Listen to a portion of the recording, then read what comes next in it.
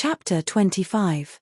The intercourse of the two families was at this period more nearly restored to what it had been in the autumn, than any member of the old intimacy had thought ever likely to be again. The return of Henry Crawford, and the arrival of William Price, had much to do with it, but much was still owing to Sir Thomas's more than toleration of the neighbourly attempts at the parsonage.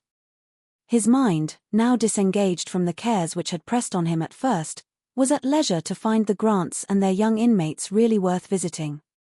And though infinitely above scheming or contriving for any the most advantageous matrimonial establishment that could be among the apparent possibilities of any one most dear to him, and disdaining even as a littleness the being quick-sighted on such points, he could not avoid perceiving, in a grand and careless way, that Mr. Crawford was somewhat distinguishing his niece, nor perhaps refrain, though unconsciously, from giving a more willing assent to invitations on that account.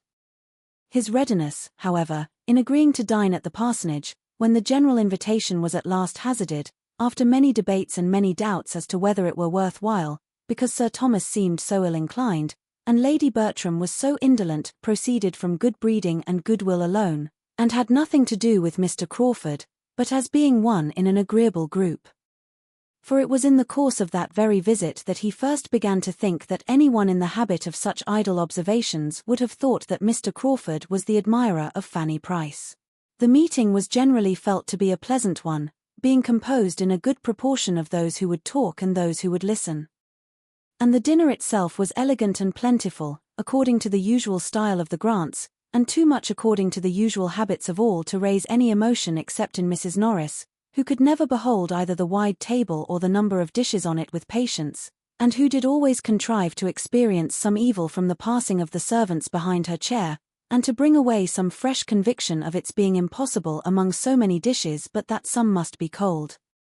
In the evening it was found, according to the predetermination of Mrs. Grant and her sister, that after making up the whist table there would remain sufficient for a round game, and everybody being as perfectly complying and without a choice as on such occasions they always are, speculation was decided on almost as soon as whist.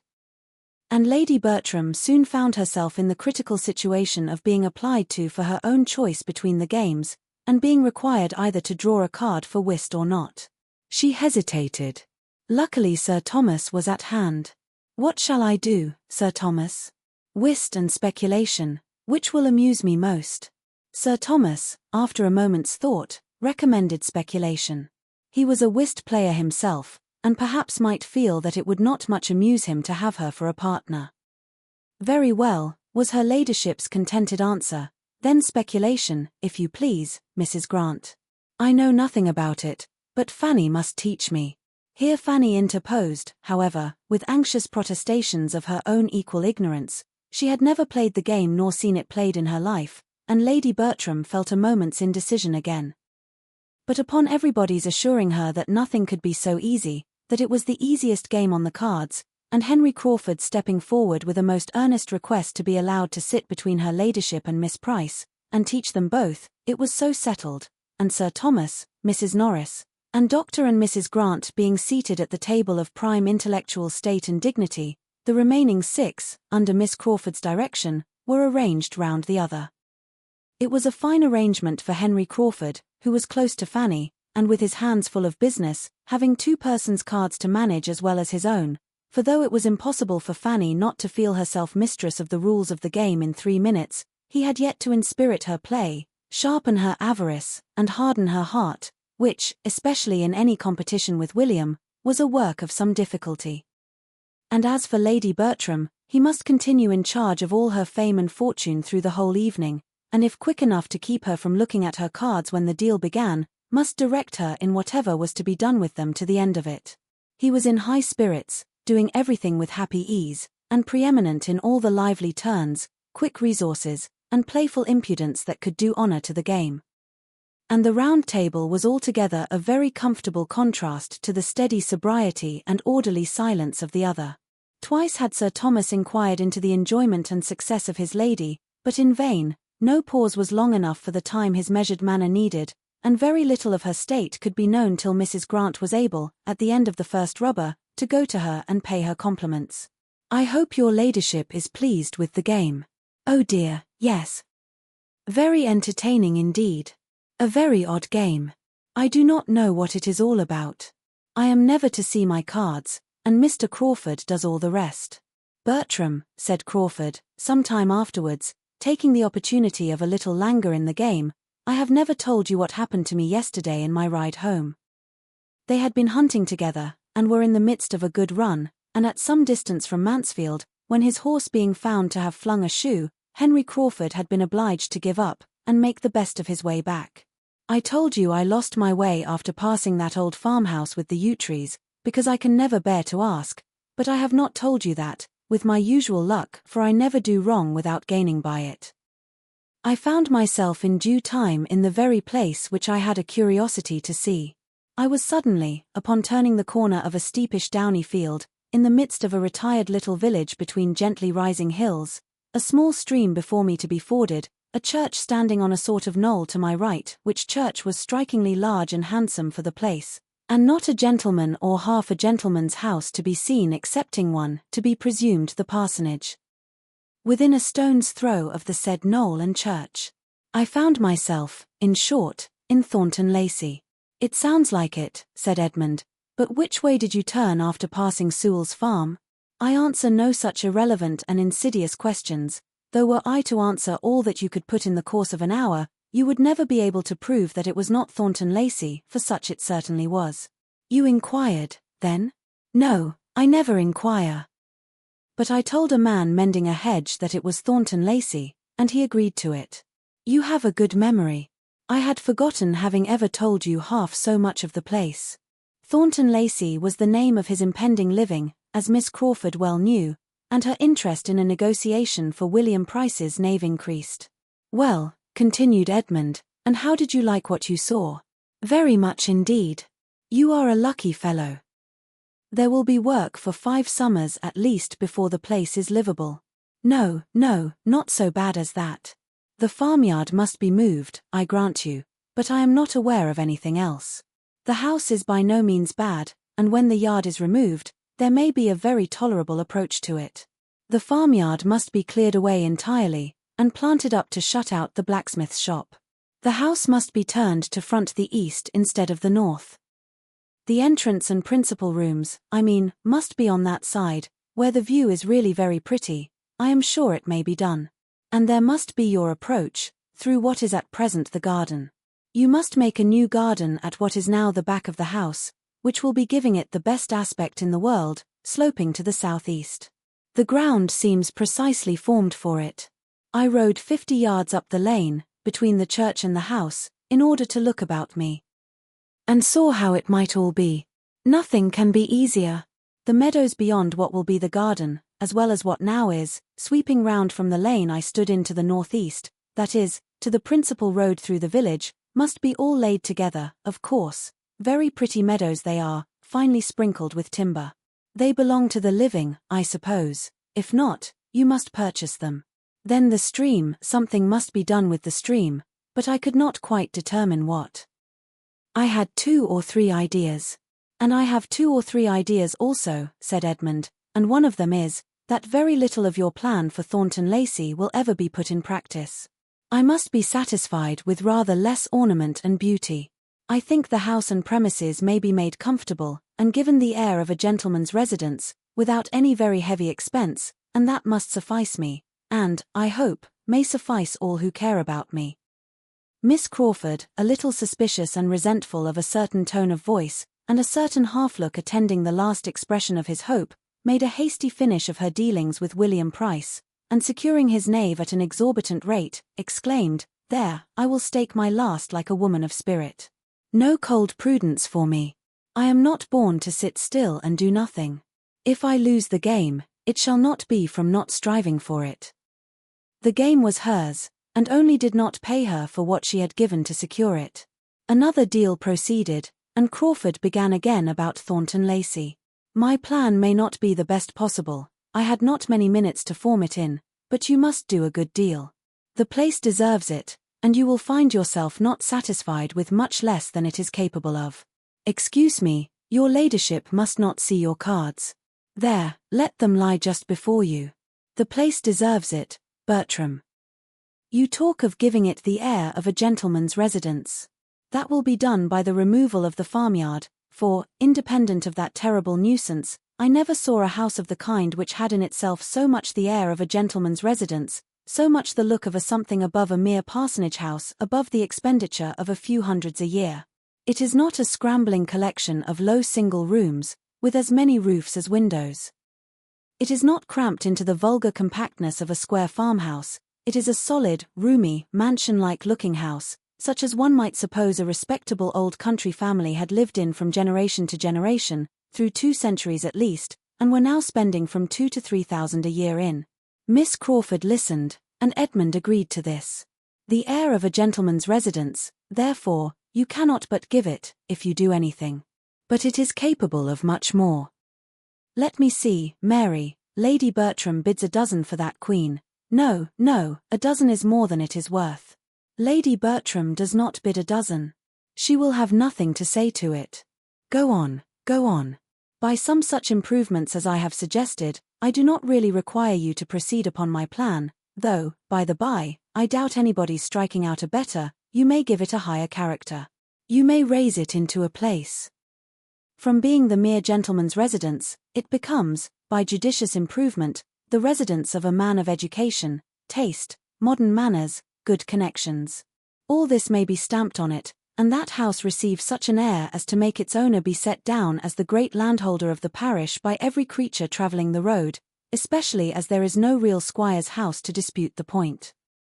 A circumstance, between ourselves, to enhance the value of such a situation in point of privilege and independence beyond all calculation. You think with me, I hope, turning with a softened voice to Fanny. Have you ever seen the place? Fanny gave a quick negative, and tried to hide her interest in the subject by an eager attention to her brother, who was driving as hard a bargain, and imposing on her as much as he could, but Crawford pursued with no, you must not part with the Queen. You have bought her too dearly, and your brother does not offer half her value. No, sir, hands off, hands off. Your sister does not part with the Queen. She is quite determined. The game will be yours, turning to her again, it will certainly be yours. And Fanny had much rather it were William's, said Edmund, smiling at her. Poor Fanny. Not allowed to cheat herself as she wishes.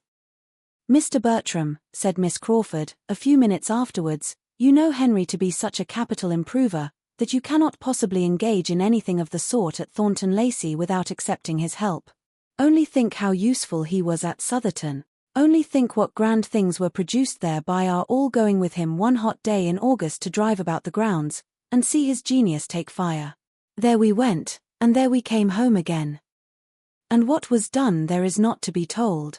Fanny's eyes were turned on Crawford for a moment with an expression more than grave, even reproachful, but on catching his, were instantly withdrawn. With something of consciousness he shook his head at his sister, and laughingly replied, I cannot say there was much done at Southerton, but it was a hot day, and we were all walking after each other, and bewildered.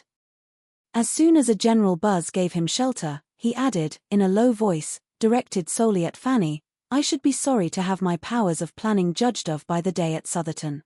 I see things very differently now. Do not think of me as I appeared then. Southerton was a word to catch Mrs. Norris, and being just then in the happy leisure which followed securing the odd trick by Sir Thomas's capital play and her own against Dr. and Mrs. Grant's great hands, she called out, in high good humour, Southerton. Yes, that is a place, indeed, and we had a charming day there. William, you are quite out of luck. But the next time you come, I hope dear Mr. and Mrs. Rushworth will be at home, and I am sure I can answer for your being kindly received by both. Your cousins are not of a sort to forget their relations, and Mr. Rushworth is a most amiable man. They are at Brighton now, you know, in one of the best houses there, as Mr. Rushworth's fine fortune gives them a right to be. I do not exactly know the distance, but when you get back to Portsmouth, if it is not very far off, you ought to go over and pay your respects to them, and I could send a little parcel by you that I want to get conveyed to your cousins. I should be very happy, aunt, but Brighton is almost by Beachy Head, and if I could get so far, I could not expect to be welcome in such a smart place as that poor scrubby midshipman as I am. Mrs. Norris was beginning an eager assurance of the affability he might depend on, when she was stopped by Sir Thomas's saying with authority, "I do not advise your going to Brighton, William, as I trust you may soon have more convenient opportunities of meeting. But my daughters would be happy to see their cousins anywhere, and you will find Mr. Rushworth most sincerely disposed to regard all the connections of our family as his own." "I would rather find him private secretary to the First Lord than anything else," was William's only answer, in an under voice, not meant to reach far, and the subject dropped. As yet Sir Thomas had seen nothing to remark in Mr. Crawford's behaviour. But when the whist table broke up at the end of the second rubber, and leaving Dr. Grant and Mrs. Norris to dispute over their last play, he became a looker-on at the other, he found his niece the object of attentions, or rather of professions, of a somewhat pointed character. Henry Crawford was in the first glow of another scheme about Thornton Lacey, and not being able to catch Edmund's ear, was detailing it to his fair neighbour with a look of considerable earnestness. His scheme was to rent the house himself the following winter, that he might have a home of his own in that neighbourhood, and it was not merely for the use of it in the hunting season, as he was then telling her, though that consideration had certainly some weight, feeling as he did that, in spite of all Dr. Grant's very great kindness, it was impossible for him and his horses to be accommodated where they now were without material inconvenience. But his attachment to that neighbourhood did not depend upon one amusement or one season of the year. He had set his heart upon having a something there that he could come to at any time, a little homestall at his command, where all the holidays of his year might be spent, and he might find himself continuing, improving, and perfecting that friendship and intimacy with the Mansfield Park family which was increasing in value to him every day. Sir Thomas heard and was not offended. There was no want of respect in the young man's address, and Fanny's reception of it was so proper and modest, so calm and uninviting, that he had nothing to censure in her. She said little, assented only here and there, and betrayed no inclination either of appropriating any part of the compliment to herself, or of strengthening his views in favour of Northamptonshire. Finding by whom he was observed, Henry Crawford addressed himself on the same subject to Sir Thomas, in a more everyday tone, but still with feeling. "I want to be your neighbour, Sir Thomas, as you have, perhaps, heard me telling Miss Price. May I hope for your acquiescence, and for your not influencing your son against such a tenant?" Sir Thomas, politely bowing, replied, "It is the only way, sir, in which I could not wish you established as a permanent neighbour. But I hope, and believe, that Edmund will occupy his own house at Thornton Lacey." Edmund, am I saying too much? Edmund, on this appeal, had first to hear what was going on, but, on understanding the question, was at no loss for an answer. "Certainly, sir, I have no idea but of residence.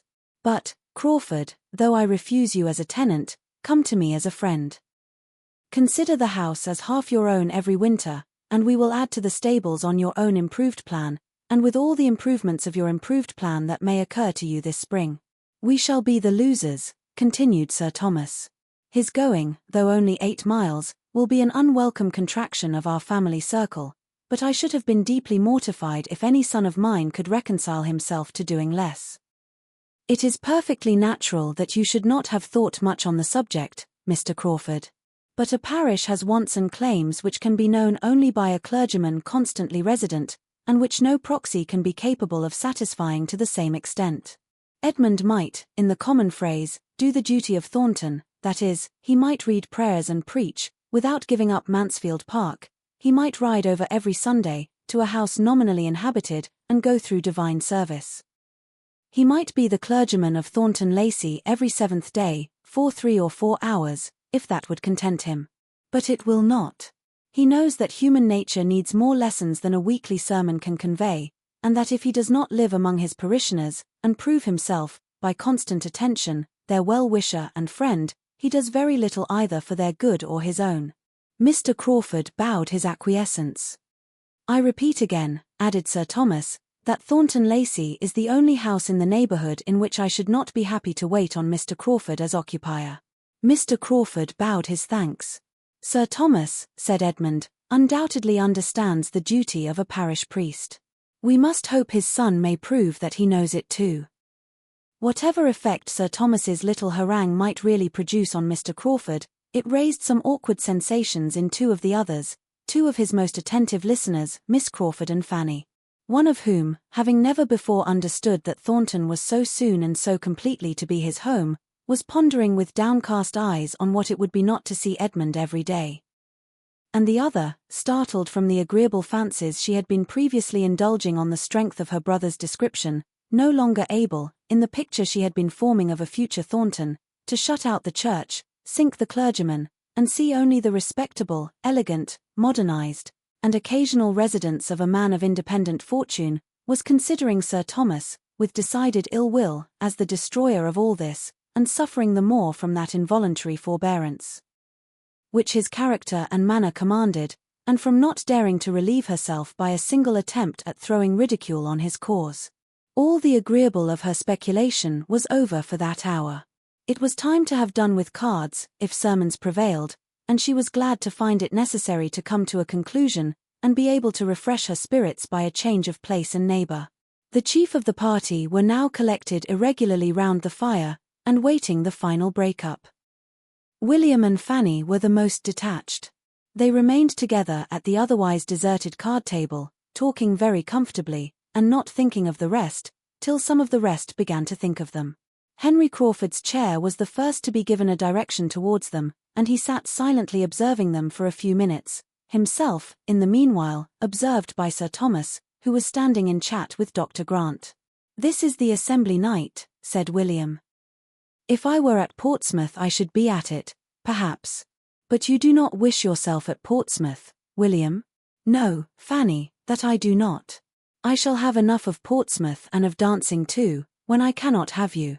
And I do not know that there would be any good in going to the assembly, for I might not get a partner. The Portsmouth girls turn up their noses at anybody who has not a commission. One might as well be nothing as a midshipman. One is nothing, indeed. You remember the Gregorys. They are grown-up amazing fine girls, but they will hardly speak to me, because Lucy is courted by a lieutenant. Oh, shame, shame. But never mind it, William, her own cheeks in a glow of indignation as she spoke. It is not worth minding. It is no reflection on you.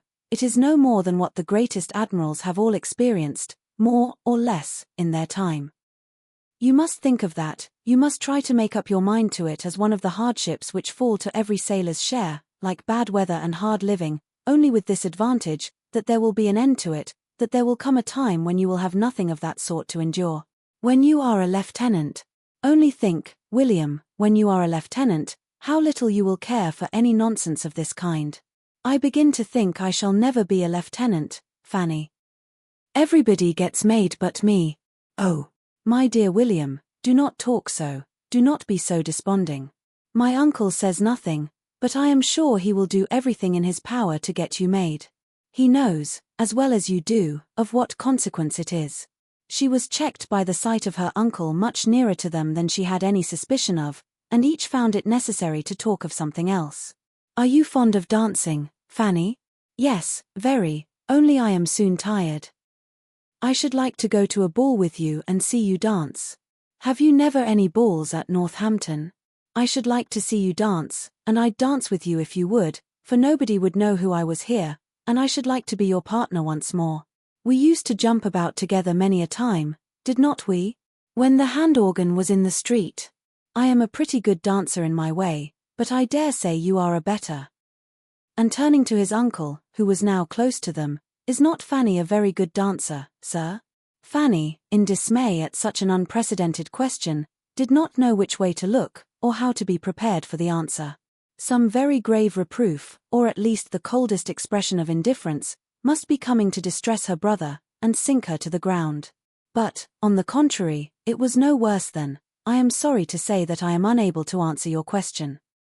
I have never seen Fanny dance since she was a little girl, but I trust we shall both think she acquits herself like a gentlewoman when we do see her, which, perhaps, we may have an opportunity of doing ere long.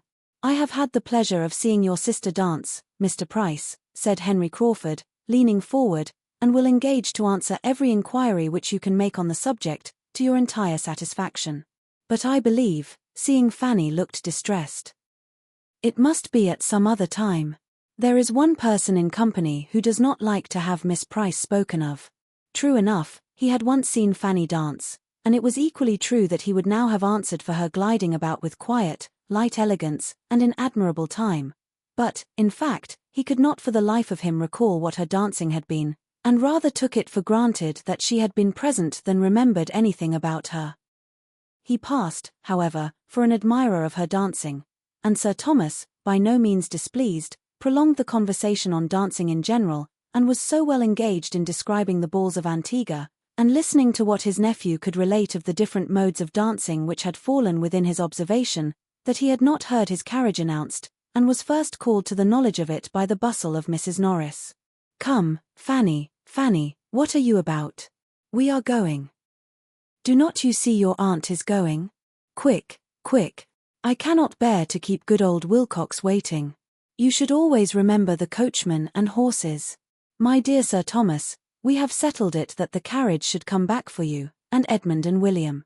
Sir Thomas could not dissent, as it had been his own arrangement, previously communicated to his wife and sister, but that seemed forgotten by Mrs. Norris, who must fancy that she settled it all herself. Fanny's last feeling in the visit was disappointment, for the shawl which Edmund was quietly taking from the servant to bring and put round her shoulders was seized by Mr. Crawford's quicker hand, and she was obliged to be indebted to his more prominent attention. Chapter 26. William's desire of seeing Fanny dance made more than a momentary impression on his uncle.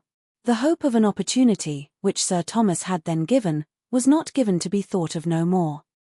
He remained steadily inclined to gratify so amiable a feeling, to gratify anybody else who might wish to see Fanny dance, and to give pleasure to the young people in general, and having thought the matter over, and taken his resolution in quiet independence, the result of it appeared the next morning at breakfast, when, after recalling and commending what his nephew had said, he added, "I do not like, William, that you should leave Northamptonshire without this indulgence. It would give me pleasure to see you both dance. You spoke of the balls at Northampton. Your cousins have occasionally attended them, but they would not altogether suit us now. The fatigue would be too much for your aunt. I believe we must not think of a Northampton ball. A dance at home would be more eligible, and if my dear Sir Thomas," interrupted Mrs. Norris, "I knew what was coming. I knew what you were going to say. If dear Julia were at home, or dearest Mrs. Rushworth at Southerton, to afford a reason, an occasion for such a thing, you would be tempted to give the young people a dance at Mansfield. I know you would. If they were at home to grace the ball, a ball you would have this very Christmas. Thank your uncle, William, thank your uncle. My daughters," replied Sir Thomas, gravely interposing, "have their pleasures at Brighton, and I hope are very happy. But the dance which I think of giving at Mansfield will be for their cousins.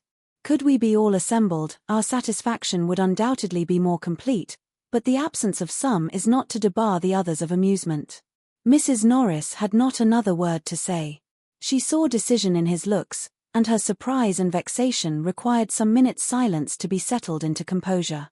A ball at such a time, his daughters absent and herself not consulted.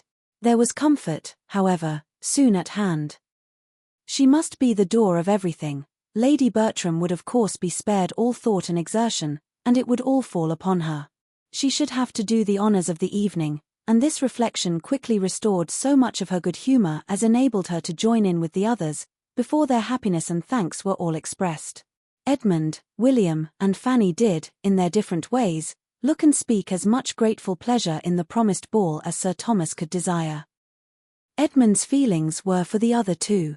His father had never conferred a favour or shown a kindness more to his satisfaction. Lady Bertram was perfectly quiescent and contented, and had no objections to make. Sir Thomas engaged for its giving her very little trouble, and she assured him that she was not at all afraid of the trouble. Indeed, she could not imagine there would be any. Mrs. Norris was ready with her suggestions as to the rooms he would think fittest to be used, but found it all prearranged, and when she would have conjectured and hinted about the day, it appeared that the day was settled too. Sir Thomas had been amusing himself with shaping a very complete outline of the business. And as soon as she would listen quietly, could read his list of the families to be invited, from whom he calculated, with all necessary allowance for the shortness of the notice, to collect young people enough to form 12 or 14 couple, and could detail the considerations which had induced him to fix on the 22nd as the most eligible day. William was required to be at Portsmouth on the 24th, the 22nd would therefore be the last day of his visit. But where the days were so few it would be unwise to fix on any earlier. Mrs. Norris was obliged to be satisfied with thinking just the same, and with having been on the point of proposing the 22nd herself, as by far the best day for the purpose. The ball was now a settled thing, and before the evening a proclaimed thing to all whom it concerned. Invitations were sent with despatch, and many a young lady went to bed that night with her head full of happy cares as well as Fanny. To her the cares were sometimes almost beyond the happiness, for young and inexperienced, with small means of choice and no confidence in her own taste, the how she should be dressed was a point of painful solicitude, and the almost solitary ornament in her possession, a very pretty amber cross which William had brought her from Sicily, was the greatest distress of all, for she had nothing but a bit of ribbon to fasten it to. And though she had worn it in that manner once, would it be allowable at such a time in the midst of all the rich ornaments which she supposed all the other young ladies would appear in? And yet not to wear it. William had wanted to buy her a gold chain too, but the purchase had been beyond his means, and therefore not to wear the cross might be mortifying him. These were anxious considerations. Enough to sober her spirits even under the prospect of a ball given principally for her gratification. The preparations meanwhile went on, and Lady Bertram continued to sit on her sofa without any inconvenience from them. She had some extra visits from the housekeeper, and her maid was rather hurried in making up a new dress for her. Sir Thomas gave orders, and Mrs. Norris ran about, but all this gave her no trouble, and as she had foreseen, there was, in fact, no trouble in the business. Edmund was at this time particularly full of cares, his mind being deeply occupied in the consideration of two important events now at hand, which were to fix his fate in life: ordination and matrimony, events of such a serious character as to make the ball, which would be very quickly followed by one of them, appear of less moment in his eyes than in those of any other person in the house. On the 23rd he was going to a friend near Peterborough, in the same situation as himself, and they were to receive ordination in the course of the Christmas week. Half his destiny would then be determined, but the other half might not be so very smoothly wooed. His duties would be established, but the wife who was to share, and animate, and reward those duties, might yet be unattainable. He knew his own mind, but he was not always perfectly assured of knowing Miss Crawford's. There were points on which they did not quite agree, there were moments in which she did not seem propitious, and though trusting altogether to her affection, so far as to be resolved, almost resolved, on bringing it to a decision within a very short time, as soon as the variety of business before him were arranged, and he knew what he had to offer her, he had many anxious feelings, many doubting hours as to the result. His conviction of her regard for him was sometimes very strong. He could look back on a long course of encouragement, and she was as perfect in disinterested attachment as in everything else. But at other times doubt and alarm intermingled with his hopes, and when he thought of her acknowledged disinclination for privacy and retirement, her decided preference of a London life, what could he expect but a determined rejection? Unless it were an acceptance even more to be deprecated, demanding such sacrifices of situation and employment on his side as conscience must forbid. The issue of all depended on one question. Did she love him well enough to forego what had used to be essential points? Did she love him well enough to make them no longer essential? And this question, which he was continually repeating to himself, though oftenest answered with a yes, had sometimes its no. Miss Crawford was soon to leave Mansfield, and on this circumstance the no and the yes had been very recently in alternation. He had seen her eyes sparkle as she spoke of the dear friend's letter, which claimed a long visit from her in London, and of the kindness of Henry, in engaging to remain where he was till January, that he might convey her thither. He had heard her speak of the pleasure of such a journey with an animation which had no in every tone. But this had occurred on the first day of its being settled, within the first hour of the burst of such enjoyment, when nothing but the friends she was to visit was before her.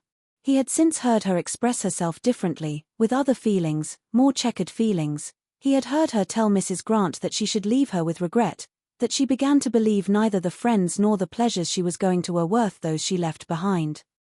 And that though she felt she must go, and knew she should enjoy herself when once away, she was already looking forward to being at Mansfield again. Was there not a yes in all this? With such matters to ponder over, and arrange, and rearrange, Edmund could not, on his own account, think very much of the evening which the rest of the family were looking forward to with a more equal degree of strong interest. Independent of his two cousins' enjoyment in it, the evening was to him of no higher value than any other appointed meeting of the two families might be. In every meeting there was a hope of receiving farther confirmation of Miss Crawford's attachment, but the whirl of a ballroom, perhaps, was not particularly favourable to the excitement or expression of serious feelings. To engage her early for the two first dances was all the command of individual happiness which he felt in his power, and the only preparation for the ball which he could enter into, in spite of all that was passing around him on the subject, from morning till night. Thursday was the day of the ball. And on Wednesday morning Fanny, still unable to satisfy herself as to what she ought to wear, determined to seek the counsel of the more enlightened, and apply to Mrs. Grant and her sister, whose acknowledged taste would certainly bear her blameless, and as Edmund and William were gone to Northampton, and she had reason to think Mr. Crawford likewise out, she walked down to the parsonage without much fear of wanting an opportunity for private discussion. And the privacy of such a discussion was a most important part of it to Fanny, being more than half ashamed of her own solicitude. She met Miss Crawford within a few yards of the parsonage, just setting out to call on her, and as it seemed to her that her friend, though obliged to insist on turning back, was unwilling to lose her walk, she explained her business at once, and observed that if she would be so kind as to give her opinion, it might be all talked over as well without doors as within. Miss Crawford appeared gratified by the application, and after a moment's thought, urged Fanny's returning with her in a much more cordial manner than before, and proposed their going up into her room, where they might have a comfortable cause, without disturbing Dr. and Mrs. Grant, who were together in the drawing-room. It was just the plan to suit Fanny. And with a great deal of gratitude on her side for such ready and kind attention, they proceeded indoors, and upstairs, and were soon deep in the interesting subject.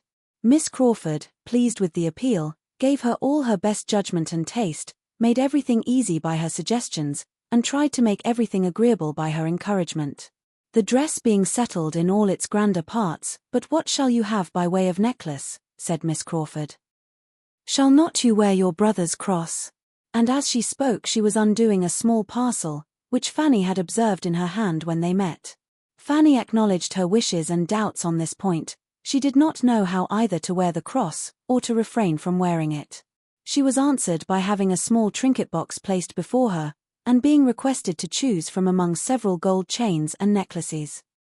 Such had been the parcel with which Miss Crawford was provided, and such the object of her intended visit, and in the kindest manner she now urged Fanny's taking one for the cross and to keep for her sake, saying everything she could think of to obviate the scruples which were making Fanny start back at first with a look of horror at the proposal.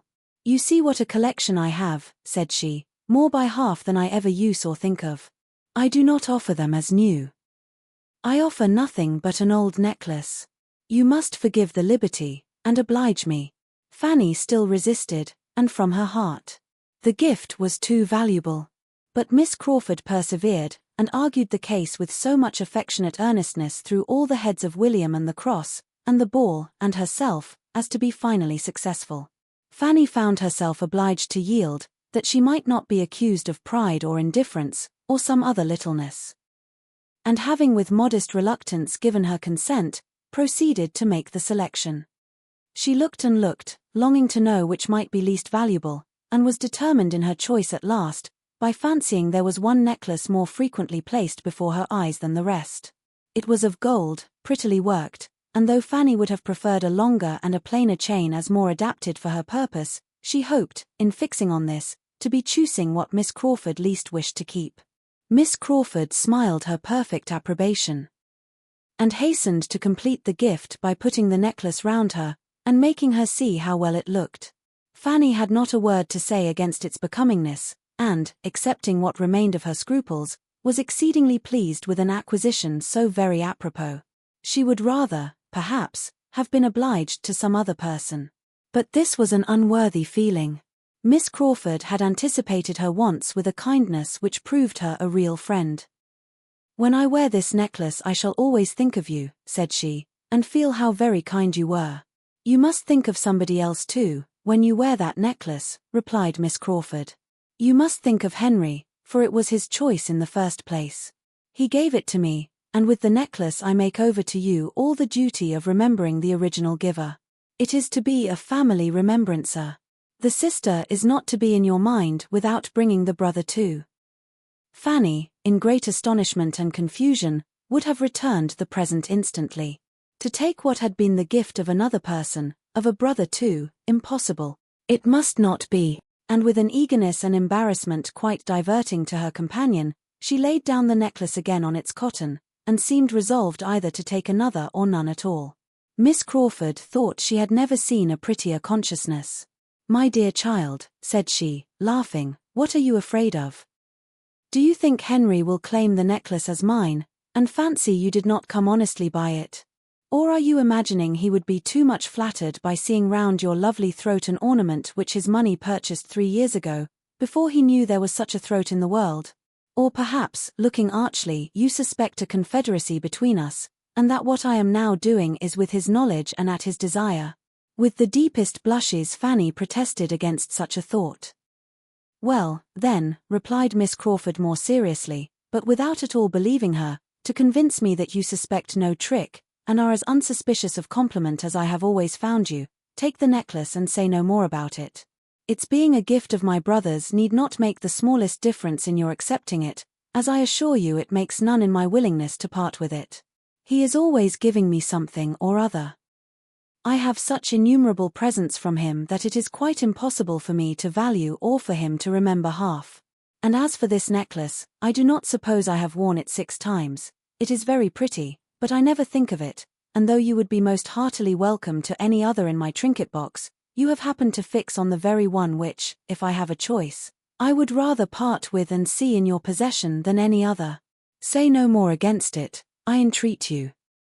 Such a trifle is not worth half so many words."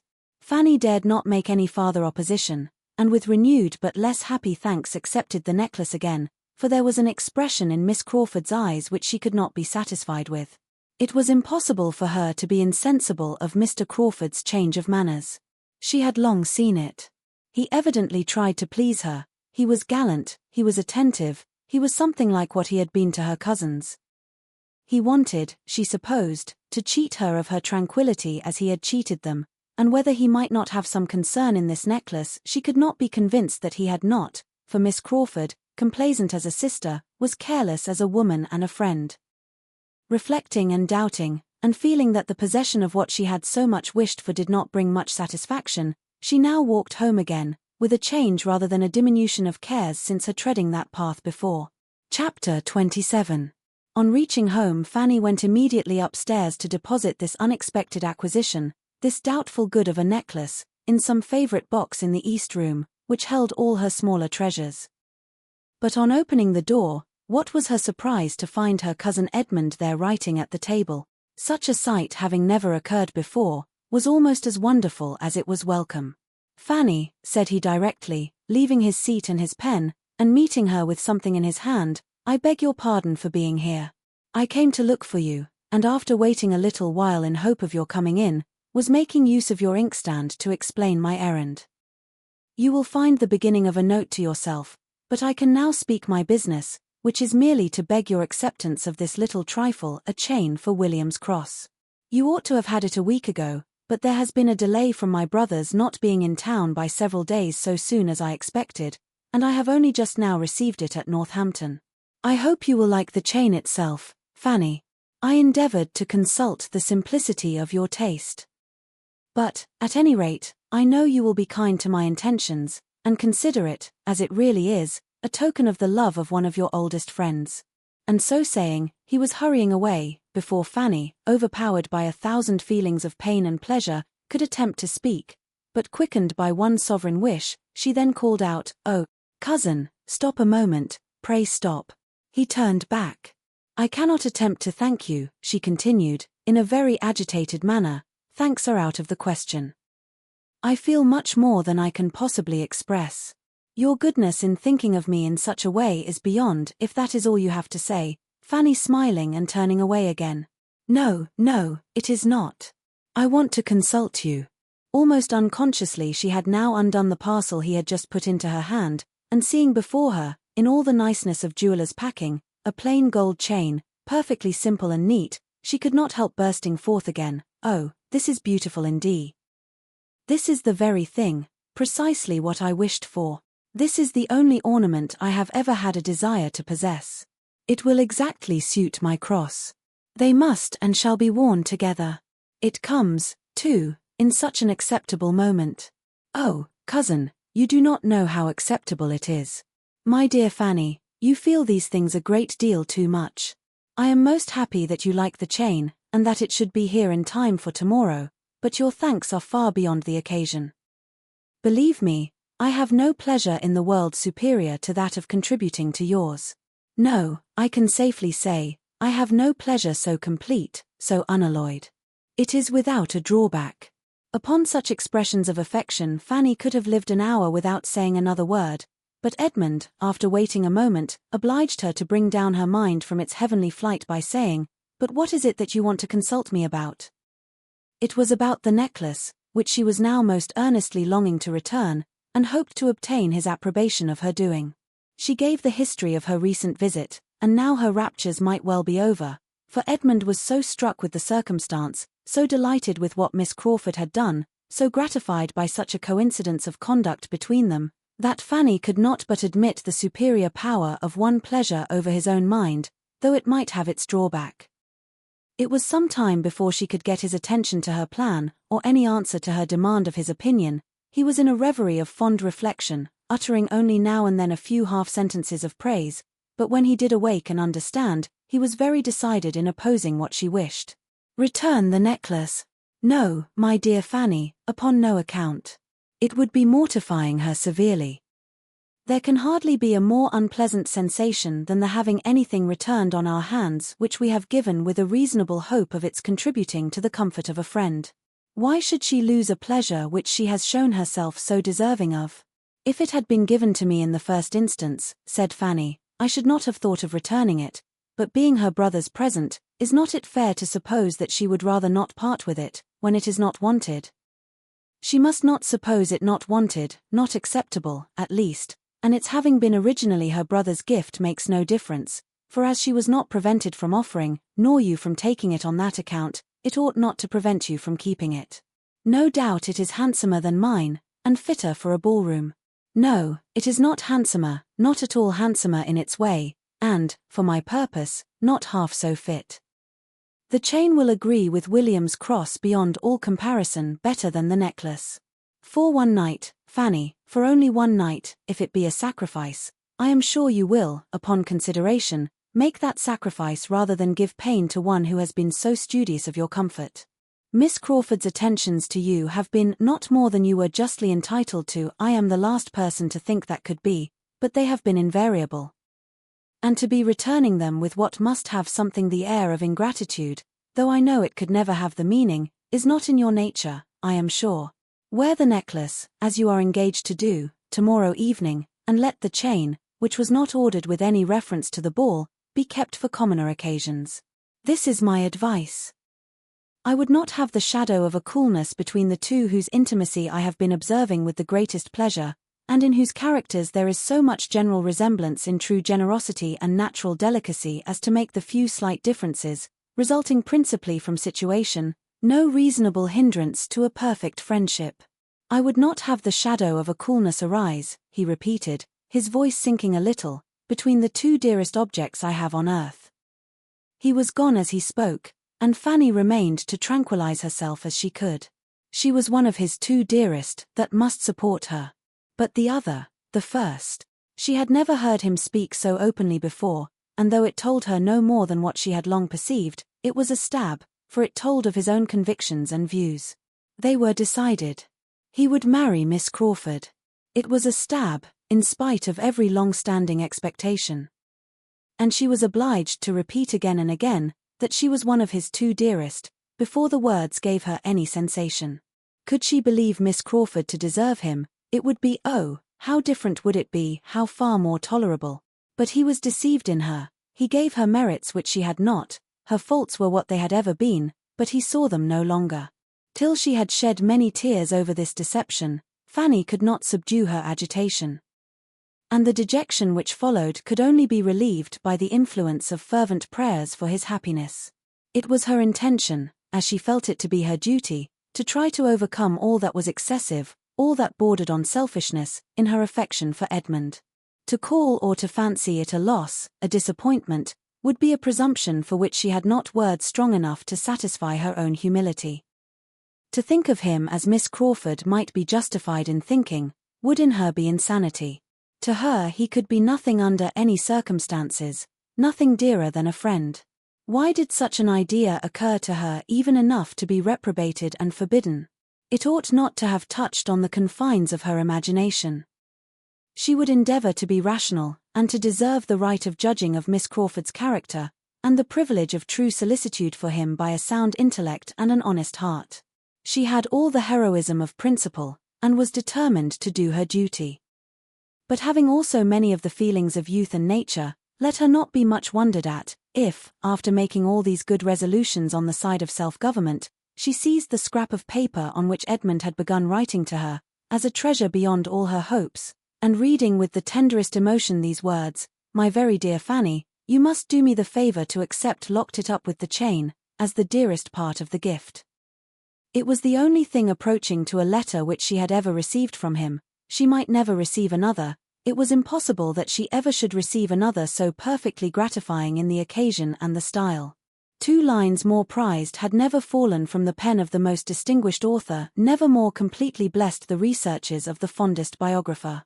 The enthusiasm of a woman's love is even beyond the biographer's. To her, the handwriting itself, independent of anything it may convey, is a blessedness.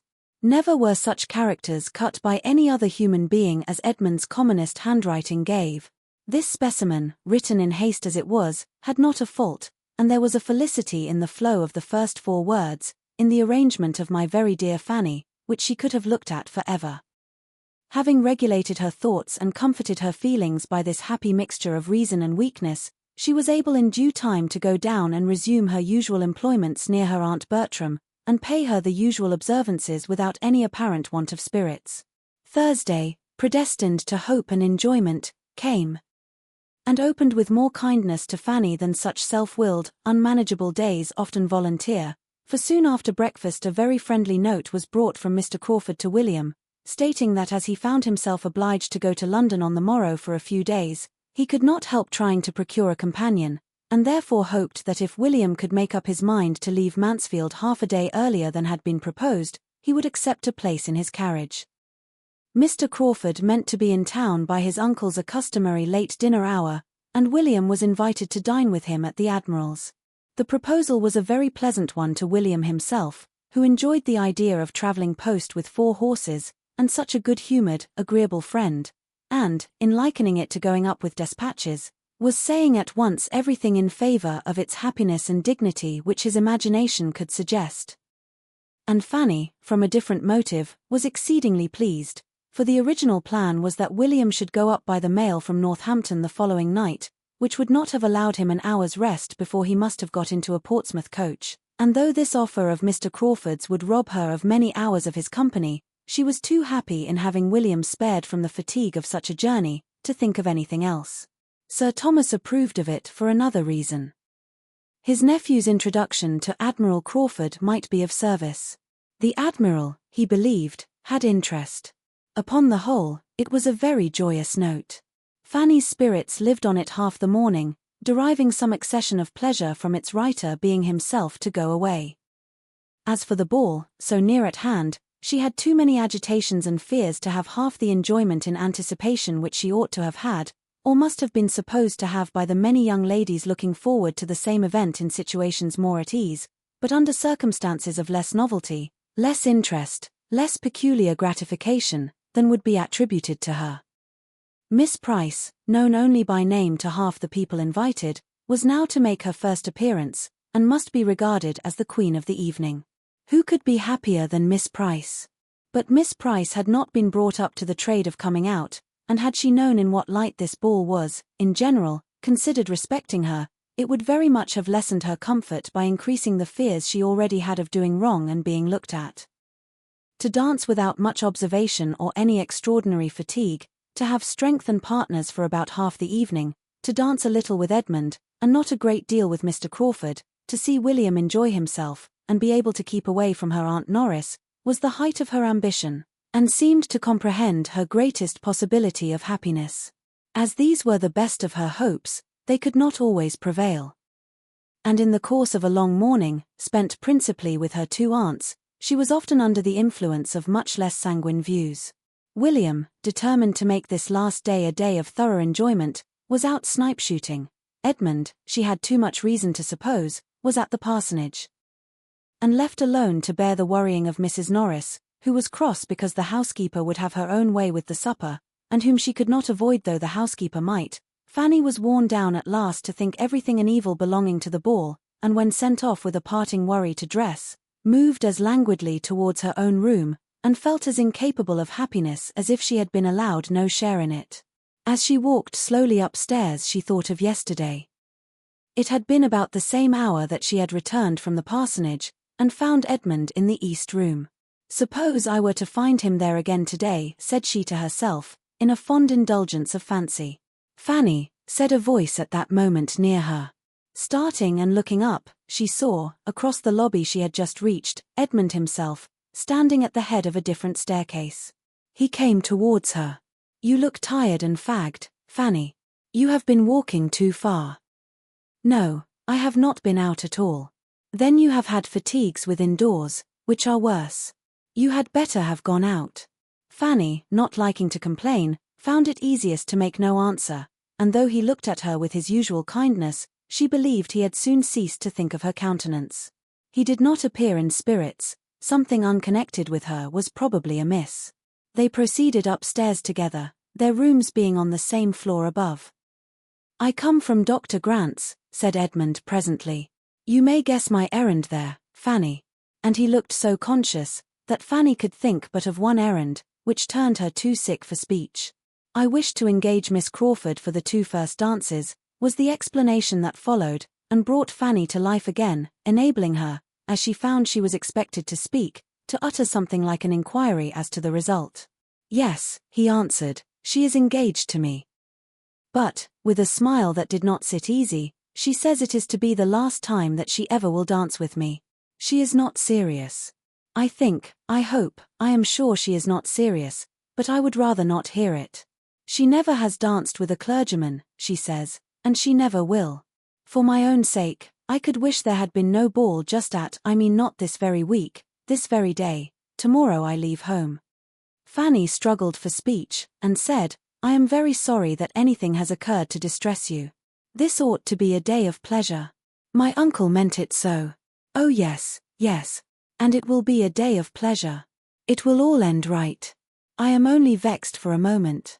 In fact, it is not that I consider the ball as ill-timed. What does it signify?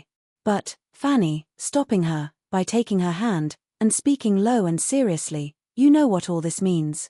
You see how it is. And could tell me, perhaps better than I could tell you, how and why I am vexed. Let me talk to you a little. You are a kind listener. I have been pained by her manner this morning, and cannot get the better of it.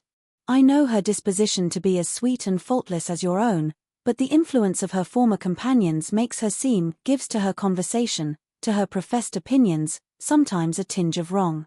She does not think evil, but she speaks it in playfulness. And though I know it to be playfulness, it grieves me to the soul. The effect of education," said Fanny gently. Edmund could not but agree to it. "Yes, that uncle and aunt. They have injured the finest mind, for sometimes, Fanny, I own to you, it does appear more than manner, it appears as if the mind itself was tainted." Fanny imagined this to be an appeal to her judgment, and therefore, after a moment's consideration, said, "If you only want me as a listener, cousin, I will be as useful as I can, but I am not qualified for an adviser. Do not ask advice of me. I am not competent. You are right, Fanny, to protest against such an office, but you need not be afraid. It is a subject on which I should never ask advice. It is the sort of subject on which it had better never be asked.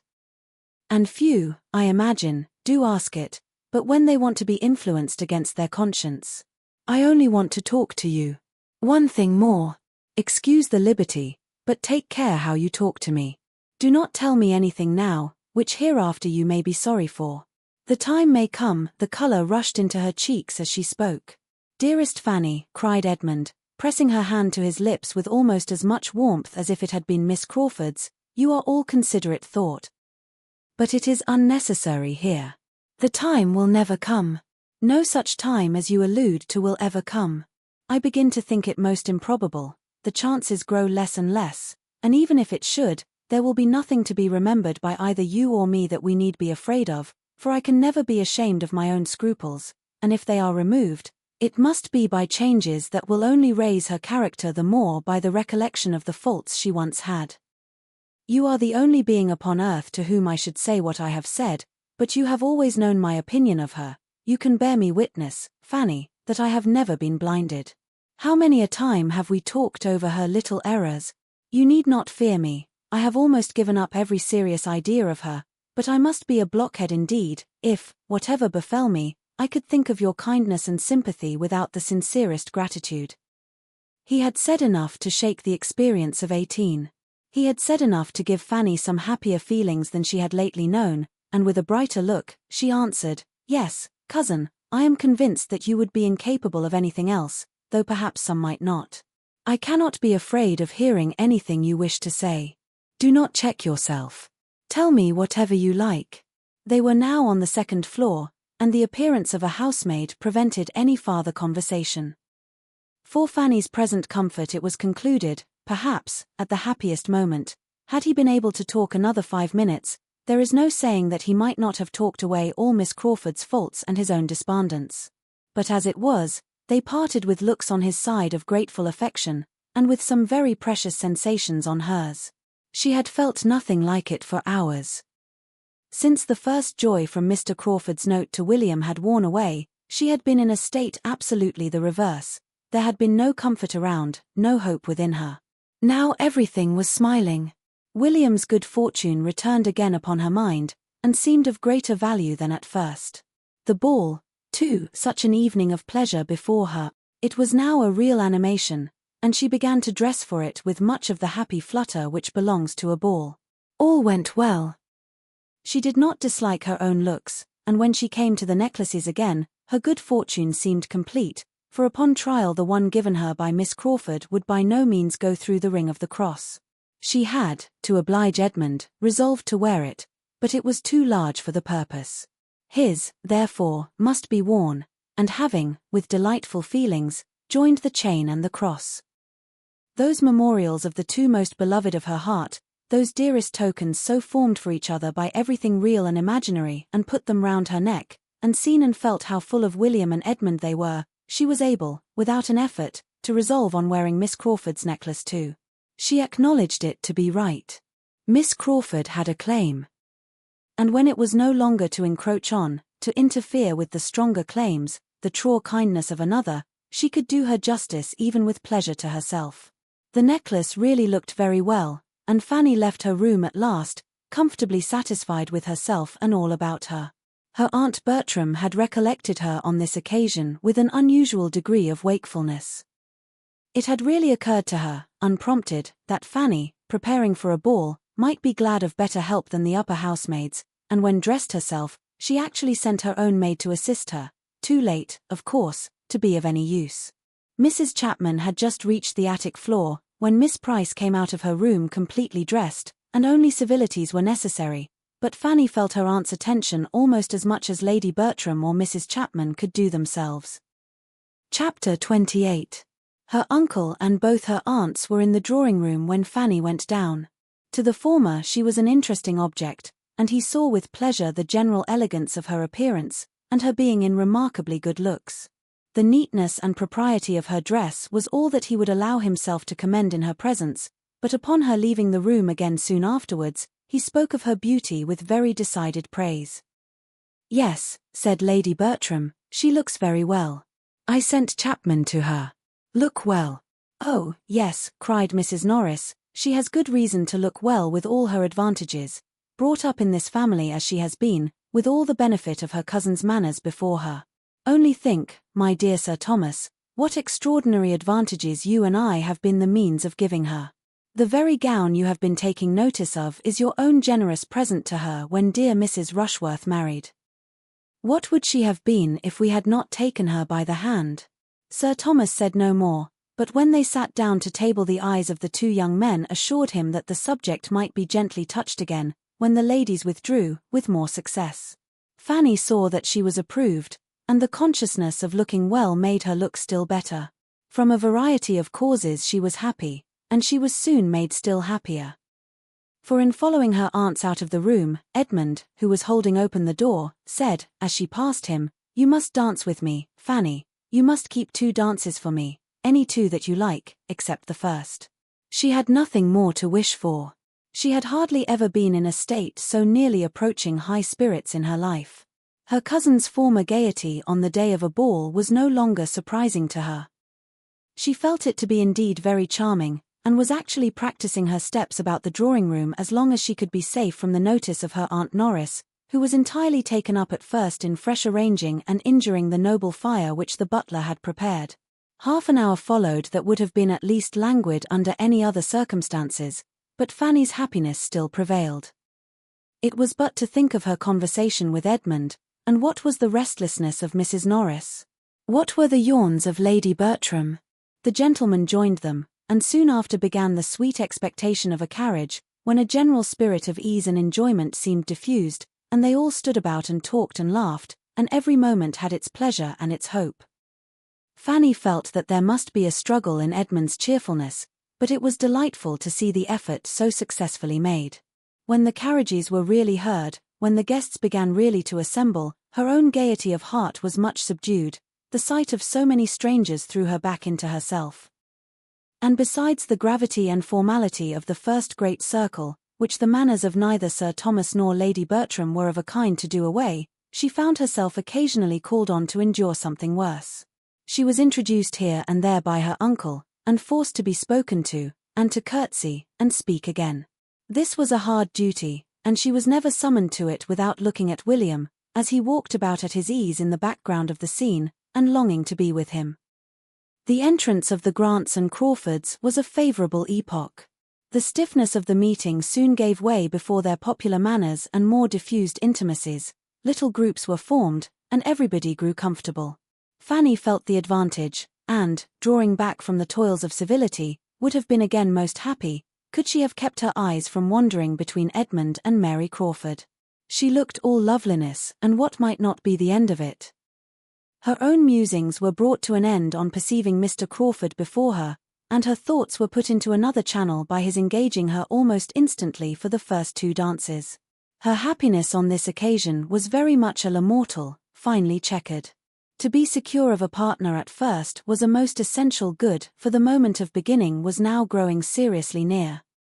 And she so little understood her own claims as to think that if Mr. Crawford had not asked her, she must have been the last to be sought after, and should have received a partner only through a series of inquiry, and bustle, and interference, which would have been terrible. But at the same time there was a pointedness in his manner of asking her which she did not like, and she saw his eye glancing for a moment at her necklace. With a smile, she thought there was a smile which made her blush and feel wretched. And though there was no second glance to disturb her, though his object seemed then to be only quietly agreeable, she could not get the better of her embarrassment, heightened as it was by the idea of his perceiving it, and had no composure till he turned away to someone else. Then she could gradually rise up to the genuine satisfaction of having a partner, a voluntary partner, secured against the dancing began.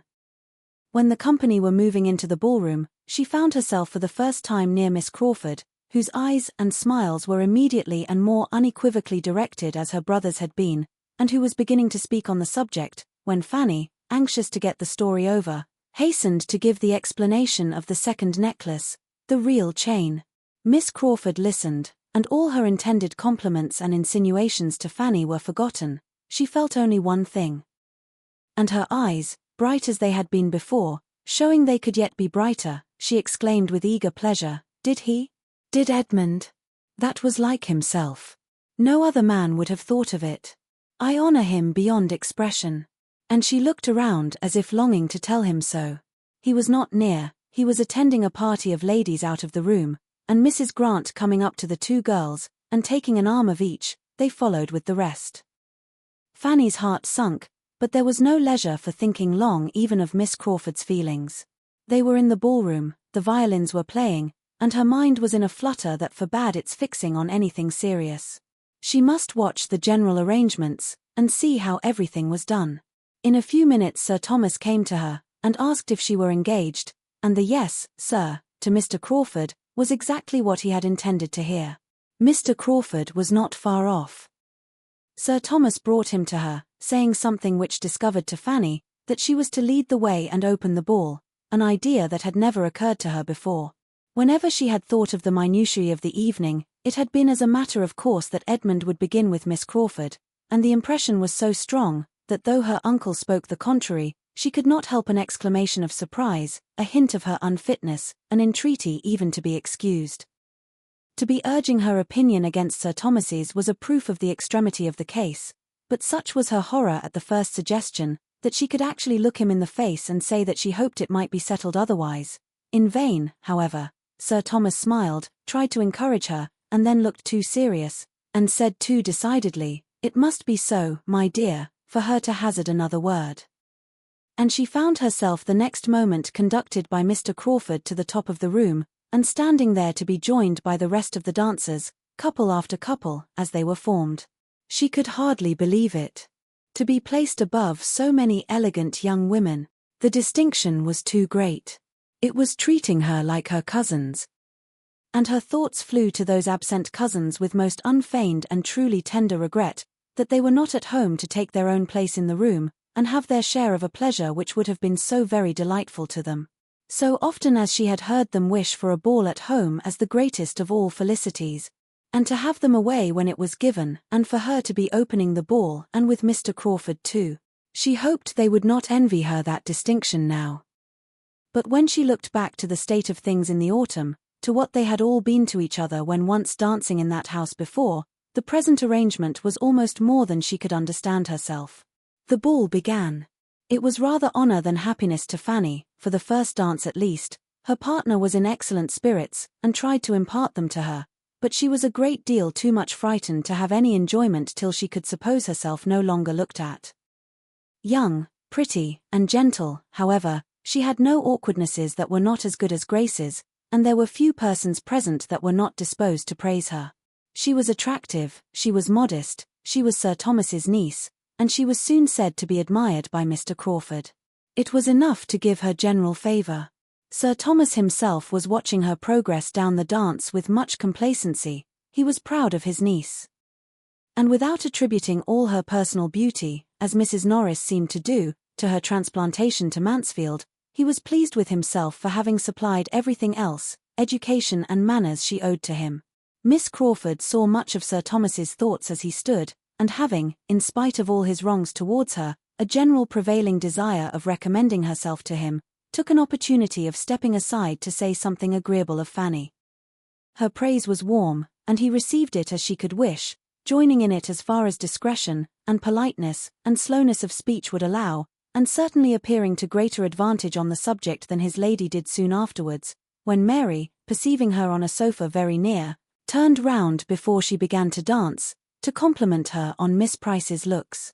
"Yes, she does look very well," was Lady Bertram's placid reply. "Chapman helped her to dress. I sent Chapman to her."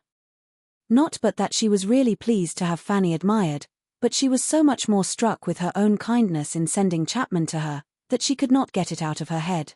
Miss Crawford knew Mrs. Norris too well to think of gratifying her by commendation of Fanny.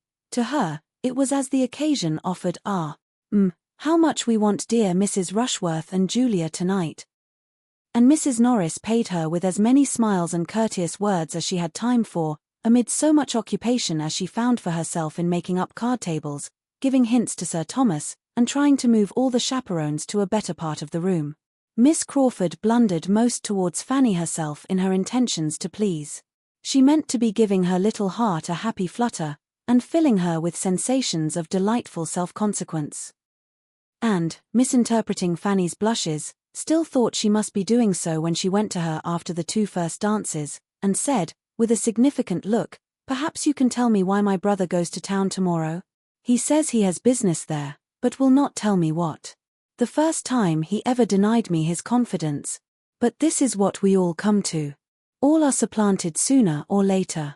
Now, I must apply to you for information. Pray, what is Henry going for?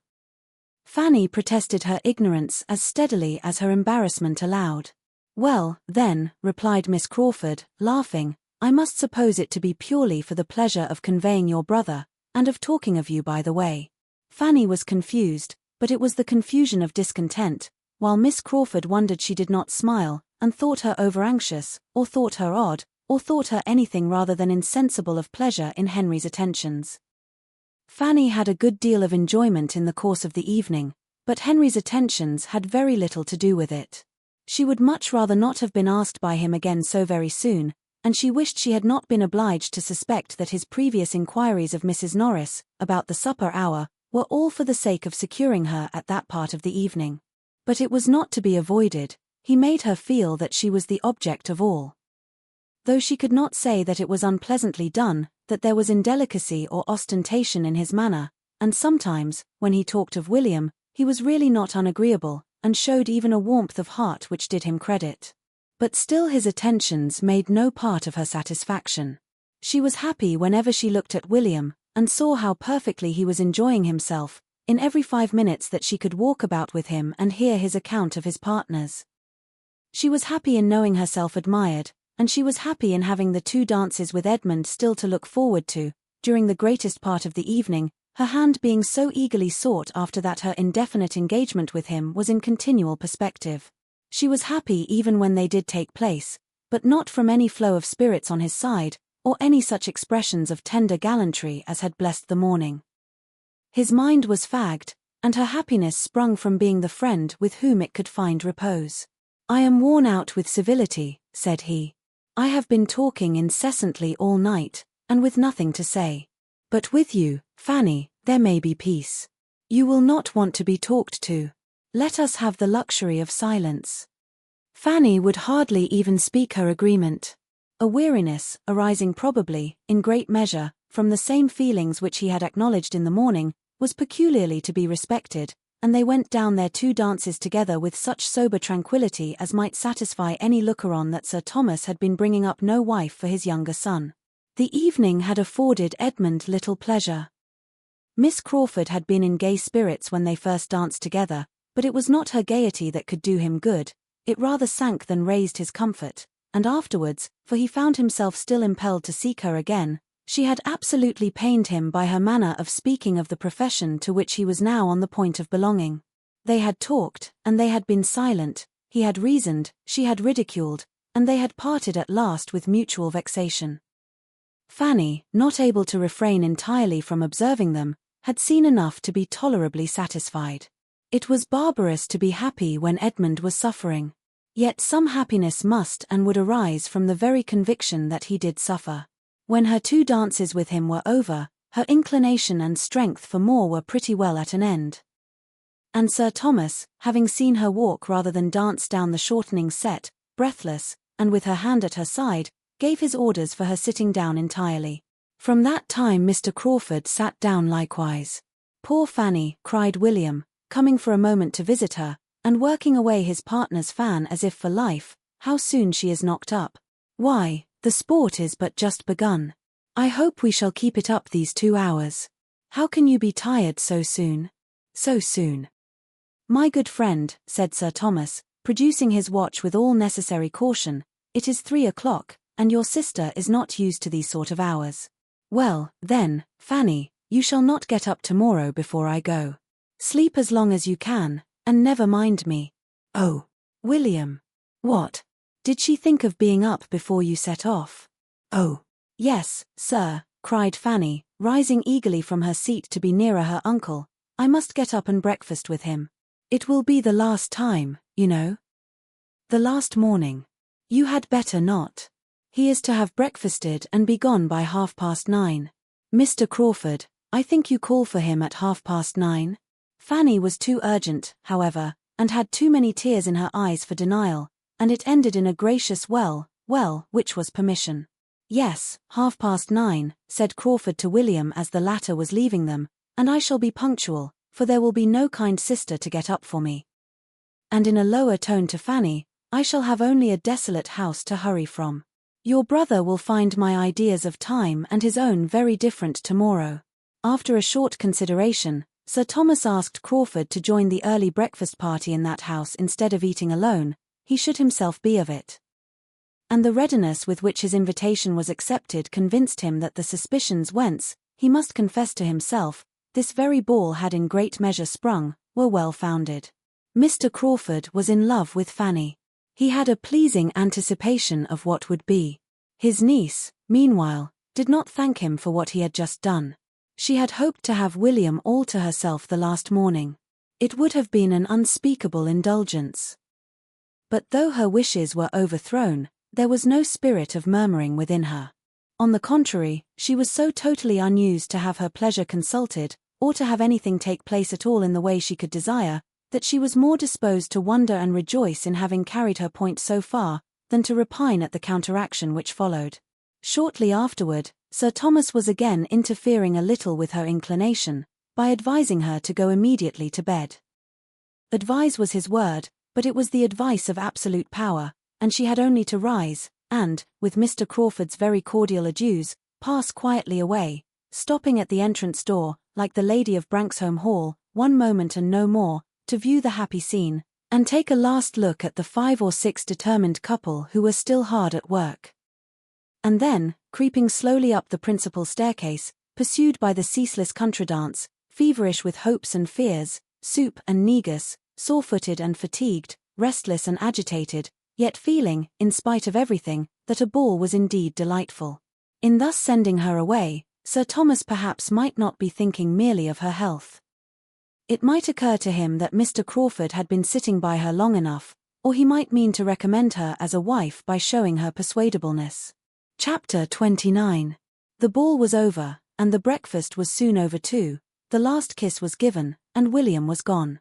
Mr. Crawford had, as he foretold, been very punctual, and short and pleasant had been the meal. After seeing William to the last moment, Fanny walked back to the breakfast-room with a very saddened heart to grieve over the melancholy change, and there her uncle kindly left her to cry in peace, conceiving, perhaps, that the deserted chair of each young man might exercise her tender enthusiasm, and that the remaining cold pork bones and mustard in William's plate might but divide her feelings with the broken eggshells in Mr. Crawford's. She sat and cried con amore as her uncle intended, but it was con amore fraternal and no other. William was gone, and she now felt as if she had wasted half his visit in idle cares and selfish solicitudes unconnected with him. Fanny's disposition was such that she could never even think of her Aunt Norris in the meagreness and cheerlessness of her own small house, without reproaching herself for some little want of attention to her when they had been last together. Much less could her feelings acquit her of having done and said and thought everything by William that was due to him for a whole fortnight. It was a heavy, melancholy day. Soon after the second breakfast, Edmund bade them good-bye for a week, and mounted his horse for Peterborough, and then all were gone. Nothing remained of last night but remembrances, which she had nobody to share in. She talked to her Aunt Bertram, she must talk to somebody of the ball. But her aunt had seen so little of what had passed, and had so little curiosity, that it was heavy work. Lady Bertram was not certain of anybody's dress or anybody's place at supper but her own.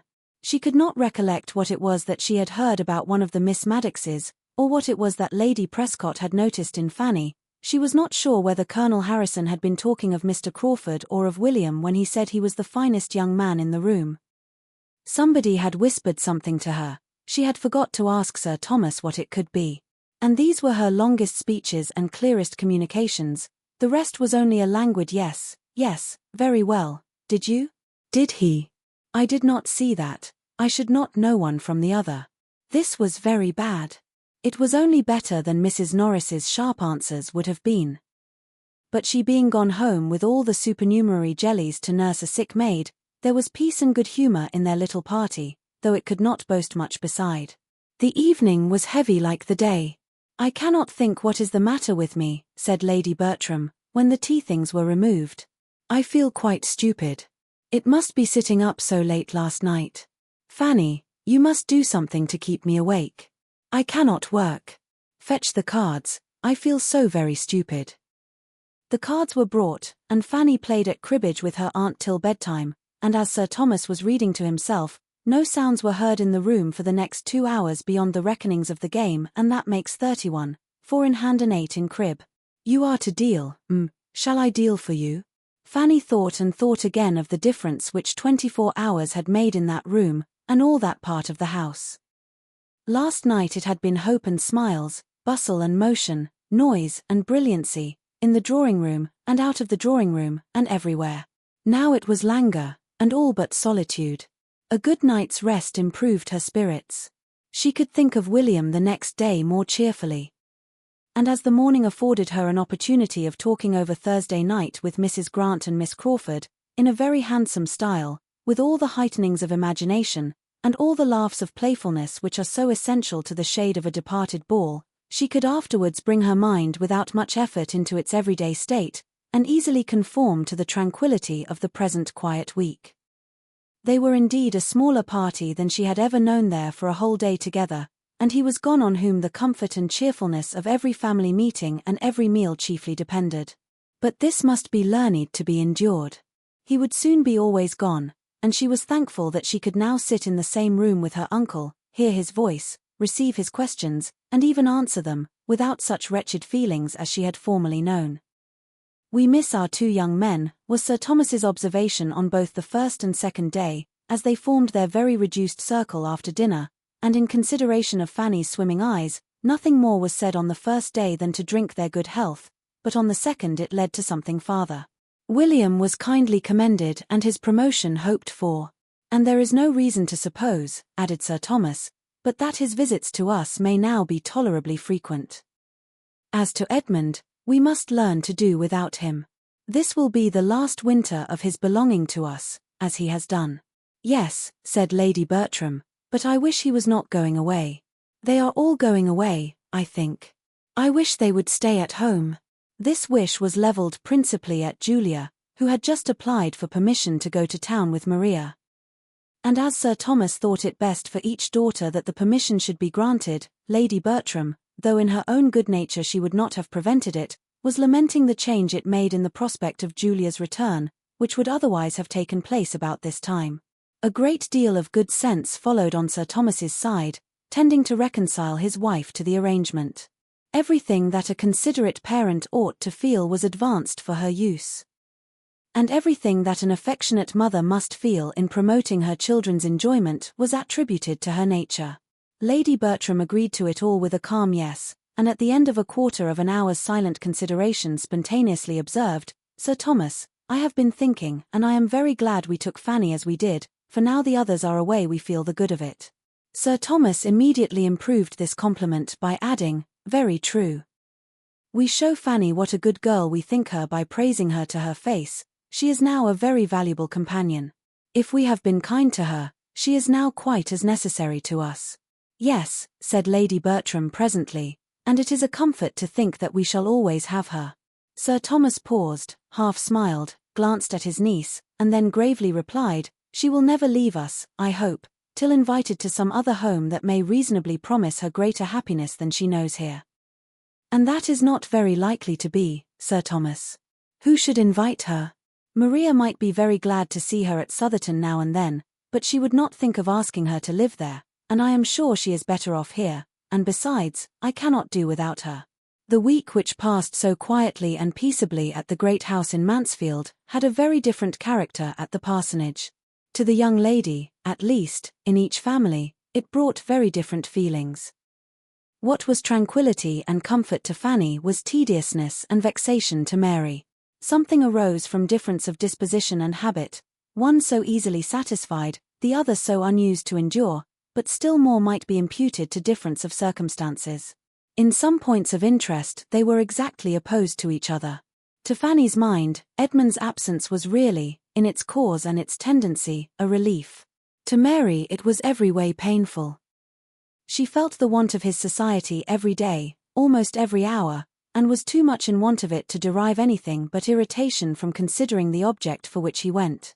He could not have devised anything more likely to raise his consequence than this week's absence, occurring as it did at the very time of her brother's going away, of William Price's going too, and completing the sort of general break-up of a party which had been so animated.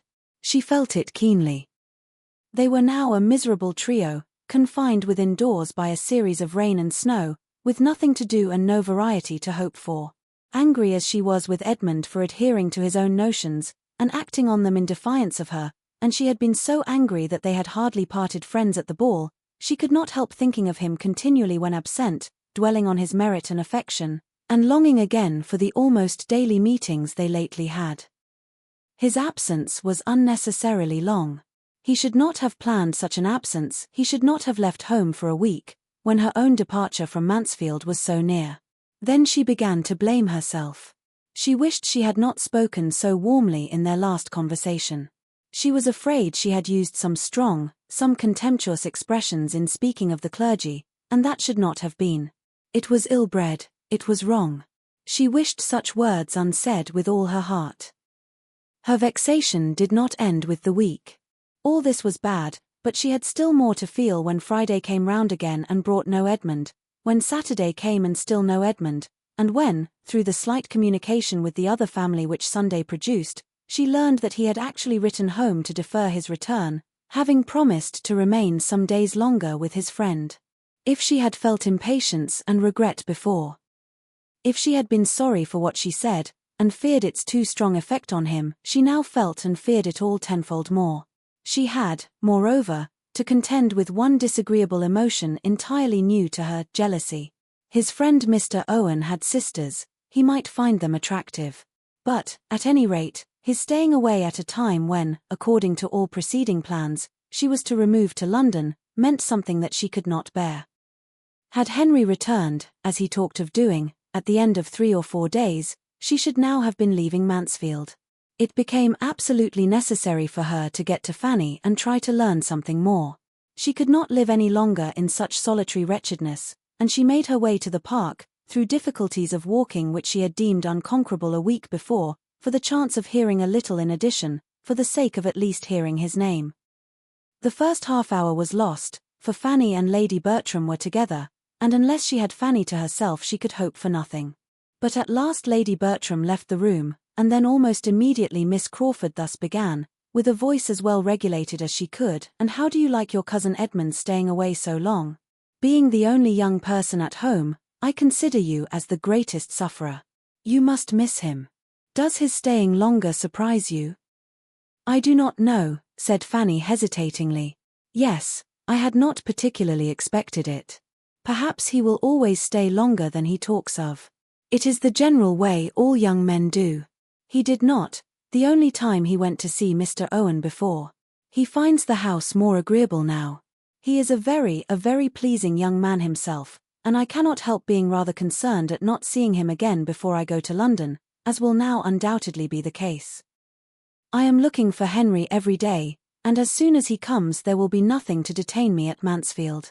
I should like to have seen him once more, I confess. But you must give my compliments to him." "Yes, I think it must be compliments. Is not there a something wanted, Miss Price, in our language, a something between compliments and love, to suit the sort of friendly acquaintance we have had together? So many months' acquaintance. But compliments may be sufficient here. Was his letter a long one? Does he give you much account of what he is doing? Is it Christmas gaieties that he is staying for? I only heard a part of the letter, it was to my uncle, but I believe it was very short, indeed I am sure it was but a few lines.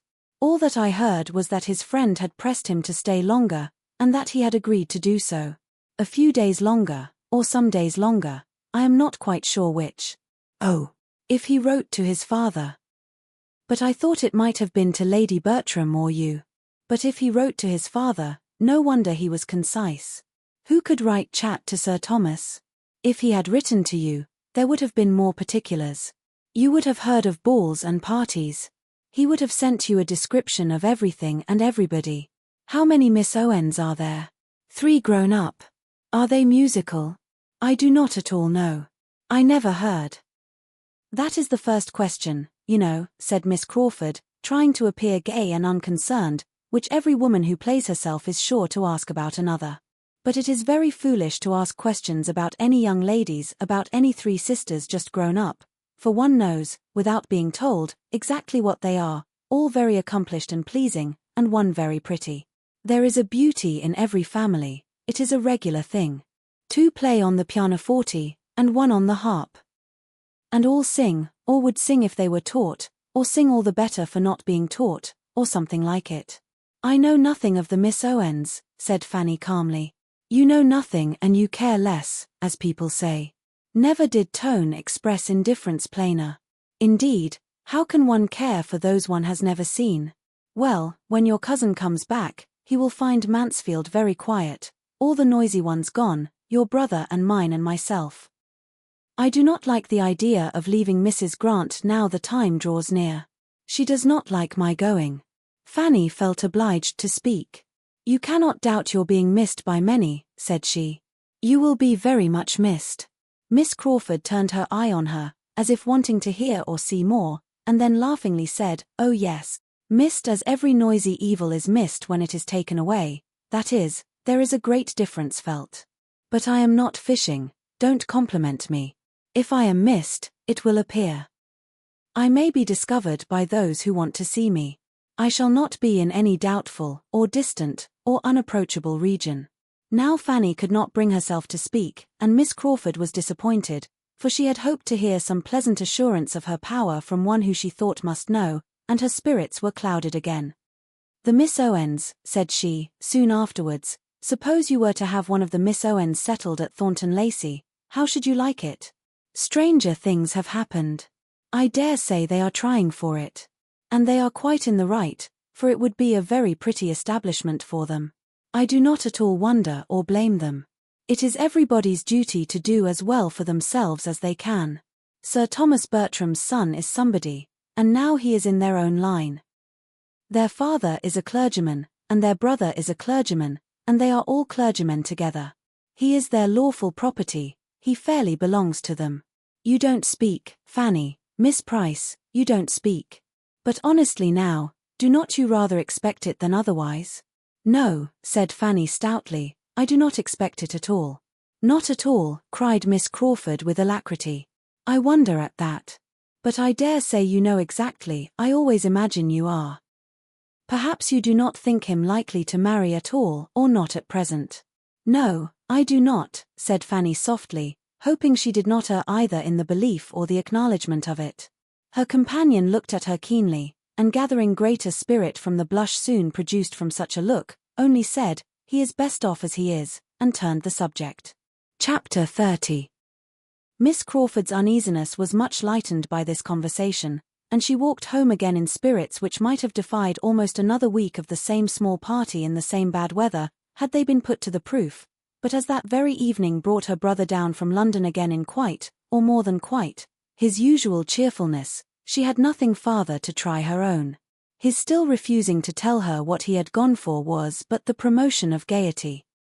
A day before it might have irritated, but now it was a pleasant joke, suspected only of concealing something planned as a pleasant surprise to herself. And the next day did bring a surprise to her. Henry had said he should just go and ask the Bertrams how they did, and be back in 10 minutes, but he was gone above an hour. And when his sister, who had been waiting for him to walk with her in the garden, met him at last most impatiently in the sweep, and cried out, "My dear Henry, where can you have been all this time?" he had only to say that he had been sitting with Lady Bertram and Fanny. "Sitting with them an hour and a half," exclaimed Mary. But this was only the beginning of her surprise.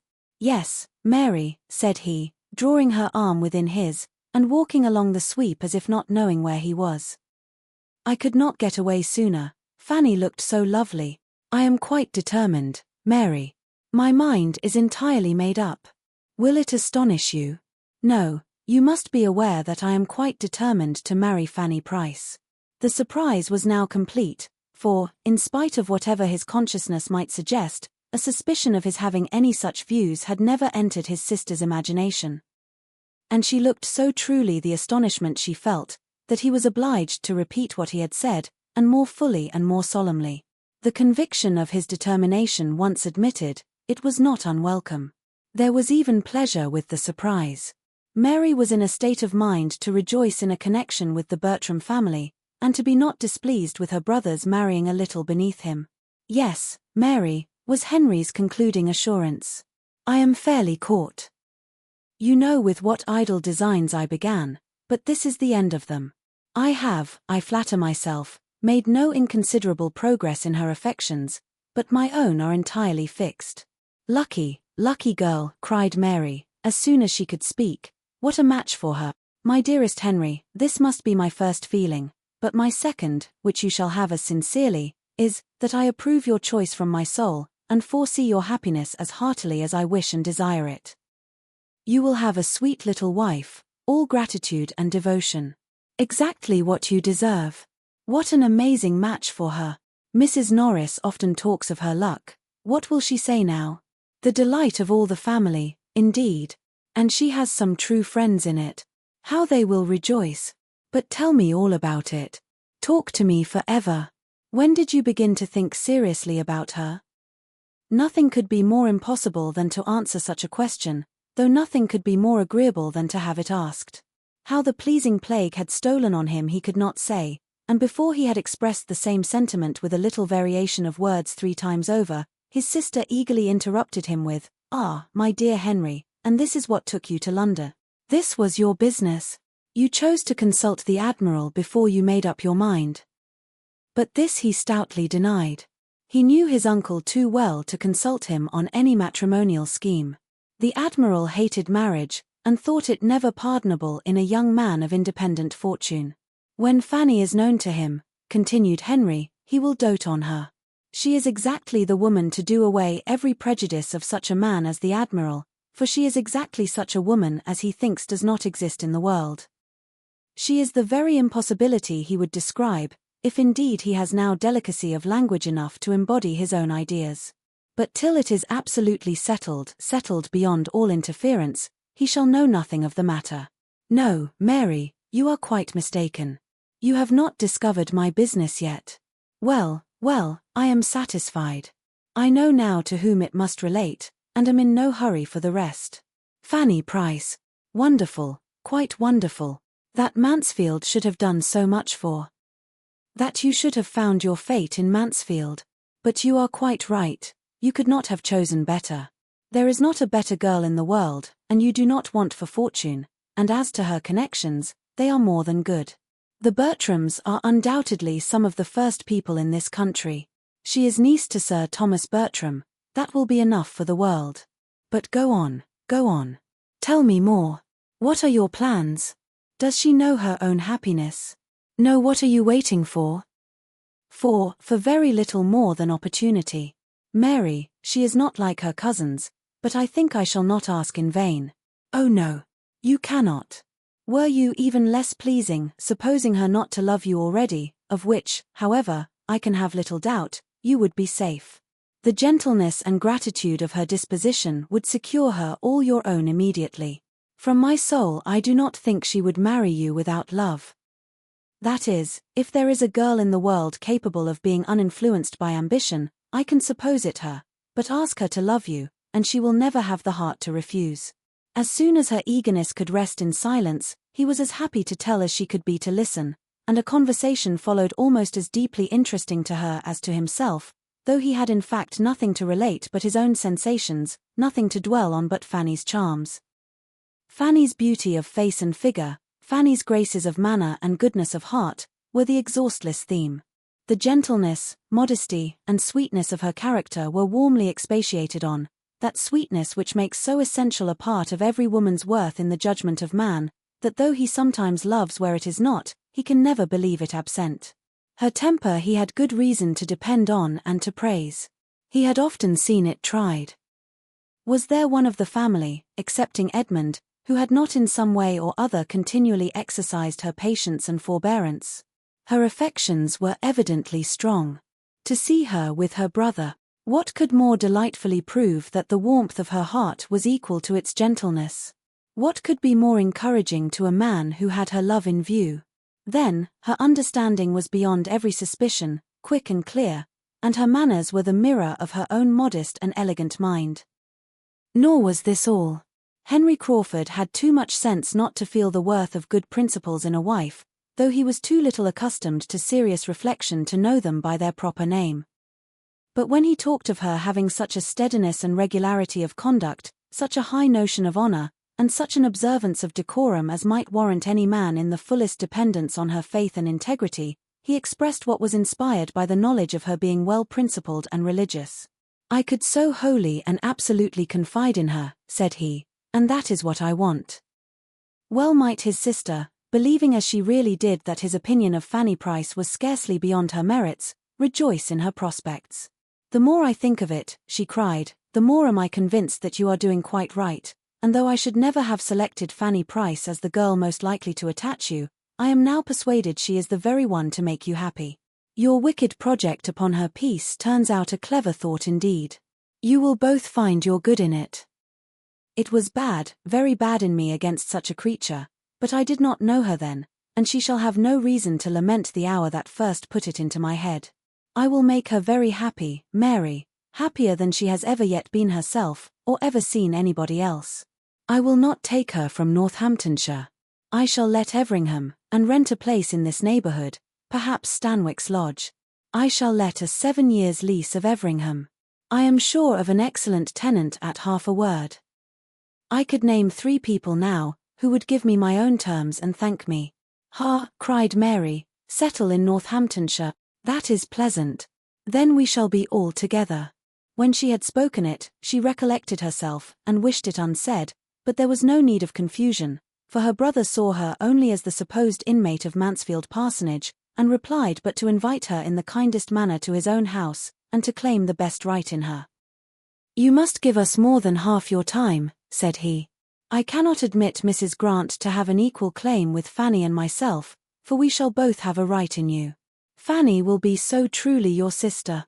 Mary had only to be grateful and give general assurances, but she was now very fully purposed to be the guest of neither brother nor sister many months longer.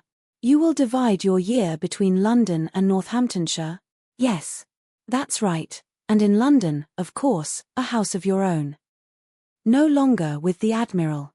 My dearest Henry, the advantage to you of getting away from the Admiral before your manners are hurt by the contagion of his, before you have contracted any of his foolish opinions, or learned to sit over your dinner as if it were the best blessing of life.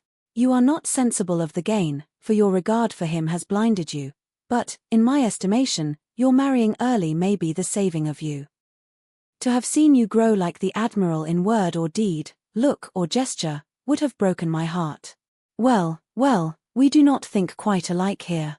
The Admiral has his faults, but he is a very good man, and has been more than a father to me. Few fathers would have let me have my own way half so much. You must not prejudice Fanny against him. I must have them love one another." Mary refrained from saying what she felt, that there could not be 2 persons in existence whose characters and manners were less accordant. Time would discover it to him, but she could not help this reflection on the Admiral. "Henry, I think so highly of Fanny Price, that if I could suppose the next Mrs. Crawford would have half the reason which my poor ill-used aunt had to abhor the very name, I would prevent the marriage, if possible. But I know you. I know that a wife you loved would be the happiest of women, and that even when you ceased to love, she would yet find in you the liberality and good breeding of a gentleman. The impossibility of not doing everything in the world to make Fanny Price happy, or of ceasing to love Fanny Price, was of course the groundwork of his eloquent answer. Had you seen her this morning, Mary," he continued, attending with such ineffable sweetness and patience to all the demands of her aunt's stupidity, working with her, and for her, her colour beautifully heightened as she leant over the work, then returning to her seat to finish a note which she was previously engaged in writing for that stupid woman's service, and all this with such unpretending gentleness, so much as if it were a matter of course that she was not to have a moment at her own command, her hair arranged as neatly as it always is, and one little curl falling forward as she wrote, which she now and then shook back, and in the midst of all this, still speaking at intervals to me, or listening, and as if she liked to listen, to what I said. Had you seen her so, Mary, you would not have implied the possibility of her power over my heart ever ceasing. My dearest Henry, cried Mary, stopping short, and smiling in his face, how glad I am to see you so much in love. It quite delights me. But what will Mrs. Rushworth and Julia say? I care neither what they say nor what they feel. They will now see what sort of woman it is that can attach me, that can attach a man of sense. I wish the discovery may do them any good. And they will now see their cousin treated as she ought to be, and I wish they may be heartily ashamed of their own abominable neglect and unkindness. They will be angry, he added, after a moment's silence, and in a cooler tone. Mrs. Rushworth will be very angry. It will be a bitter pill to her, that is, like other bitter pills, it will have 2 moments ill flavor, and then be swallowed and forgotten, for I am not such a coxcomb as to suppose her feelings more lasting than other women's, though I was the object of them. Yes, Mary, my Fanny will feel a difference indeed, a daily, hourly difference, in the behavior of every being who approaches her. And it will be the completion of my happiness to know that I am the door of it, that I am the person to give the consequence so justly her due. Now she is dependent, helpless, friendless, neglected, forgotten.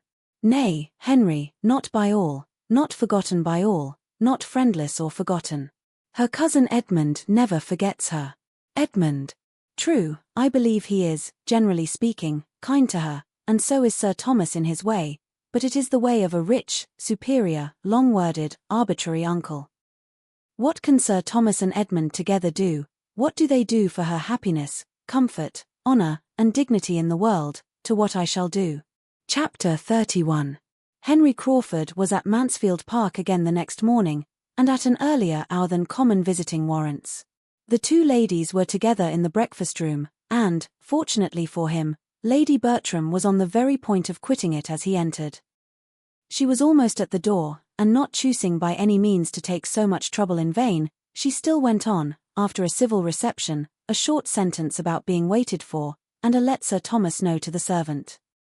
Henry, overjoyed to have her go, bowed and watched her off, and without losing another moment, turned instantly to Fanny, and, taking out some letters, said, with a most animated look, I must acknowledge myself infinitely obliged to any creature who gives me such an opportunity of seeing you alone. I have been wishing it more than you can have any idea.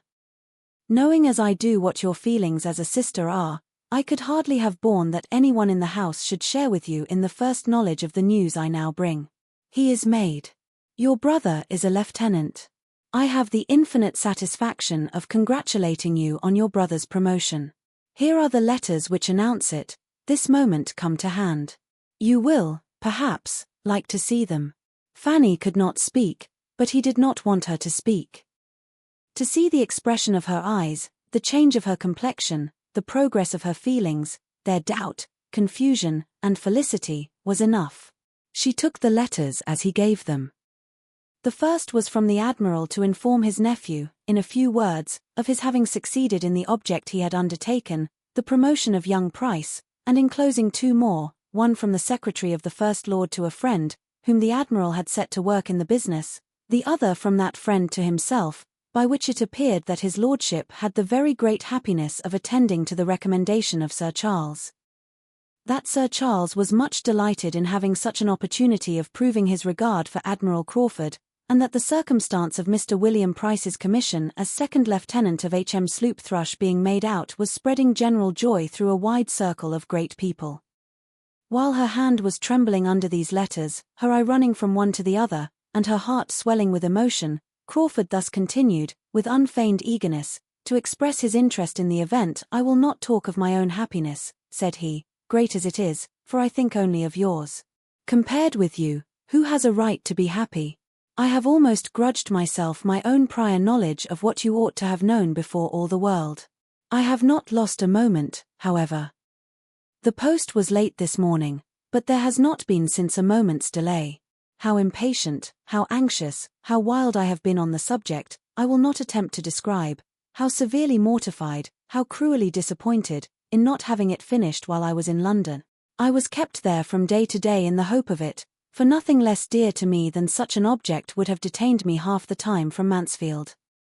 But though my uncle entered into my wishes with all the warmth I could desire, and exerted himself immediately, there were difficulties from the absence of one friend, and the engagements of another, which at last I could no longer bear to stay the end of, and knowing in what good hands I left the cause, I came away on Monday, trusting that many posts would not pass before I should be followed by such very letters as these.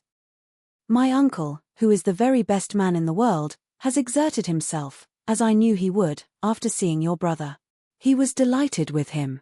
I would not allow myself yesterday to say how delighted, or to repeat half that the Admiral said in his praise. I deferred it all till his praise should be proved the praise of a friend, as this day does prove it. Now I may say that even I could not require William Price to excite a greater interest, or be followed by warmer wishes and higher commendation, than were most voluntarily bestowed by my uncle after the evening they had passed together. Has this been all your doing, then? Cried Fanny. Good heaven! How very, very kind! Have you really? Was it by your desire? I beg your pardon, but I am bewildered. Did Admiral Crawford apply? How was it? I am stupefied. Henry was most happy to make it more intelligible, by beginning at an earlier stage, and explaining very particularly what he had done. His last journey to London had been undertaken with no other view than that of introducing her brother in Hill Street, and prevailing on the Admiral to exert whatever interest he might have for getting him on. This had been his business. He had communicated it to no creature, he had not breathed a syllable of it even to Mary, while uncertain of the issue, he could not have borne any participation of his feelings, but this had been his business. And he spoke with such a glow of what his solicitude had been, and used such strong expressions, was so abounding in the deepest interest, in twofold motives, in views and wishes more than could be told, that Fanny could not have remained insensible of his drift, had she been able to attend, but her heart was so full and her senses still so astonished, that she could listen but imperfectly even to what he told her of William, and saying only when he paused, "How kind! How very kind! Oh, Mr. Crawford, we are infinitely obliged to you. Dearest, dearest William." She jumped up and moved in haste towards the door, crying out, "I will go to my uncle. My uncle ought to know it as soon as possible." But this could not be suffered. The opportunity was too fair, and his feelings too impatient. He was after her immediately. She must not go, she must allow him 5 minutes longer, and he took her hand and led her back to her seat, and was in the middle of his farther explanation, before she had suspected for what she was detained. When she did understand it, however, and found herself expected to believe that she had created sensations which his heart had never known before, and that everything he had done for William was to be placed to the account of his excessive and unequalled attachment to her, she was exceedingly distressed, and for some moments unable to speak. She considered it all as nonsense, as mere trifling and gallantry, which meant only to deceive for the hour. She could not but feel that it was treating her improperly and unworthily, and in such a way as she had not deserved, but it was like himself, and entirely of a piece with what she had seen before, and she would not allow herself to show half the displeasure she felt, because he had been conferring an obligation, which no want of delicacy on his part could make a trifle to her. While her heart was still bounding with joy and gratitude on William's behalf, she could not be severely resentful of anything that injured only herself, and after having twice drawn back her hand, and twice attempted in vain to turn away from him, she got up, and said only, with much agitation, "Don't, Mr. Crawford, pray don't. I beg you would not. This is a sort of talking which is very unpleasant to me. I must go away. I cannot bear it." But he was still talking on, describing his affection, soliciting a return, and, finally, in words so plain as to bear but one meaning even to her, offering himself, hand, fortune, everything, to her acceptance. It was so, he had said it. Her astonishment and confusion increased, and though still not knowing how to suppose him serious, she could hardly stand. He pressed for an answer. "No, no, no," she cried, hiding her face. "This is all nonsense. Do not distress me. I can hear no more of this. Your kindness to William makes me more obliged to you than words can express, but I do not want, I cannot bear, I must not listen to such, no, no, don't think of me. But you are not thinking of me. I know it is all nothing." She had burst away from him, and at that moment Sir Thomas was heard speaking to a servant in his way towards the room they were in. It was no time for farther assurances or entreaty, though to part with her at a moment when her modesty alone seemed, to his sanguine and preassured mind, to stand in the way of the happiness he sought, was a cruel necessity. She rushed out at an opposite door from the one her uncle was approaching, and was walking up and down the east room in the utmost confusion of contrary feeling, before Sir Thomas's politeness or apologies were over, or he had reached the beginning of the joyful intelligence which his visitor came to communicate. She was feeling, thinking, trembling about everything, agitated, happy, miserable, infinitely obliged, absolutely angry. It was all beyond belief. He was inexcusable, incomprehensible. But such were his habits that he could do nothing without a mixture of evil. He had previously made her the happiest of human beings, and now he had insulted, she knew not what to say, how to class, or how to regard it. She would not have him be serious, and yet what could excuse the use of such words and offers, if they meant but to trifle? But William was a lieutenant. That was a fact beyond a doubt, and without an alloy. She would think of it forever and forget all the rest. Mr. Crawford would certainly never address her so again. He must have seen how unwelcome it was to her, and in that case, how gratefully she could esteem him for his friendship to William. She would not stir farther from the east room than the head of the great staircase, till she had satisfied herself of Mr. Crawford's having left the house.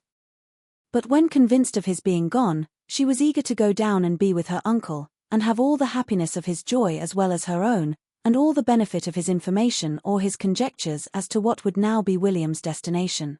Sir Thomas was as joyful as she could desire, and very kind and communicative.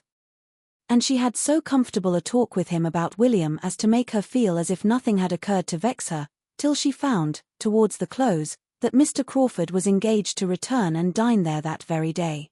This was a most unwelcome hearing, for though he might think nothing of what had passed, it would be quite distressing to her to see him again so soon. She tried to get the better of it, tried very hard, as the dinner hour approached, to feel and appear as usual. But it was quite impossible for her not to look most shy and uncomfortable when their visitor entered the room.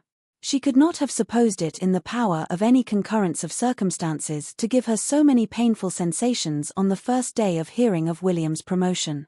Mr. Crawford was not only in the room, he was soon close to her. He had a note to deliver from his sister. Fanny could not look at him, but there was no consciousness of past folly in his voice. She opened her note immediately, glad to have anything to do, and happy, as she read it, to feel that the fidgetings of her Aunt Norris, who was also to dine there, screened her a little from view. My dear Fanny, for so I may now always call you, to the infinite relief of a tongue that has been stumbling at Miss Price for at least the last 6 weeks, I cannot let my brother go without sending you a few lines of general congratulation, and giving my most joyful consent and approval. Go on, my dear Fanny, and without fear, there can be no difficulties worth naming. I choose to suppose that the assurance of my consent will be something, so you may smile upon him with your sweetest smiles this afternoon, and send him back to me even happier than he goes. Yours affectionately, M.C. These were not expressions to do Fanny any good. For though she read in too much haste and confusion to form the clearest judgment of Miss Crawford's meaning, it was evident that she meant to compliment her on her brother's attachment, and even to appear to believe it serious. She did not know what to do, or what to think. There was wretchedness in the idea of its being serious, there was perplexity and agitation every way. She was distressed whenever Mr. Crawford spoke to her, and he spoke to her much too often. And she was afraid there was a something in his voice and manner in addressing her very different from what they were when he talked to the others. Her comfort in that day's dinner was quite destroyed, she could hardly eat anything, and when Sir Thomas good-humouredly observed that joy had taken away her appetite, she was ready to sink with shame, from the dread of Mr. Crawford's interpretation. For though nothing could have tempted her to turn her eyes to the right hand, where he sat, she felt that his were immediately directed towards her. She was more silent than ever. She would hardly join even when William was the subject, for his commission came all from the right hand too, and there was pain in the connection. She thought Lady Bertram sat longer than ever, and began to be in despair of ever getting away. But at last they were in the drawing-room, and she was able to think as she would, while her aunts finished the subject of William's appointment in their own style. Mrs. Norris seemed as much delighted with the saving it would be to Sir Thomas as with any part of it. Now William would be able to keep himself, which would make a vast difference to his uncle, for it was unknown how much he had cost his uncle, and, indeed, it would make some difference in her presence too. She was very glad that she had given William what she did at parting, very glad, indeed, that it had been in her power, without material inconvenience, just at that time to give him something rather considerable. That is, for her, with her limited means, for now it would all be useful in helping to fit up his cabin. She knew he must be at some expense, that he would have many things to buy, though to be sure his father and mother would be able to put him in the way of getting everything very cheap, but she was very glad she had contributed her mite towards it. "I am glad you gave him something considerable," said Lady Bertram, with most unsuspicious calmness, "for I gave him only £10. "Indeed," cried Mrs. Norris, reddening. "Upon my word, he must have gone off with his pockets well lined, and at no expense for his journey to London either. Sir Thomas told me £10 would be enough." Mrs. Norris, being not at all inclined to question its sufficiency, began to take the matter in another point. "It is amazing," said she, "how much young people cost their friends, what with bringing them up and putting them out in the world. They little think how much it comes to, or what their parents, or their uncles and aunts, pay for them in the course of the year. Now, here are my sister Price's children, take them all together, I dare say nobody would believe what a sum they cost Sir Thomas every year, to say nothing of what I do for them." "Very true, sister, as you say. But, poor things, they cannot help it, and you know it makes very little difference to Sir Thomas. Fanny, William must not forget my shawl if he goes to the East Indies, and I shall give him a commission for anything else that is worth having. I wish he may go to the East Indies, that I may have my shawl. I think I will have 2 shawls, Fanny." Fanny, meanwhile, speaking only when she could not help it, was very earnestly trying to understand what Mr. and Miss Crawford were at. There was everything in the world against their being serious but his words and manner. Everything natural, probable, reasonable, was against it, all their habits and ways of thinking, and all her own demerits.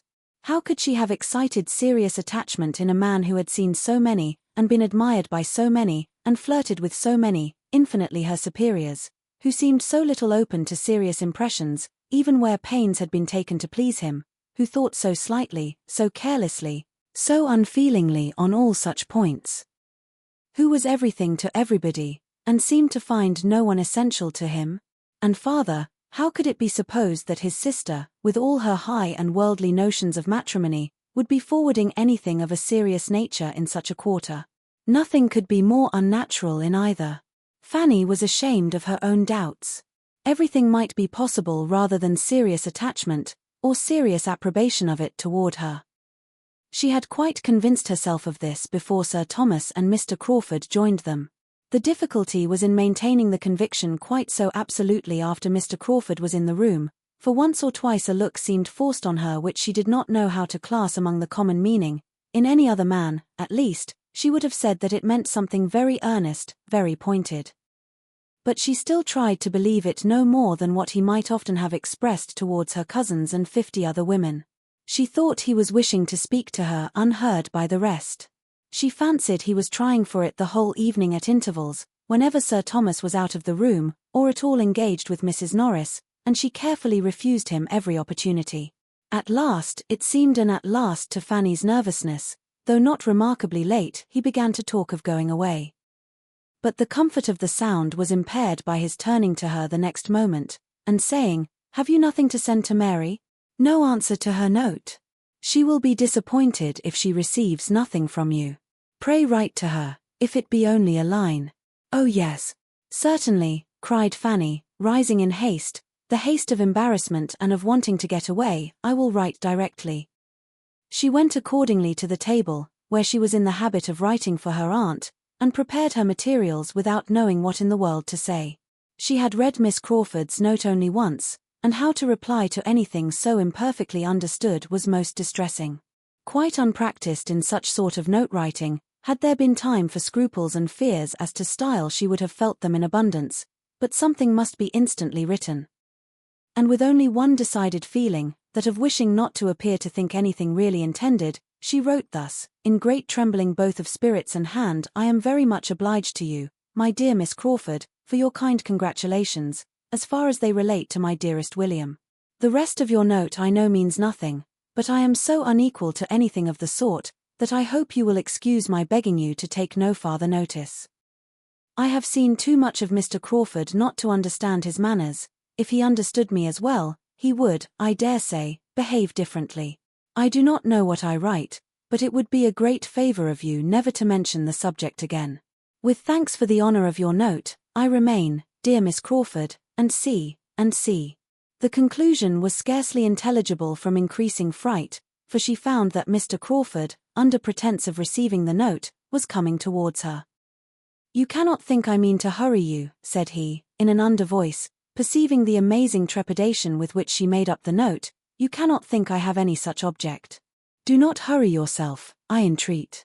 Oh, I thank you, I have quite done, just done, it will be ready in a moment. I am very much obliged to you, if you will be so good as to give that to Miss Crawford.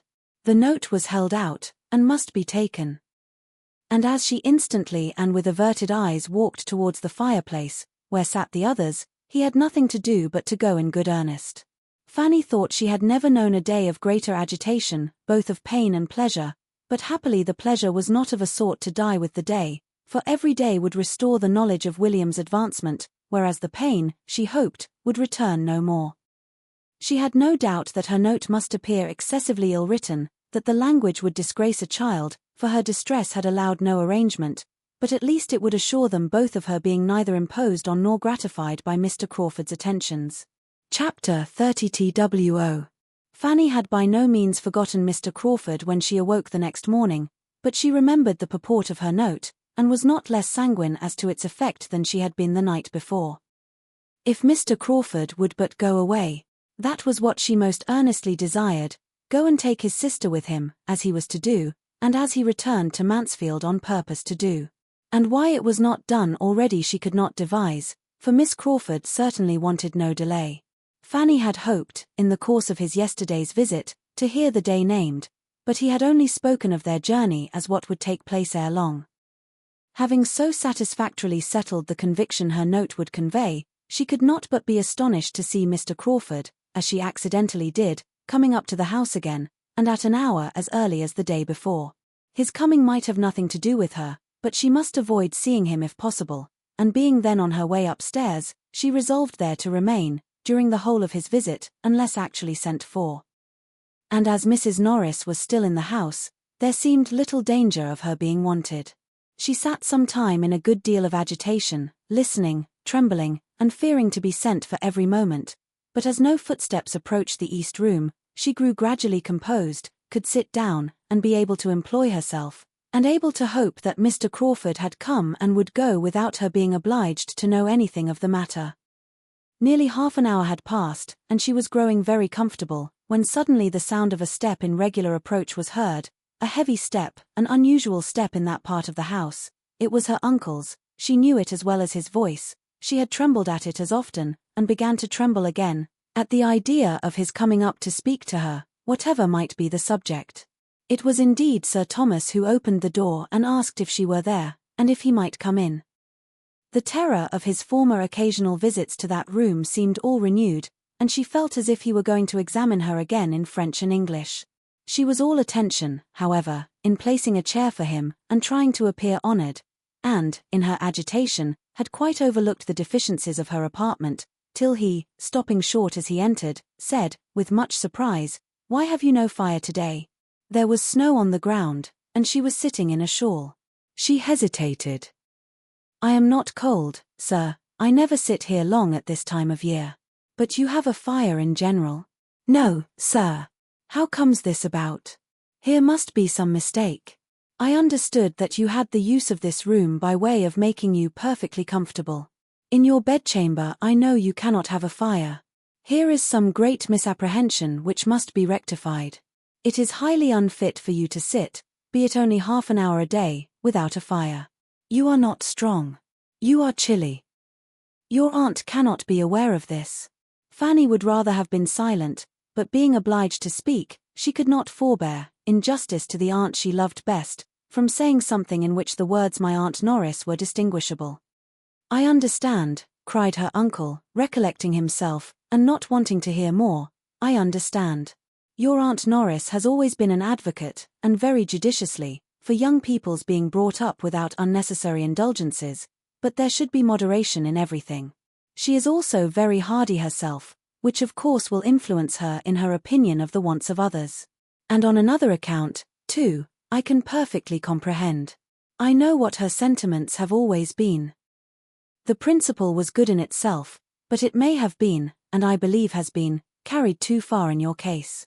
I am aware that there has been sometimes, in some points, a misplaced distinction, but I think too well of you, Fanny, to suppose you will ever harbor resentment on that account. You have an understanding which will prevent you from receiving things only in part, and judging partially by the event. You will take in the whole of the past, you will consider times, persons, and probabilities, and you will feel that they were not least your friends who were educating and preparing you for that mediocrity of condition which seemed to be your lot.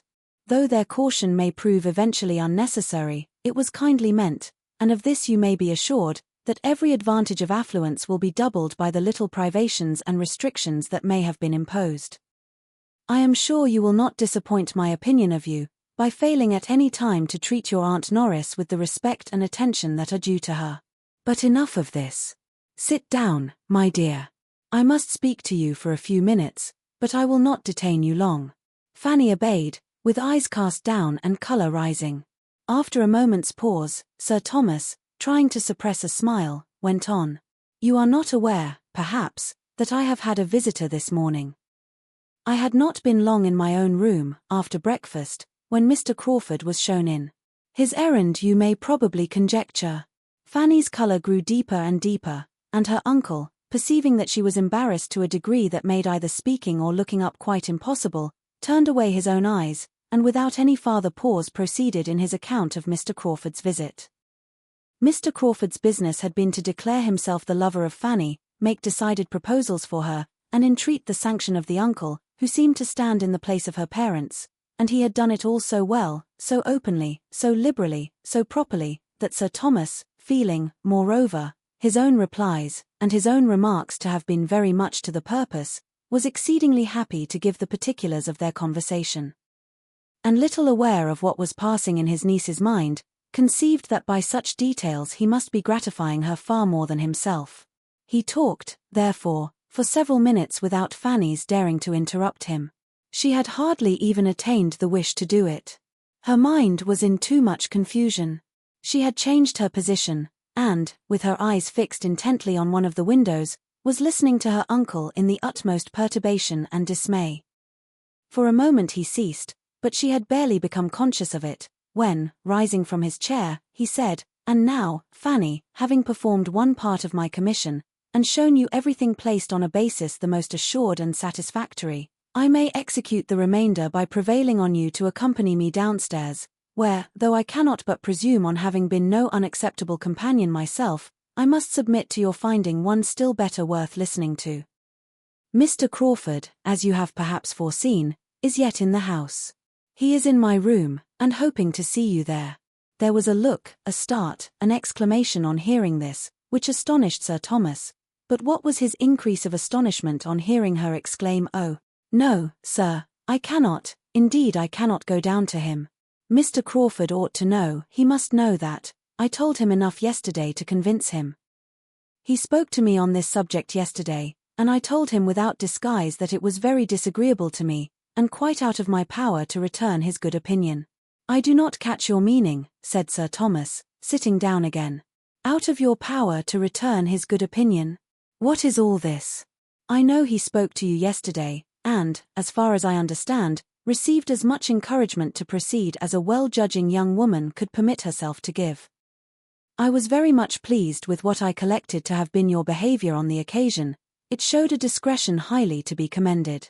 But now, when he has made his overtures so properly and honourably, what are your scruples now?" "You are mistaken, sir," cried Fanny, forced by the anxiety of the moment even to tell her uncle that he was wrong. "You are quite mistaken. How could Mr. Crawford say such a thing? I gave him no encouragement yesterday. On the contrary, I told him, I cannot recollect my exact words, but I am sure I told him that I would not listen to him, that it was very unpleasant to me in every respect, and that I begged him never to talk to me in that manner again. I am sure I said as much as that and more, and I should have said still more, if I had been quite certain of his meaning anything seriously, but I did not like to be, I could not bear to be imputing more than might be intended. I thought it might all pass for nothing with him.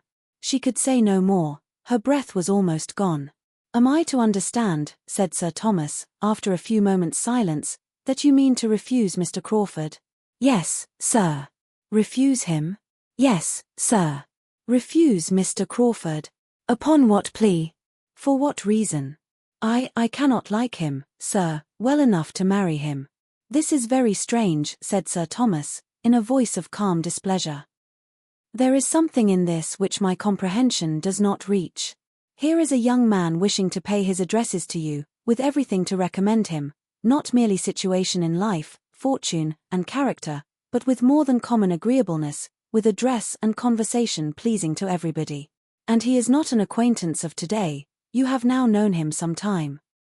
His sister, moreover, is your intimate friend, and he has been doing that for your brother, which I should suppose would have been almost sufficient recommendation to you, had there been no other.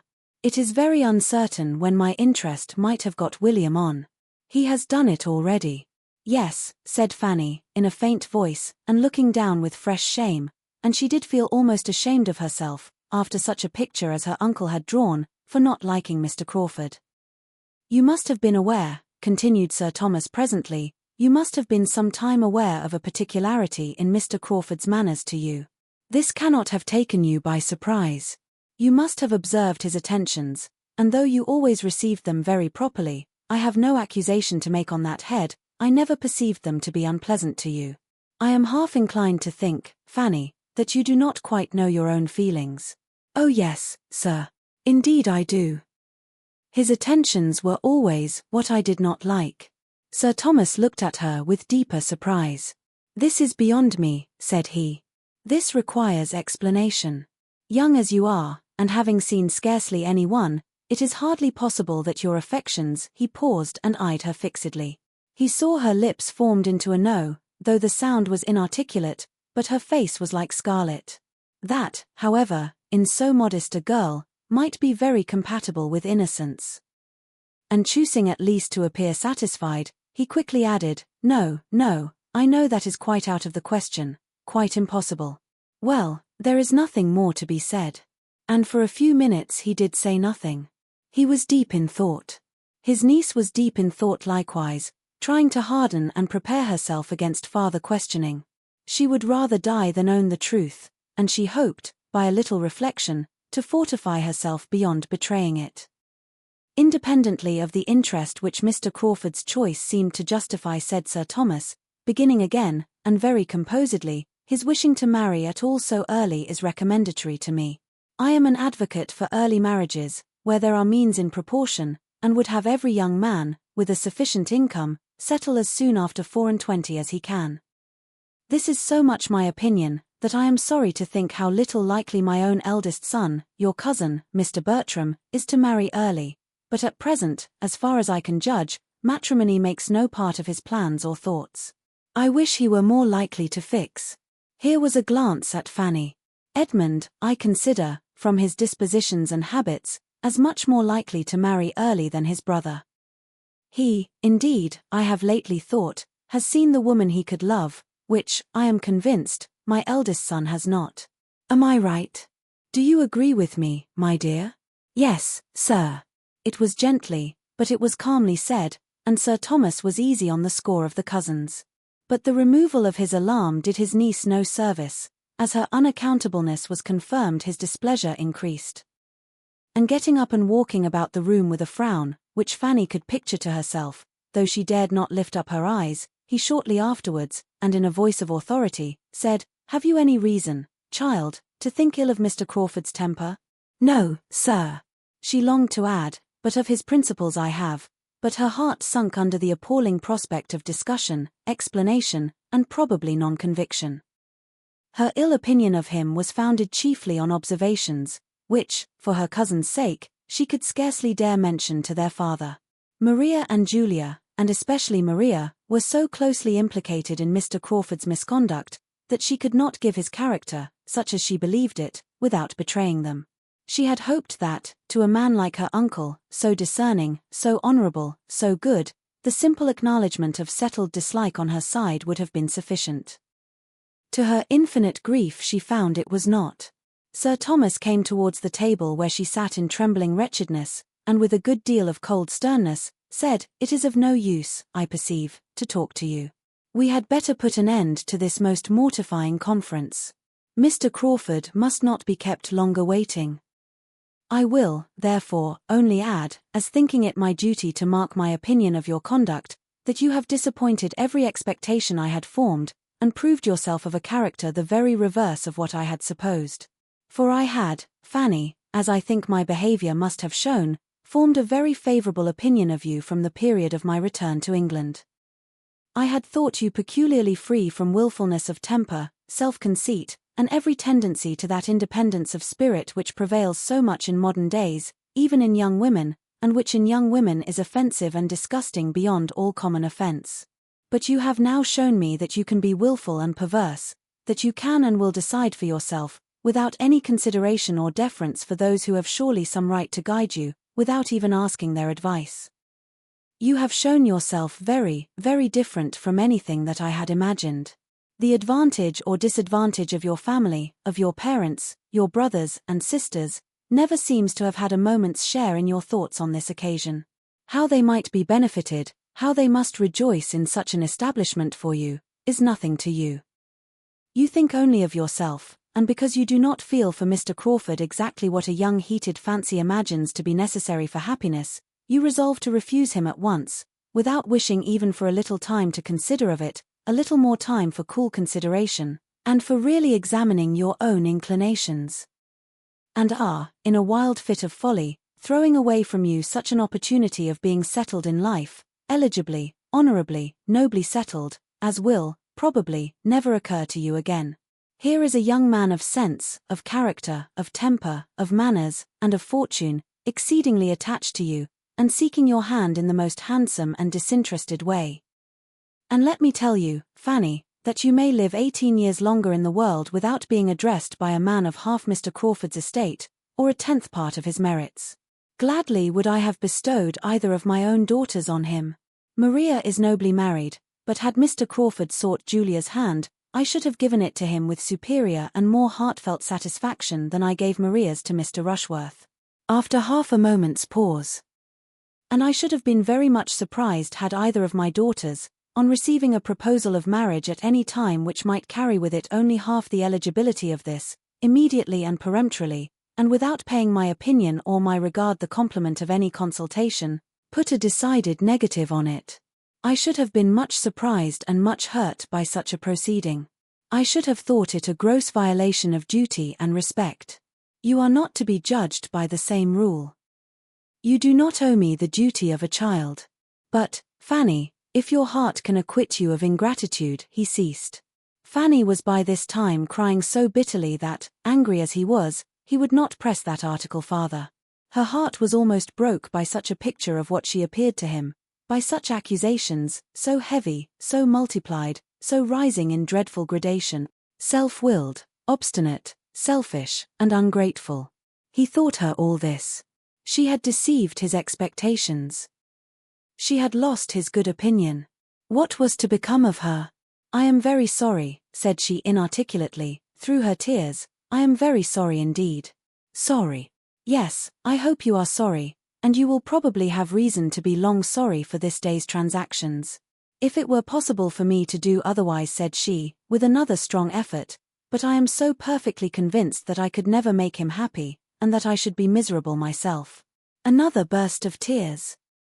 But in spite of that burst, and in spite of that great black word miserable, which served to introduce it, Sir Thomas began to think a little relenting, a little change of inclination, might have something to do with it, and to augur favourably from the personal entreaty of the young man himself. He knew her to be very timid, and exceedingly nervous, and thought it not improbable that her mind might be in such a state as a little time, a little pressing, a little patience, and a little impatience, a judicious mixture of all on the lover's side, might work their usual effect on. If the gentleman would but persevere, if he had but love enough to persevere, Sir Thomas began to have hopes. And these reflections having passed across his mind and cheered it, "Well," said he, in a tone of becoming gravity, but of less anger, "well, child, dry up your tears. There is no use in these tears, they can do no good. You must now come downstairs with me. Mr. Crawford has been kept waiting too long already. You must give him your own answer, we cannot expect him to be satisfied with less. And you only can explain to him the grounds of that misconception of your sentiments, which, unfortunately for himself, he certainly has imbibed. I am totally unequal to it." But Fanny showed such reluctance, such misery, at the idea of going down to him, that Sir Thomas, after a little consideration, judged it better to indulge her. His hopes from both gentleman and lady suffered a small depression in consequence.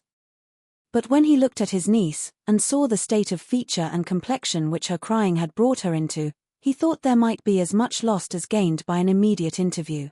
With a few words, therefore, of no particular meaning, he walked off by himself, leaving his poor niece to sit and cry over what had passed, with very wretched feelings. Her mind was all disorder. The past, present, future, everything was terrible. But her uncle's anger gave her the severest pain of all. Selfish and ungrateful. To have appeared so to him. She was miserable for ever. She had no one to take her part, to counsel, or speak for her. Her only friend was absent. He might have softened his father, but all, perhaps all, would think her selfish and ungrateful. She might have to endure the reproach again and again, she might hear it, or see it, or know it to exist forever in every connection about her. She could not but feel some resentment against Mr. Crawford. Yet, if he really loved her, and were unhappy too, it was all wretchedness together. In about a quarter of an hour her uncle returned. She was almost ready to faint at the sight of him. He spoke calmly, however, without austerity, without reproach, and she revived a little. There was comfort, too, in his words, as well as his manner, for he began with, "Mr. Crawford is gone, he has just left me. I need not repeat what has passed. I do not want to add to anything you may now be feeling, by an account of what he has felt. Suffice it, that he has behaved in the most gentlemanlike and generous manner, and has confirmed me in a most favourable opinion of his understanding, heart, and temper. Upon my representation of what you were suffering, he immediately, and with the greatest delicacy, ceased to urge to see you for the present." Here Fanny, who had looked up, looked down again. "Of course," continued her uncle, "it cannot be supposed but that he should request to speak with you alone, be it only for 5 minutes, a request too natural, a claim too just to be denied. But there is no time fixed, perhaps tomorrow, or whenever your spirits are composed enough. For the present you have only to tranquilize yourself. Check these tears, they do but exhaust you. If, as I am willing to suppose, you wish to show me any observance, you will not give way to these emotions, but endeavor to reason yourself into a stronger frame of mind. I advise you to go out, the air will do you good, go out for an hour on the gravel, you will have the shrubbery to yourself, and will be the better for air and exercise. And, Fanny, turning back again for a moment, I shall make no mention below of what has passed, I shall not even tell your Aunt Bertram.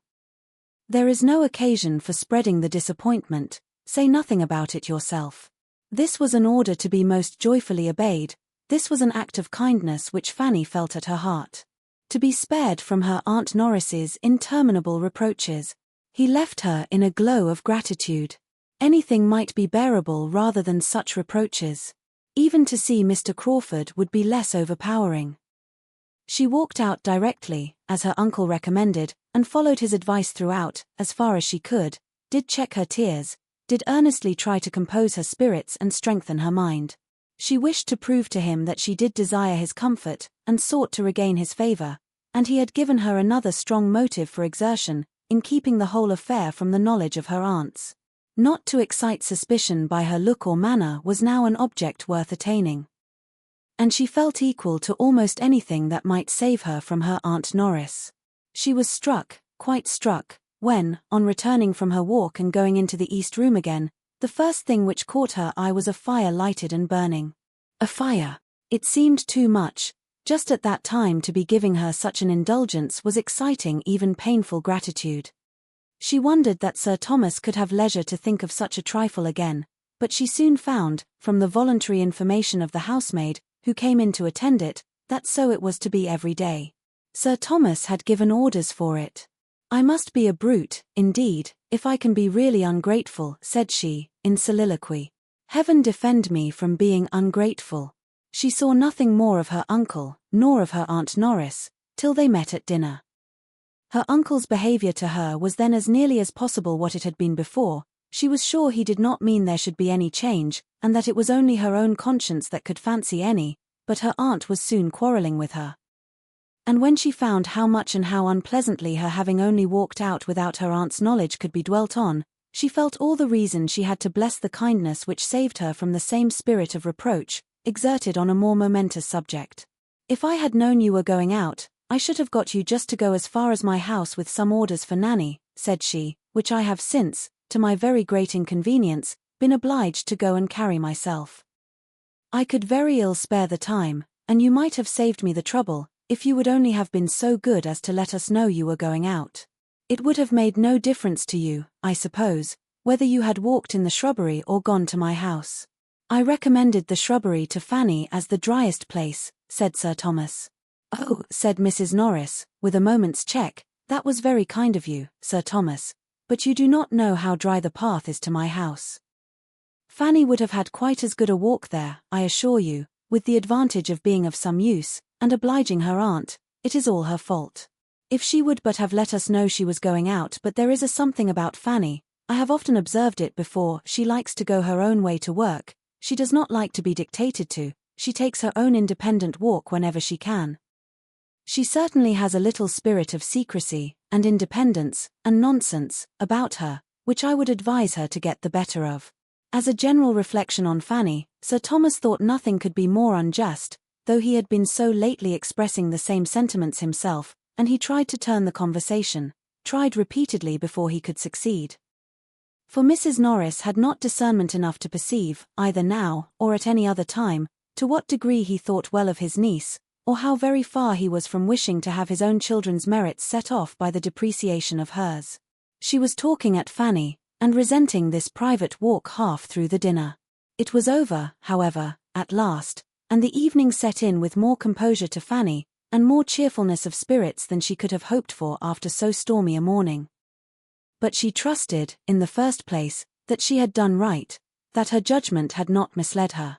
For the purity of her intentions she could answer, and she was willing to hope, secondly, that her uncle's displeasure was abating, and would abate farther as he considered the matter with more impartiality, and felt, as a good man must feel, how wretched, and how unpardonable, how hopeless, and how wicked it was to marry without affection. When the meeting with which she was threatened for the morrow was past, she could not but flatter herself that the subject would be finally concluded, and Mr. Crawford once gone from Mansfield, that everything would soon be as if no such subject had existed. She would not, could not believe, that Mr. Crawford's affection for her could distress him long. His mind was not of that sort. London would soon bring its cure. In London he would soon learn to wonder at his infatuation, and be thankful for the right reason in her which had saved him from its evil consequences. While Fanny's mind was engaged in these sort of hopes, her uncle was, soon after tea, called out of the room, an occurrence too common to strike her, and she thought nothing of it till the butler reappeared 10 minutes afterwards, and advancing decidedly towards herself, said, "Sir Thomas wishes to speak with you, in his own room." Then it occurred to her what might be going on, a suspicion rushed over her mind which drove the colour from her cheeks, but instantly rising, she was preparing to obey, when Mrs. Norris called out, "Stay, stay, Fanny. What are you about? Where are you going? Don't be in such a hurry. Depend upon it, it is not you who are wanted, depend upon it, it is me," looking at the butler, "but you are so very eager to put yourself forward. What should Sir Thomas want you for?" "It is me, Baddeley, you mean, I am coming this moment. You mean me, Baddeley, I am sure. Sir Thomas wants me, not Miss Price." But Baddeley was stout. "No, it is Miss Price, I am certain of its being Miss Price." And there was a half-smile with the words, which meant, "I do not think you would answer the purpose at all." Mrs. Norris, much discontented, was obliged to compose herself to work again. And Fanny, walking off in agitating consciousness, found herself, as she anticipated, in another minute alone with Mr. Crawford. Chapter 33. The conference was neither so short nor so conclusive as the lady had designed. The gentleman was not so easily satisfied. He had all the disposition to persevere that Sir Thomas could wish him. He had vanity, which strongly inclined him in the first place to think she did love him, though she might not know it herself. And which, secondly, when constrained at last to admit that she did know her own present feelings, convinced him that he should be able in time to make those feelings what he wished. He was in love, very much in love, and it was a love which, operating on an active, sanguine spirit, of more warmth than delicacy, made her affection appear of greater consequence because it was withheld, and determined him to have the glory, as well as the felicity, of forcing her to love him. He would not despair, he would not desist. He had every well-grounded reason for solid attachment. He knew her to have all the worth that could justify the warmest hopes of lasting happiness with her. Her conduct at this very time, by speaking the disinterestedness and delicacy of her character, qualities which he believed most rare indeed, was of a sort to heighten all his wishes, and confirm all his resolutions. He knew not that he had a pre-engaged heart to attack. Of that he had no suspicion. He considered her rather as one who had never thought on the subject enough to be in danger, who had been guarded by youth, a youth of mind as lovely as of person, whose modesty had prevented her from understanding his attentions, and who was still overpowered by the suddenness of addresses so wholly unexpected, and the novelty of a situation which her fancy had never taken into account. Must it not follow, of course, that, when he was understood, he should succeed? He believed it fully. Love such as his, in a man like himself, must with perseverance secure a return, and at no great distance, and he had so much delight in the idea of obliging her to love him in a very short time, that her not loving him now was scarcely regretted. A little difficulty to be overcome was no evil to Henry Crawford. He rather derived spirits from it. He had been apt to gain hearts too easily. His situation was new and animating. To Fanny, however, who had known too much opposition all her life to find any charm in it, all this was unintelligible. She found that he did mean to persevere, but how he could, after such language from her as she felt herself obliged to use, was not to be understood. She told him that she did not love him, could not love him, was sure she never should love him, that such a change was quite impossible, that the subject was most painful to her. That she must entreat him never to mention it again, to allow her to leave him at once, and let it be considered as concluded for ever. And when farther pressed, had added, that in her opinion their dispositions were so totally dissimilar as to make mutual affection incompatible, and that they were unfitted for each other by nature, education, and habit. All this she had said, and with the earnestness of sincerity. Yet this was not enough, for he immediately denied there being anything uncongenial in their characters, or anything unfriendly in their situations, and positively declared that he would still love and still hope. Fanny knew her own meaning, but was no judge of her own manner. Her manner was incurably gentle, and she was not aware how much it concealed the sternness of her purpose. Her diffidence, gratitude, and softness made every expression of indifference seem almost an effort of self-denial, seem, at least, to be giving nearly as much pain to herself as to him. Mr. Crawford was no longer the Mr. Crawford who, as the clandestine, insidious, treacherous admirer of Maria Bertram, had been her abhorrence, whom she had hated to see or to speak to, in whom she could believe no good quality to exist, and whose power, even of being agreeable, she had barely acknowledged. He was now the Mr. Crawford who was addressing herself with ardent, disinterested love, whose feelings were apparently become all that was honorable and upright, whose views of happiness were all fixed on a marriage of attachment, who was pouring out his sense of her merits, describing and describing again his affection, proving as far as words could prove it, and in the language, tone, and spirit of a man of talent too, that he sought her for her gentleness and her goodness, and to complete the whole, he was now the Mr. Crawford who had procured William's promotion. Here was a change, and here were claims which could not but operate. She might have disdained him in all the dignity of angry virtue, in the grounds of Southerton, or the theatre at Mansfield Park, but he approached her now with rights that demanded different treatment. She must be courteous, and she must be compassionate. She must have a sensation of being honored, and whether thinking of herself or her brother, she must have a strong feeling of gratitude. The effect of the whole was a manner so pitying and agitated, and words intermingled with her refusal so expressive of obligation and concern, that to a temper of vanity and hope like Crawford's, the truth, or at least the strength of her indifference, might well be questionable, and he was not so irrational as Fanny considered him, in the professions of persevering, assiduous, and not desponding attachment which closed the interview. It was with reluctance that he suffered her to go. But there was no look of despair in parting to belie his words, or give her hopes of his being less unreasonable than he professed himself. Now she was angry. Some resentment did arise at a perseverance so selfish and ungenerous. Here was again a want of delicacy and regard for others which had formerly so struck and disgusted her. Here was again a something of the same Mr. Crawford whom she had so reprobated before.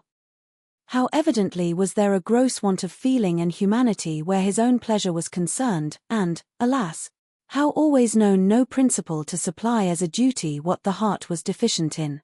Had her own affections been as free as perhaps they ought to have been, he never could have engaged them. So thought Fanny, in good truth and sober sadness, as she sat musing over that too great indulgence and luxury of a fire upstairs, wondering at the past and present.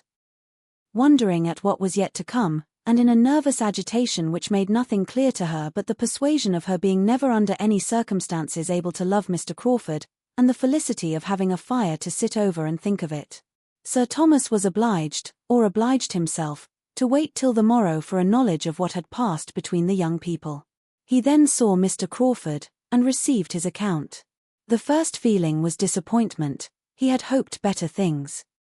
He had thought that an hour's entreaty from a young man like Crawford could not have worked so little change on a gentle-tempered girl like Fanny, but there was speedy comfort in the determined views and sanguine perseverance of the lover, and when seeing such confidence of success in the principal, Sir Thomas was soon able to depend on it himself.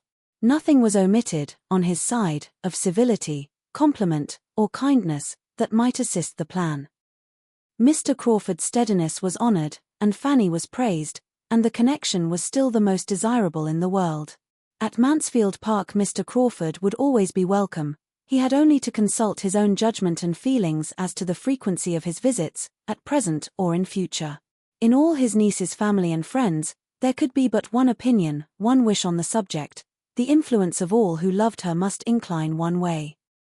Everything was said that could encourage, every encouragement received with grateful joy, and the gentlemen parted the best of friends. Satisfied that the cause was now on a footing the most proper and hopeful, Sir Thomas resolved to abstain from all farther importunity with his niece, and to show no open interference. Upon her disposition he believed kindness might be the best way of working. Entreaty should be from one quarter only. The forbearance of her family on a point, respecting which she could be in no doubt of their wishes, might be their surest means of forwarding it. Accordingly, on this principle, Sir Thomas took the first opportunity of saying to her, with a mild gravity, intended to be overcoming, "Well, Fanny, I have seen Mr. Crawford again, and learn from him exactly how matters stand between you. He is a most extraordinary young man, and whatever be the event, you must feel that you have created an attachment of no common character, though, young as you are, and little acquainted with the transient, varying, unsteady nature of love, as it generally exists. You cannot be struck as I am with all that is wonderful in a perseverance of this sort against discouragement. With him it is entirely a matter of feeling, he claims no merit in it, perhaps is entitled to none. Yet, having chosen so well, his constancy has a respectable stamp. Had his choice been less unexceptionable, I should have condemned his persevering. Indeed, sir, said Fanny, I am very sorry that Mr. Crawford should continue to. I know that it is paying me a very great compliment, and I feel most undeservedly honoured, but I am so perfectly convinced, and I have told him so, that it never will be in my power. My dear, interrupted Sir Thomas, there is no occasion for this. Your feelings are as well known to me as my wishes and regrets must be to you. There is nothing more to be said or done. From this hour the subject is never to be revived between us. You will have nothing to fear, or to be agitated about. You cannot suppose me capable of trying to persuade you to marry against your inclinations. Your happiness and advantage are all that I have in view, and nothing is required of you but to bear with Mr. Crawford's endeavours to convince you that they may not be incompatible with his. He proceeds at his own risk. You are on safe ground. I have engaged for your seeing him whenever he calls, as you might have done had nothing of this sort occurred. You will see him with the rest of us, in the same manner, and, as much as you can, dismissing the recollection of everything unpleasant. He leaves Northamptonshire so soon, that even this slight sacrifice cannot be often demanded. The future must be very uncertain. And now, my dear Fanny, this subject is closed between us. The promised departure was all that Fanny could think of with much satisfaction. Her uncle's kind expressions, however, and forbearing manner, were sensibly felt, and when she considered how much of the truth was unknown to him, she believed she had no right to wonder at the line of conduct he pursued. He, who had married a daughter to Mr. Rushworth, romantic delicacy was certainly not to be expected from him.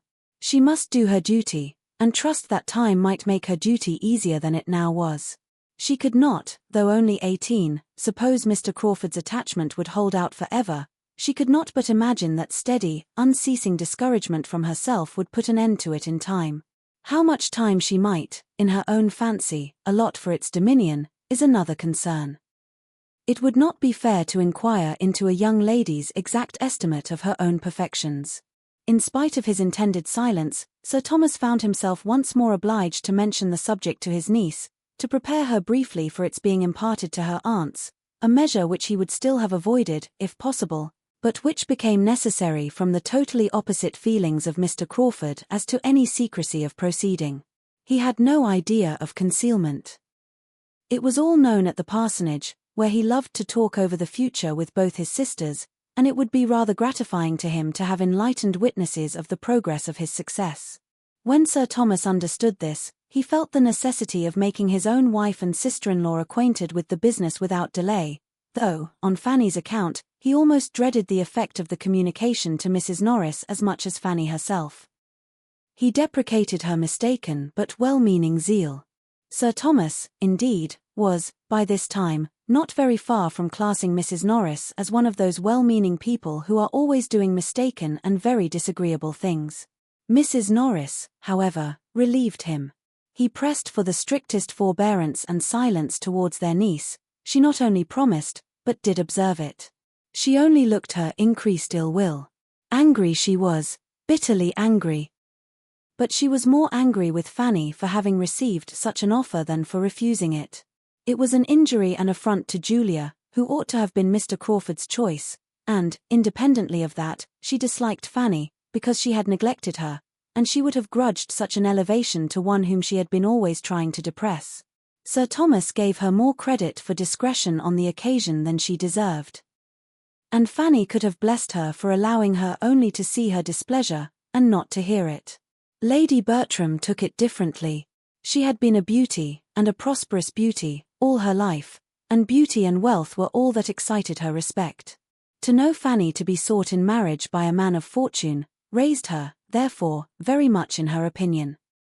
By convincing her that Fanny was very pretty, which she had been doubting about before, and that she would be advantageously married, it made her feel a sort of credit in calling her niece. "Well, Fanny," said she, as soon as they were alone together afterwards, and she really had known something like impatience to be alone with her, and her countenance, as she spoke, had extraordinary animation. "Well, Fanny, I have had a very agreeable surprise this morning. I must just speak of it once. I told Sir Thomas the first must once, and then I shall have done. I give you joy, my dear niece." And looking at her complacently, she added, "Humph, we certainly are a handsome family." Fanny coloured, and doubted at first what to say, when, hoping to assail her on her vulnerable side, she presently answered, "My dear aunt, you cannot wish me to do differently from what I have done, I am sure.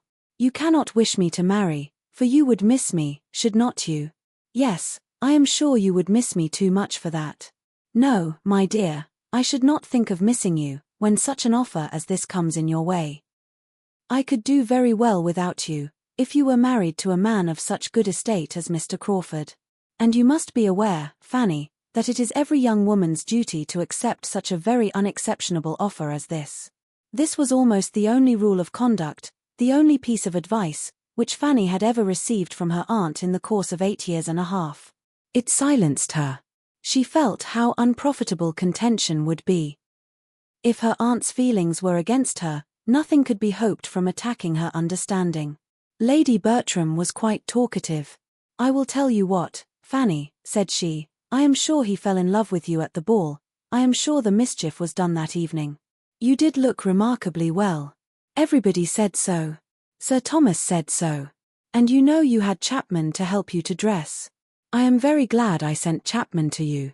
I shall tell Sir Thomas that I am sure it was done that evening." And still pursuing the same cheerful thoughts, she soon afterwards added, "And I will tell you what, Fanny, which is more than I did for Maria, the next time Pug has a litter you shall have a puppy." Chapter 34. Edmund had great things to hear on his return. Many surprises were awaiting him. The first that occurred was not least in interest, the appearance of Henry Crawford and his sister walking together through the village as he rode into it. He had concluded. He had meant them to be far distant. His absence had been extended beyond a fortnight purposely to avoid Miss Crawford. He was returning to Mansfield with spirits ready to feed on melancholy remembrances and tender associations, when her own fair self was before him, leaning on her brother's arm, and he found himself receiving a welcome, unquestionably friendly, from the woman whom, 2 moments before, he had been thinking of as 70 miles off, and as farther, much farther, from him in inclination than any distance could express. Her reception of him was of a sort which he could not have hoped for, had he expected to see her. Coming as he did from such a purport fulfilled as had taken him away, he would have expected anything rather than a look of satisfaction, and words of simple, pleasant meaning. It was enough to set his heart in a glow, and to bring him home in the properest state for feeling the full value of the other joyful surprises at hand. William's promotion, with all its particulars, he was soon master of. And with such a secret provision of comfort within his own breast to help the joy, he found in it a source of most gratifying sensation and unvarying cheerfulness all dinner time. After dinner, when he and his father were alone, he had Fanny's history, and then all the great events of the last fortnight, and the present situation of matters at Mansfield were known to him. Fanny suspected what was going on. They sat so much longer than usual in the dining parlour, that she was sure they must be talking of her, and when tea at last brought them away, and she was to be seen by Edmund again, she felt dreadfully guilty. He came to her, sat down by her, took her hand, and pressed it kindly, and at that moment she thought that, but for the occupation and the scene which the tea things afforded, she must have betrayed her emotion in some unpardonable excess. He was not intending, however, by such action, to be conveying to her that unqualified approbation and encouragement which her hopes drew from it. It was designed only to express his participation in all that interested her, and to tell her that he had been hearing what quickened every feeling of affection. He was, in fact, entirely on his father's side of the question. His surprise was not so great as his father's at her refusing Crawford, because, so far from supposing her to consider him with anything like a preference, he had always believed it to be rather the reverse, and could imagine her to be taken perfectly unprepared, but Sir Thomas could not regard the connection as more desirable than he did. It had every recommendation to him. And while honouring her for what she had done under the influence of her present indifference, honouring her in rather stronger terms than Sir Thomas could quite echo, he was most earnest in hoping, and sanguine in believing, that it would be a match at last, and that, united by mutual affection, it would appear that their dispositions were as exactly fitted to make them blessed in each other, as he was now beginning seriously to consider them. Crawford had been too precipitate. He had not given her time to attach herself. He had begun at the wrong end. With such powers as his, however, and such a disposition as hers, Edmund trusted that everything would work out a happy conclusion. Meanwhile, he saw enough of Fanny's embarrassment to make him scrupulously guard against exciting it a second time, by any word, or look, or movement. Crawford called the next day, and on the score of Edmund's return, Sir Thomas felt himself more than licensed to ask him to stay dinner. It was really a necessary compliment. He stayed of course, and Edmund had then ample opportunity for observing how he sped with Fanny, and what degree of immediate encouragement for him might be extracted from her manners, and it was so little, so very, very little every chance, every possibility of it, resting upon her embarrassment only. If there was not hope in her confusion, there was hope in nothing else, that he was almost ready to wonder at his friend's perseverance. Fanny was worth it all, He held her to be worth every effort of patience, every exertion of mind, but he did not think he could have gone on himself with any woman breathing, without something more to warm his courage than his eyes could discern in hers. He was very willing to hope that Crawford saw clearer, and this was the most comfortable conclusion for his friend that he could come to from all that he observed to pass before, and at, and after dinner. In the evening a few circumstances occurred which he thought more promising. When he and Crawford walked into the drawing-room, his mother and Fanny were sitting as intently and silently at work as if there were nothing else to care for. Edmund could not help noticing their apparently deep tranquillity. "We have not been so silent all the time," replied his mother. "Fanny has been reading to me, and only put the book down upon hearing you coming." And sure enough there was a book on the table which had the air of being very recently closed, a volume of Shakespeare. "She often reads to me out of those books, and she was in the middle of a very fine speech of that man's, what's his name, Fanny, when we heard your footsteps." Crawford took the volume. "Let me have the pleasure of finishing that speech to your ladyship," said he. "I shall find it immediately." And by carefully giving way to the inclination of the leaves, he did find it, or within a page or two, quite near enough to satisfy Lady Bertram, who assured him, as soon as he mentioned the name of Cardinal Wolsey, that he had got the very speech. Not a look or an offer of help had Fanny given, not a syllable for or against. All her attention was for her work. She seemed determined to be interested by nothing else. But taste was too strong in her. She could not abstract her mind 5 minutes. She was forced to listen. His reading was capital, and her pleasure in good reading extreme. To good reading, however, she had been long used. Her uncle read well, her cousins all, Edmund very well, but in Mr. Crawford's reading there was a variety of excellence beyond what she had ever met with. The King, the Queen, Buckingham, Wolsey, Cromwell, all were given in turn. For with the happiest knack, the happiest power of jumping and guessing, he could always alight at will on the best scene, or the best speeches of each, and whether it were dignity, or pride, or tenderness, or remorse, or whatever were to be expressed, he could do it with equal beauty. It was truly dramatic. His acting had first taught Fanny what pleasure a play might give, and his reading brought all his acting before her again. Nay, perhaps with greater enjoyment, for it came unexpectedly, and with no such drawback as she had been used to suffer in seeing him on the stage with Miss Bertram. Edmund watched the progress of her attention, and was amused and gratified by seeing how she gradually slackened in the needlework, which at the beginning seemed to occupy her totally. How it fell from her hand while she sat motionless over it, and at last, how the eyes which had appeared so studiously to avoid him throughout the day were turned and fixed on Crawford, fixed on him for minutes, fixed on him, in short, till the attraction drew Crawford's upon her, and the book was closed, and the charm was broken. Then she was shrinking again into herself, and blushing and working as hard as ever. But it had been enough to give Edmund encouragement for his friend, and as he cordially thanked him, he hoped to be expressing Fanny's secret feelings too. "That play must be a favourite with you," said he. "You read as if you knew it well." "It will be a favourite, I believe, from this hour," replied Crawford, "but I do not think I have had a volume of Shakespeare in my hand before since I was 15. I once saw Henry VIII acted, or I have heard of it from somebody who did, I am not certain which. But Shakespeare one gets acquainted with without knowing how. It is a part of an Englishman's constitution. His thoughts and beauties are so spread abroad that one touches them everywhere, one is intimate with him by instinct. No man of any brain can open at a good part of one of his plays without falling into the flow of his meaning immediately." "No doubt one is familiar with Shakespeare in a degree," said Edmund, "from one's earliest years. His celebrated passages are quoted by everybody, they are in half the books we open, and we all talk Shakespeare, use his similes, and describe with his descriptions, but this is totally distinct from giving his sense as you gave it. To know him in bits and scraps is common enough, to know him pretty thoroughly is, perhaps, not uncommon, but to read him well aloud is no everyday talent." "Sir, you do me honour," was Crawford's answer, with a bow of mock gravity. Both gentlemen had a glance at Fanny, to see if a word of accordant praise could be extorted from her, yet both feeling that it could not be. Her praise had been given in her attention, that must content them.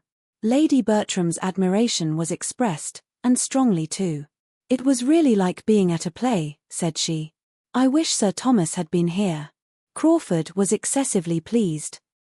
If Lady Bertram, with all her incompetency and languor, could feel this, the inference of what her niece, alive and enlightened as she was, must feel, was elevating.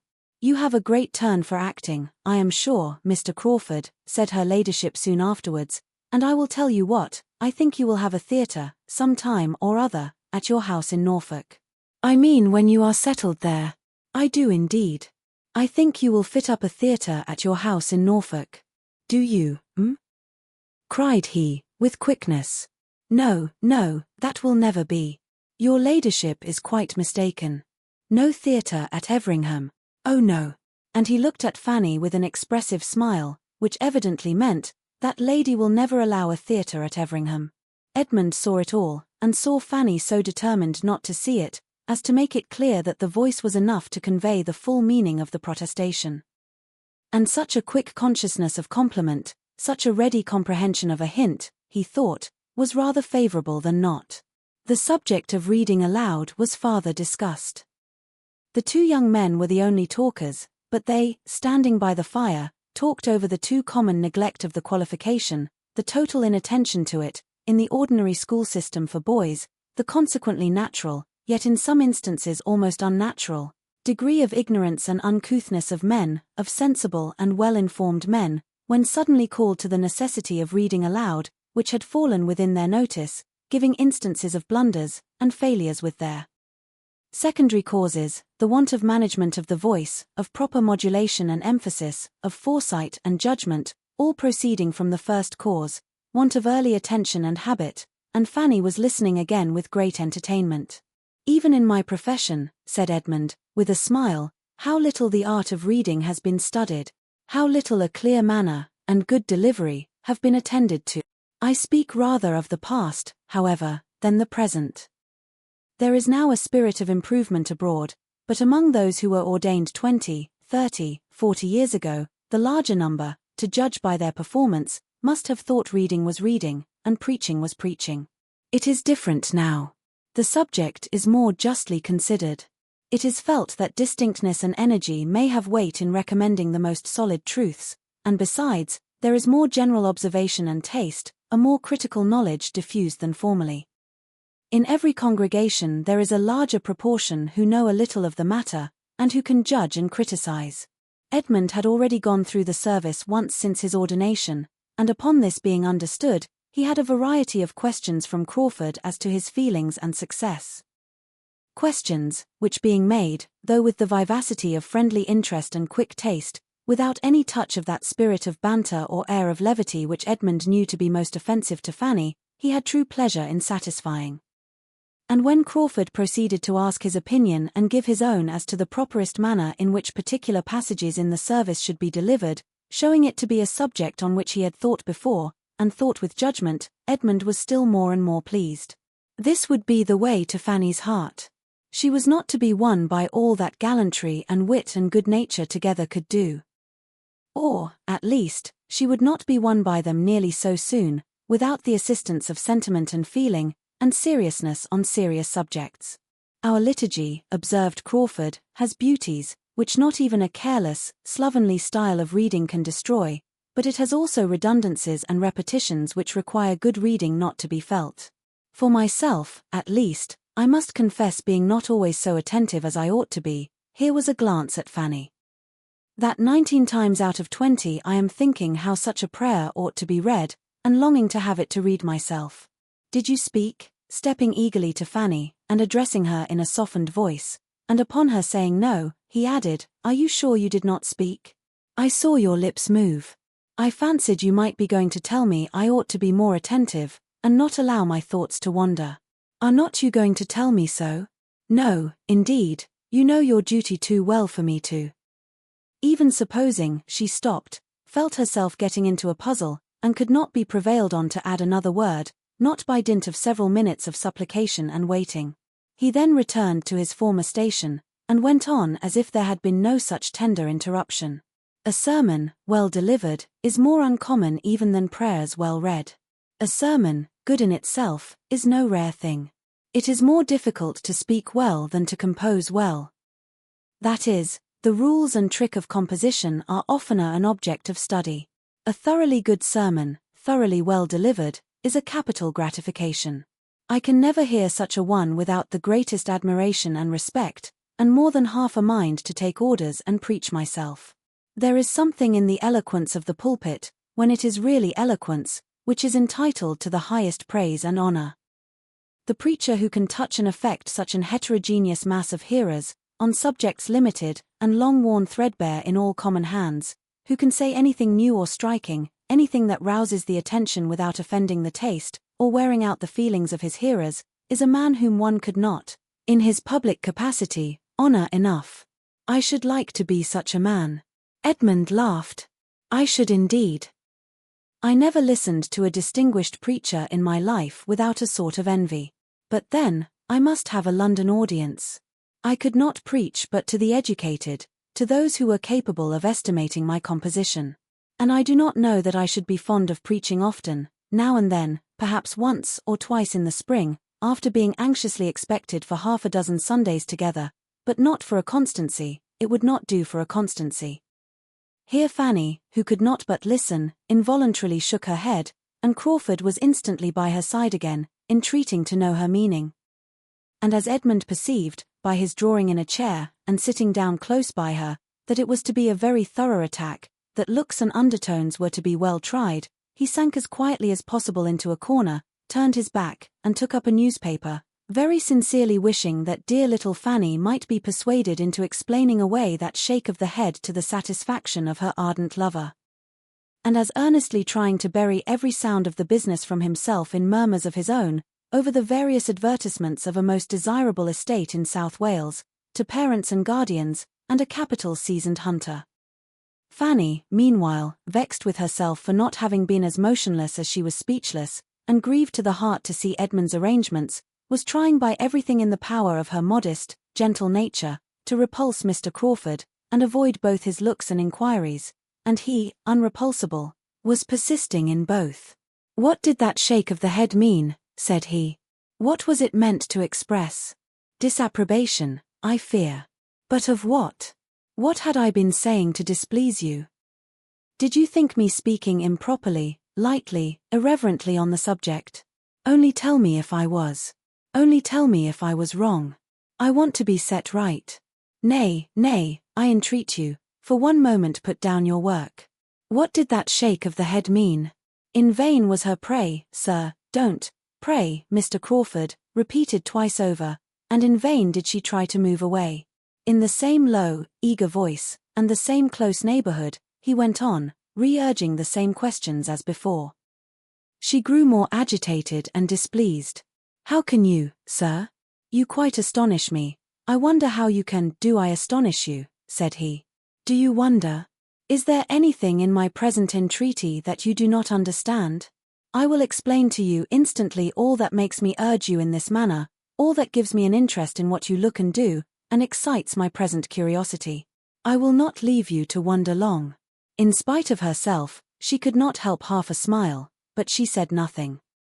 You shook your head at my acknowledging that I should not like to engage in the duties of a clergyman always for a constancy. Yes, that was the word. Constancy. I am not afraid of the word. I would spell it, read it, write it with anybody. I see nothing alarming in the word. Did you think I ought? Perhaps, sir, said Fanny, wearied at last into speaking, perhaps, sir, I thought it was a pity you did not always know yourself as well as you seemed to do at that moment. Crawford, delighted to get her to speak at any rate, was determined to keep it up, and poor Fanny, who had hoped to silence him by such an extremity of reproof, found herself sadly mistaken, and that it was only a change from one object of curiosity and one set of words to another. He had always something to entreat the explanation of. The opportunity was too fair. None such had occurred since his seeing her in her uncle's room, none such might occur again before his leaving Mansfield. Lady Bertram's being just on the other side of the table was a trifle, for she might always be considered as only half awake, and Edmund's advertisements were still of the first utility. Well, said Crawford, after a course of rapid questions and reluctant answers. I am happier than I was, because I now understand more clearly your opinion of me. You think me unsteady, easily swayed by the whim of the moment, easily tempted, easily put aside. With such an opinion, no wonder that, but we shall cede, it is not by protestations that I shall endeavor to convince you I am wronged, it is not by telling you that my affections are steady. My conduct shall speak for me, absence, distance, time shall speak for me. They shall prove that, as far as you can be deserved by anybody, I do deserve you. You are infinitely my superior in merit, all that I know. You have qualities which I had not before supposed to exist in such a degree in any human creature.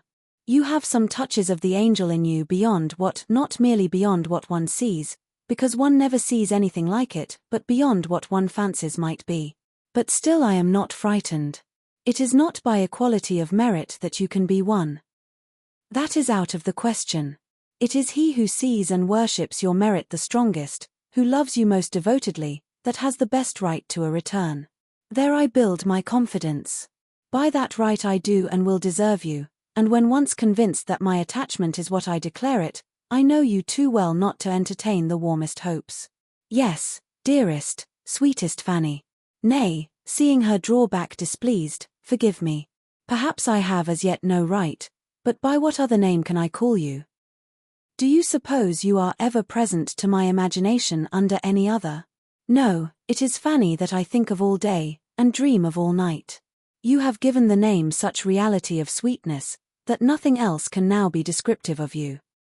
Fanny could hardly have kept her seat any longer, or have refrained from at least trying to get away in spite of all the too public opposition she foresaw to it, had it not been for the sound of approaching relief, the very sound which she had been long watching for, and long thinking strangely delayed. The solemn procession, headed by Baddeley, of tea-board, urn, and cake-bearers, made its appearance, and delivered her from a grievous imprisonment of body and mind. Mr. Crawford was obliged to move. She was at liberty, she was busy, she was protected. Edmund was not sorry to be admitted again among the number of those who might speak and hear. But though the conference had seemed full long to him, and though on looking at Fanny he saw rather a flush of vexation, he inclined to hope that so much could not have been said and listened to without some profit to the speaker. Chapter 35. Edmund had determined that it belonged entirely to Fanny to choose whether her situation with regard to Crawford should be mentioned between them or not, and that if she did not lead the way, it should never be touched on by him. But after a day or two of mutual reserve, he was induced by his father to change his mind, and try what his influence might do for his friend. A day, and a very early day, was actually fixed for the Crawfords' departure. And Sir Thomas thought it might be as well to make one more effort for the young man before he left Mansfield, that all his professions and vows of unshaken attachment might have as much hope to sustain them as possible. Sir Thomas was most cordially anxious for the perfection of Mr. Crawford's character in that point. He wished him to be a model of constancy, and fancied the best means of effecting it would be by not trying him too long. Edmund was not unwilling to be persuaded to engage in the business. He wanted to know Fanny's feelings. She had been used to consult him in every difficulty, and he loved her too well to bear to be denied her confidence now. He hoped to be of service to her, he thought he must be of service to her. Whom else had she to open her heart to? If she did not need counsel, she must need the comfort of communication. Fanny estranged from him, silent and reserved, was an unnatural state of things. A state which he must break through, and which he could easily learn to think she was wanting him to break through. "I will speak to her, sir, I will take the first opportunity of speaking to her alone," was the result of such thoughts as these, and upon Sir Thomas's information of her being at that very time walking alone in the shrubbery, he instantly joined her. "I am come to walk with you, Fanny," said he. "Shall I?" drawing her arm within his. "It is a long while since we have had a comfortable walk together." She assented to it all rather by look than word. Her spirits were low. "But, Fanny," he presently added, "in order to have a comfortable walk, something more is necessary than merely pacing this gravel together. You must talk to me. I know you have something on your mind. I know what you are thinking of. You cannot suppose me uninformed. Am I to hear of it from everybody but Fanny herself?" Fanny, at once agitated and dejected, replied, "If you hear of it from everybody, cousin, there can be nothing for me to tell. Not of facts, perhaps, but of feelings, Fanny. No one but you can tell me them. I do not mean to press you, however. If it is not what you wish yourself, I have done. I had thought it might be a relief. I am afraid we think too differently for me to find any relief in talking of what I feel. Do you suppose that we think differently? I have no idea of it. I dare say that, on a comparison of our opinions, they would be found as much alike as they have been used to be. To the point, I consider Crawford's proposals as most advantageous and desirable, if you could return his affection. I consider it as most natural that all your family should wish you could return it, but that, as you cannot, you have done exactly as you ought in refusing him. Can there be any disagreement between us here? Oh no. But I thought you blamed me. I thought you were against me. This is such a comfort. This comfort you might have had sooner, Fanny, had you sought it. But how could you possibly suppose me against you? How could you imagine me an advocate for marriage without love? Were I even careless in general on such matters, how could you imagine me so where your happiness was at stake? My uncle thought me wrong, and I knew he had been talking to you. As far as you have gone, Fanny, I think you perfectly right. I may be sorry, I may be surprised, though hardly that, for you had not had time to attach yourself, but I think you perfectly right. Can it admit of a question? It is disgraceful to us if it does. You did not love him, nothing could have justified your accepting him. Fanny had not felt so comfortable for days and days. So far your conduct has been faultless, and they were quite mistaken who wished you to do otherwise. But the matter does not end here. Crawford's is no common attachment. He perseveres, with the hope of creating that regard which had not been created before. This, we know, must be a work of time. But, with an affectionate smile, let him succeed at last, Fanny, let him succeed at last. You have proved yourself upright and disinterested, prove yourself grateful and tender-hearted, and then you will be the perfect model of a woman which I have always believed you born for. Oh, never, never, never, he never will succeed with me. And she spoke with a warmth which quite astonished Edmund, and which she blushed at the recollection of herself, when she saw his look, and heard him reply, never. Fanny, so very determined and positive. This is not like yourself, your rational self. I mean, she cried, sorrowfully correcting herself, that I think I never shall, as far as the future can be answered for, I think I never shall return his regard. I must hope better things. I am aware, more aware than Crawford can be, that the man who means to make you love him, you having due notice of his intentions, must have very uphill work, for there are all your early attachments and habits in battle array, and before he can get your heart for his own use he has to unfasten it from all the holds upon things animate and inanimate, which so many years' growth have confirmed, and which are considerably tightened for the moment by the very idea of separation. I know that the apprehension of being forced to quit Mansfield will for a time be arming you against him. I wish he had not been obliged to tell you what he was trying for. I wish he had known you as well as I do, Fanny. Between us, I think we should have won you. My theoretical and his practical knowledge together could not have failed. He should have worked upon my plans.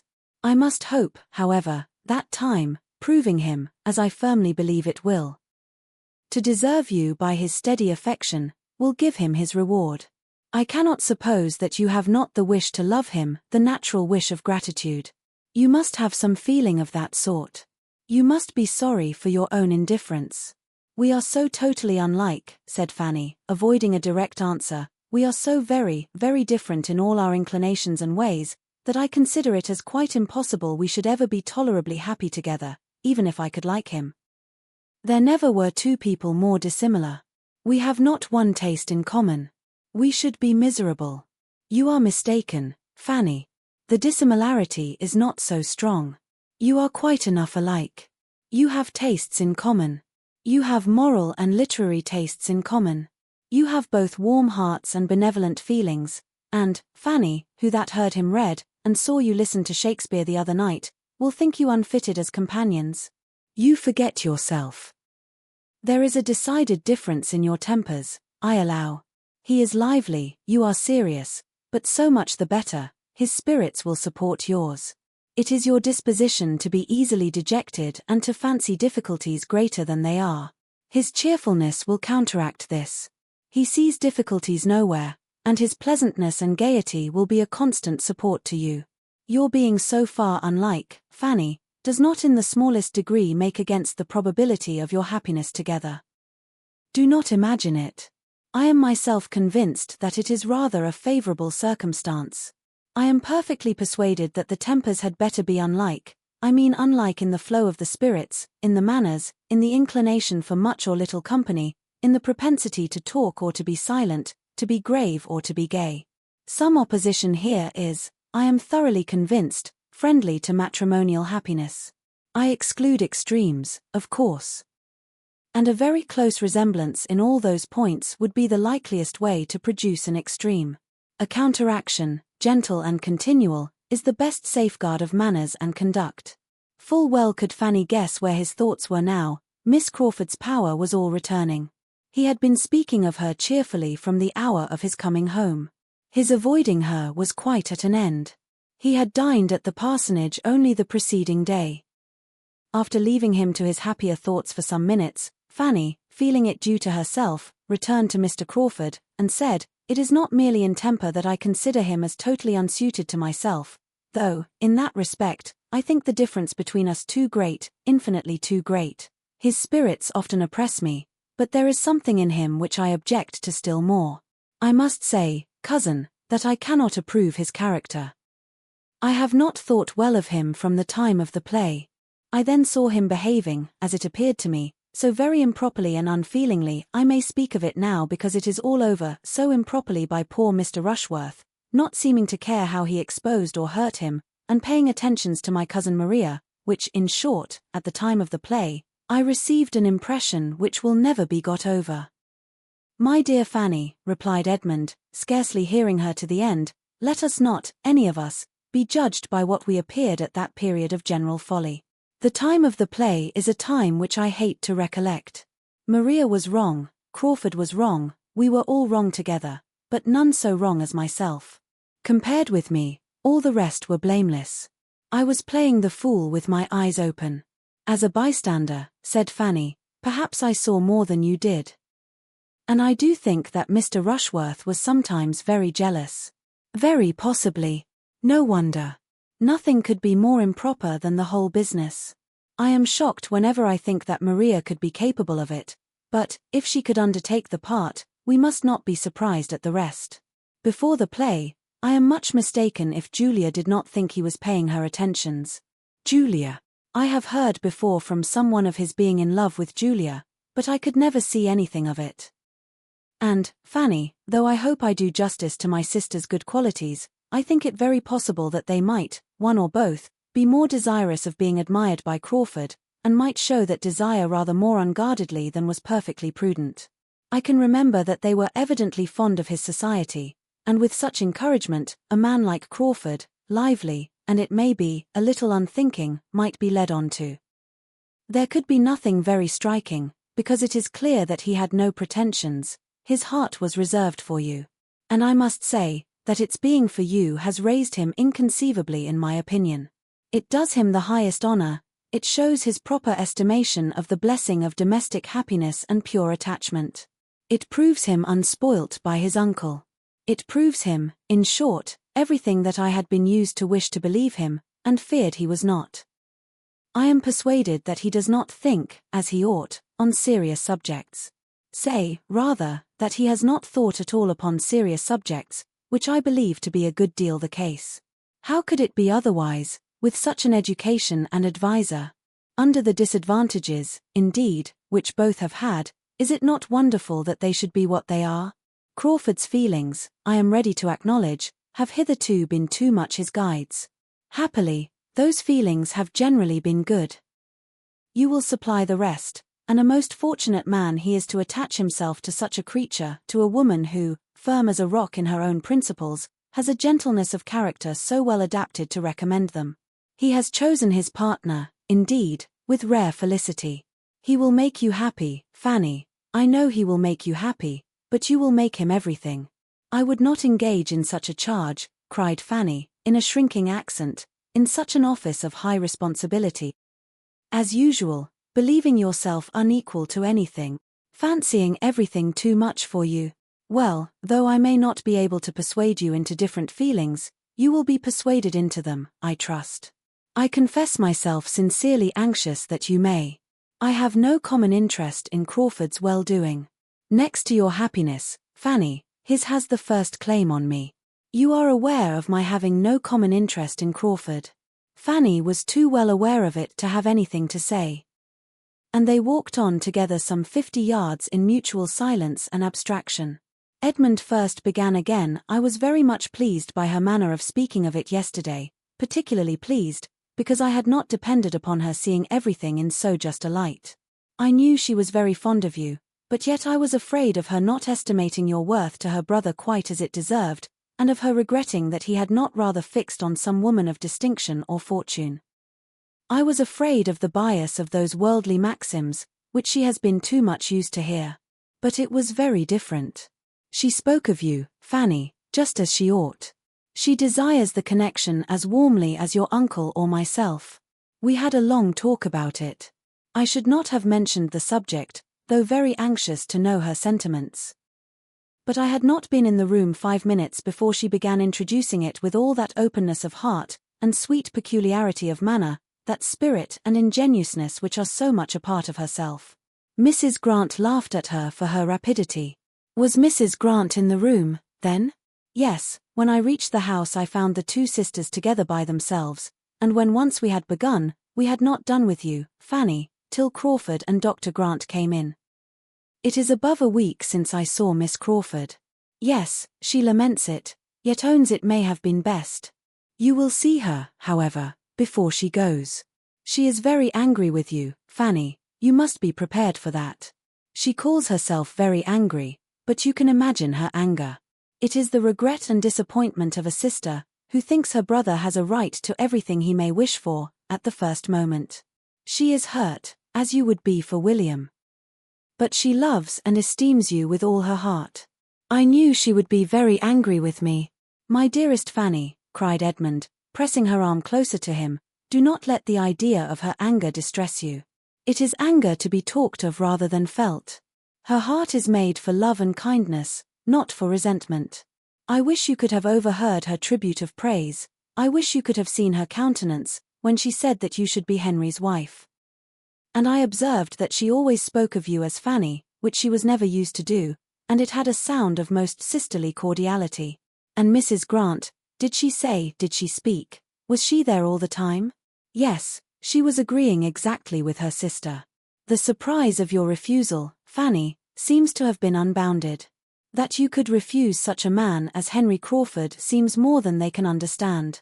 I said what I could for you, but in good truth, as they stated the case. You must prove yourself to be in your senses as soon as you can by a different conduct, nothing else will satisfy them. But this is teasing you. I have done. Do not turn away from me. I should have thought, said Fanny, after a pause of recollection and exertion, that every woman must have felt the possibility of a man's not being approved, not being loved by someone of her sex at least, let him be ever so generally agreeable. Let him have all the perfections in the world, I think it ought not to be set down as certain that a man must be acceptable to every woman he may happen to like himself.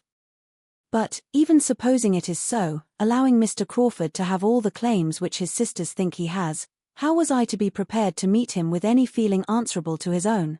He took me wholly by surprise. I had not an idea that his behavior to me before had any meaning, and surely I was not to be teaching myself to like him only because he was taking what seemed very idle notice of me. In my situation, it would have been the extreme of vanity to be forming expectations on Mr. Crawford. I am sure his sisters, rating him as they do, must have thought it so, supposing he had meant nothing. How, then, was I to be in love with him the moment he said he was with me? How was I to have an attachment at his service, as soon as it was asked for? His sisters should consider me as well as him. The higher his deserts, the more improper for me ever to have thought of him. And we think very differently of the nature of women, if they can imagine a woman so very soon capable of returning an affection as this seems to imply. My dear, dear Fanny, now I have the truth. I know this to be the truth, and most worthy of you are such feelings. I had attributed them to you before. I thought I could understand you. You have now given exactly the explanation which I ventured to make for you to your friend and Mrs. Grant, and they were both better satisfied, though your warm-hearted friend was still run away with a little by the enthusiasm of her fondness for Henry. I told them that you were of all human creatures the one over whom habit had most power and novelty least, and that the very circumstance of the novelty of Crawford's addresses was against him. Their being so new and so recent was all in their disfavor, that you could tolerate nothing that you were not used to, and a great deal more to the same purpose, to give them a knowledge of your character. Miss Crawford made us laugh by her plans of encouragement for her brother. She meant to urge him to persevere in the hope of being loved in time, and of having his addresses most kindly received at the end of about 10 years' happy marriage. Fanny could with difficulty give the smile that was here asked for. Her feelings were all in revolt. She feared she had been doing wrong, saying too much, overacting the caution which she had been fancying necessary, in guarding against one evil, laying herself open to another, and to have Miss Crawford's liveliness repeated to her at such a moment, and on such a subject, was a bitter aggravation. Edmund saw weariness and distress in her face, and immediately resolved to forbear all farther discussion, and not even to mention the name of Crawford again, except as it might be connected with what must be agreeable to her. On this principle, he soon afterwards observed, "They go on Monday. You are sure, therefore, of seeing your friend either tomorrow or Sunday." "They really go on Monday, and I was within a trifle of being persuaded to stay at Lessingby till that very day. I had almost promised it. What a difference it might have made! Those 5 or 6 days more at Lessingby might have been felt all my life." "You were near staying there?" "Very. I was most kindly pressed, and had nearly consented. Had I received any letter from Mansfield, to tell me how you were all going on, I believe I should certainly have stayed, but I knew nothing that had happened here for a fortnight, and felt that I had been away long enough."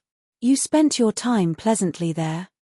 "Yes, that is, it was the fault of my own mind if I did not. They were all very pleasant. I doubt their finding me so. I took uneasiness with me, and there was no getting rid of it till I was in Mansfield again." "The Miss Owens, you liked them, did not you?" "Yes, very well. Pleasant, good-humoured, unaffected girls. But I am spoilt, Fanny, for common female society. Good-humoured, unaffected girls will not do for a man who has been used to sensible women. They are two distinct orders of being. You and Miss Crawford have made me too nice." Still, however, Fanny was oppressed and wearied. He saw it in her looks, it could not be talked away, and attempting it no more, he led her directly, with the kind authority of a privileged guardian, into the house. Chapter 36. Edmund now believed himself perfectly acquainted with all that Fanny could tell, or could leave to be conjectured of her sentiments, and he was satisfied.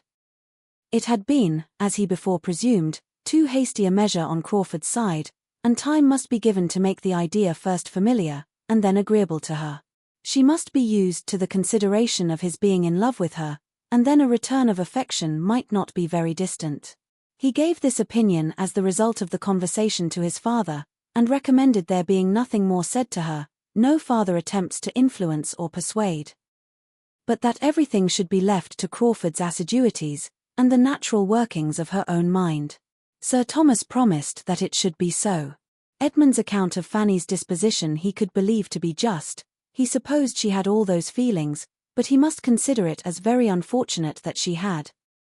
For, less willing than his son to trust to the future, he could not help fearing that if such very long allowances of time and habit were necessary for her, she might not have persuaded herself into receiving his addresses properly before the young man's inclination for paying them were over.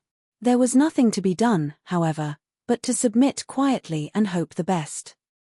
The promised visit from her friend, as Edmund called Miss Crawford, was a formidable threat to Fanny, and she lived in continual terror of it.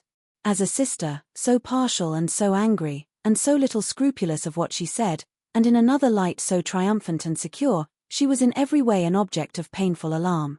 Her displeasure, her penetration, and her happiness were all fearful to encounter. And the dependence of having others present when they met was Fanny's only support in looking forward to it. She absented herself as little as possible from Lady Bertram, kept away from the East Room, and took no solitary walk in the shrubbery, in her caution to avoid any sudden attack. She succeeded.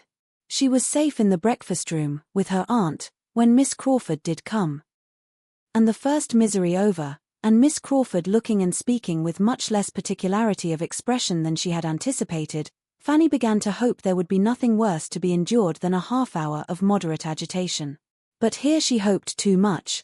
Miss Crawford was not the slave of opportunity. She was determined to see Fanny alone, and therefore said to her tolerably soon, in a low voice, "I must speak to you for a few minutes somewhere." Words that Fanny felt all over her, in all her pulses and all her nerves. Denial was impossible. Her habits of ready submission, on the contrary, made her almost instantly rise and lead the way out of the room. She did it with wretched feelings, but it was inevitable. They were no sooner in the hall than all restraint of countenance was over on Miss Crawford's side. She immediately shook her head at Fanny with arch, yet affectionate reproach, and taking her hand, seemed hardly able to help beginning directly.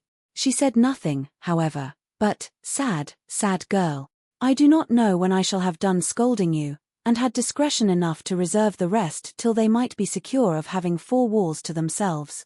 Fanny naturally turned upstairs, and took her guest to the apartment which was now always fit for comfortable use. Opening the door, however, with a most aching heart, and feeling that she had a more distressing scene before her than ever that spot had yet witnessed. But the evil ready to burst on her was at least delayed by the sudden change in Miss Crawford's ideas, by the strong effect on her mind which the finding herself in the East Room again produced. "Ha!" she cried, with instant animation, "am I here again? The East Room. Once only was I in this room before." And after stopping to look about her, and seemingly to retrace all that had then passed, she added, "Once only before. Do you remember it?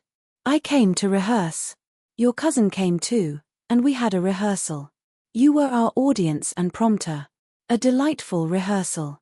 I shall never forget it. Here we were, just in this part of the room, here was your cousin, here was I, here were the chairs. Oh, why will such things ever pass away?" Happily for her companion, she wanted no answer. Her mind was entirely self-engrossed. She was in a reverie of sweet remembrances. The scene we were rehearsing was so very remarkable. The subject of it so very, what shall I say? He was to be describing and recommending matrimony to me. I think I see him now, trying to be as demure and composed as on all taught, through the two long speeches. When two sympathetic hearts meet in the marriage state, matrimony may be called a happy life. I suppose no time can ever wear out the impression I have of his looks and voice as he said those words. It was curious, very curious, that we should have such a scene to play. If I had the power of recalling any 1 week of my existence, it should be that week, that acting week. Say what you would, Fanny, it should be that, for I never knew such exquisite happiness in any other. His sturdy spirit to bend as it did. Oh, it was sweet beyond expression. But alas, that very evening destroyed it all. That very evening brought your most unwelcome uncle. Poor Sir Thomas, who was glad to see you. Yet, Fanny, do not imagine I would now speak disrespectfully of Sir Thomas, though I certainly did hate him for many a week. No, I do him justice now. He is just what the head of such a family should be. Nay, in sober sadness, I believe I now love you all. And having said so, with a degree of tenderness and consciousness which Fanny had never seen in her before, and now thought only too becoming, she turned away for a moment to recover herself. "I have had a little fit since I came into this room, as you may perceive," said she presently, with a playful smile, "but it is over now, so let us sit down and be comfortable, for as to scolding you, Fanny, which I came fully intending to do, I have not the heart for it when it comes to the point." And embracing her very affectionately, "Good, gentle Fanny, when I think of this being the last time of seeing you for I do not know how long, I feel it quite impossible to do anything but love you." Fanny was affected. She had not foreseen anything of this, and her feelings could seldom withstand the melancholy influence of the word last. She cried as if she had loved Miss Crawford more than she possibly could. And Miss Crawford, yet farther softened by the sight of such emotion, hung about her with fondness, and said, "I hate to leave you. I shall see no one half so amiable where I am going. Who says we shall not be sisters? I know we shall. I feel that we are born to be connected, And those tears convince me that you feel it too, dear Fanny. Fanny roused herself, and replying only in part, said, "But you are only going from one set of friends to another. You are going to a very particular friend." "Yes, very true. Mrs. Fraser has been my intimate friend for years. But I have not the least inclination to go near her. I can think only of the friends I am leaving, my excellent sister, yourself, and the Bertrams in general. You have all so much more heart among you than one finds in the world at large. You all give me a feeling of being able to trust and confide in you, which in common intercourse one knows nothing of. I wish I had settled with Mrs. Fraser not to go to her till after Easter, a much better time for the visit, but now I cannot put her off. And when I have done with her I must go to her sister, Lady Stornoway, because she was rather my most particular friend of the two, but I have not cared much for her these 3 years." After this speech the two girls sat many minutes silent, each thoughtful. Fanny meditating on the different sorts of friendship in the world, Mary on something of less philosophic tendency. She first spoke again. "How perfectly I remember my resolving to look for you upstairs, and setting off to find my way to the east room, without having an idea whereabouts it was. How well I remember what I was thinking of as I came along, and my looking in and seeing you here sitting at this table at work. And then your cousin's astonishment, when he opened the door, at seeing me here. To be sure, your uncle's returning that very evening. There never was anything quite like it." Another short fit of abstraction followed, when, shaking it off, she thus attacked her companion. "Why, Fanny, you are absolutely in a reverie. Thinking, I hope, of one who is always thinking of you. Oh, that I could transport you for a short time into our circle in town, that you might understand how your power over Henry is thought of there. Oh, the envyings and heartburnings of dozens and dozens, the wonder, the incredulity that will be felt at hearing what you have done, for as to secrecy, Henry is quite the hero of an old romance, and glories in his chains. You should come to London to know how to estimate your conquest. If you were to see how he is courted, and how I am courted for his sake. Now, I am well aware that I shall not be half so welcome to Mrs. Fraser in consequence of his situation with you. When she comes to know the truth she will, very likely, wish me in Northamptonshire again, for there is a daughter of Mr. Fraser, by a first wife, whom she is wild to get married, and wants Henry to take. Oh, she has been trying for him to such a degree.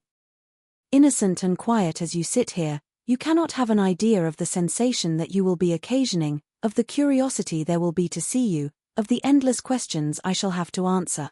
Poor Margaret Fraser will be at me for ever about your eyes and your teeth, and how you do your hair, and who makes your shoes. I wish Margaret were married, for my poor friend's sake, for I look upon the Frasers to be about as unhappy as most other married people. And yet it was a most desirable match for Janet at the time. We were all delighted. She could not do otherwise than accept him, for he was rich, and she had nothing, but he turns out ill-tempered and exigent, and wants a young woman, a beautiful young woman of 25, to be as steady as himself. And my friend does not manage him well, she does not seem to know how to make the best of it. There is a spirit of irritation which, to say nothing worse, is certainly very ill-bred. In their house I shall call to mind the conjugal manners of Mansfield parsonage with respect. Even Dr. Grant does show a thorough confidence in my sister, and a certain consideration for her judgment, which makes one feel there is attachment, but of that I shall see nothing with the Frasers. I shall be at Mansfield for ever, Fanny. My own sister as a wife, Sir Thomas Bertram as a husband, are my standards of perfection. Poor Janet has been sadly taken in, and yet there was nothing improper on her side, she did not run into the match inconsiderately, there was no want of foresight. She took 3 days to consider of his proposals, and during those 3 days asked the advice of everybody connected with her whose opinion was worth having, and especially applied to my late dear aunt, whose knowledge of the world made her judgment very generally and deservedly looked up to by all the young people of her acquaintance, and she was decidedly in favour of Mr. Fraser. This seems as if nothing were a security for matrimonial comfort. I have not so much to say for my friend Flora, who jilted a very nice young man in the Blues for the sake of that horrid Lord Stornoway, who has about as much sense, Fanny, as Mr. Rushworth, but much worse looking, and with a blackguard character. I had my doubts at the time about her being right, for he has not even the air of a gentleman, and now I am sure she was wrong. By the by, Flora Ross was dying for Henry the first winter she came out. But were I to attempt to tell you of all the women whom I have known to be in love with him, I should never have done. It is you, only you, insensible Fanny, who can think of him with anything like indifference. But are you so insensible as you profess yourself? No, no, I see you are not. There was, indeed, so deep a blush over Fanny's face at that moment as might warrant strong suspicion in a predisposed mind. Excellent creature, I will not tease you. Everything shall take its course. But, dear Fanny, you must allow that you were not so absolutely unprepared to have the question asked as your cousin fancies. It is not possible but that you must have had some thoughts on the subject, some surmises as to what might be. You must have seen that he was trying to please you by every attention in his power. Was not he devoted to you at the ball? And then before the ball, the necklace. Oh, you received it just as it was meant. You were as conscious as heart could desire. I remember it perfectly. Do you mean, then, that your brother knew of the necklace beforehand? Oh, Miss Crawford, that was not fair. Knew of it. It was his own doing entirely, his own thought. I am ashamed to say that it had never entered my head, but I was delighted to act on his proposal for both your sakes. I will not say, replied Fanny, that I was not half afraid at the time of its being so, for there was something in your look that frightened me, but not at first. I was as unsuspicious of it at first, indeed I was. It is as true as that I sit here. And had I had an idea of it, nothing should have induced me to accept the necklace. As to your brother's behavior, certainly I was sensible of a particularity. I had been sensible of it some little time, perhaps 2 or 3 weeks, but then I considered it as meaning nothing. I put it down as simply being his way, and was as far from supposing as from wishing him to have any serious thoughts of me. I had not, Miss Crawford, been an inattentive observer of what was passing between him and some part of this family in the summer and autumn. I was quiet, but I was not blind. I could not but see that Mr. Crawford amused himself in gallantries which did mean nothing. Ah, I cannot deny it. He has now and then been a sad flirt, and cared very little for the havoc he might be making in young ladies' affections. I have often scolded him for it, but it is his only fault. And there is this to be said, that very few young ladies have any affections worth caring for. And then, Fanny, the glory of fixing one who has been shot at by so many, of having it in one's power to pay off the debts of one's sex. Oh, I am sure it is not in woman's nature to refuse such a triumph. Fanny shook her head. I cannot think well of a man who sports with any woman's feelings, and there may often be a great deal more suffered than a stander-by can judge of. I do not defend him. I leave him entirely to your mercy, and when he has got you at Everingham, I do not care how much you lecture him. But this I will say, that his fault, the liking to make girls a little in love with him, is not half so dangerous to a wife's happiness as a tendency to fall in love himself, which he has never been addicted to. And I do seriously and truly believe that he is attached to you in a way that he never was to any woman before, that he loves you with all his heart, and will love you as nearly forever as possible. If any man ever loved a woman forever, I think Henry will do as much for you. Fanny could not avoid a faint smile, but had nothing to say. I cannot imagine Henry ever to have been happier, continued Mary presently, than when he had succeeded in getting your brother's commission.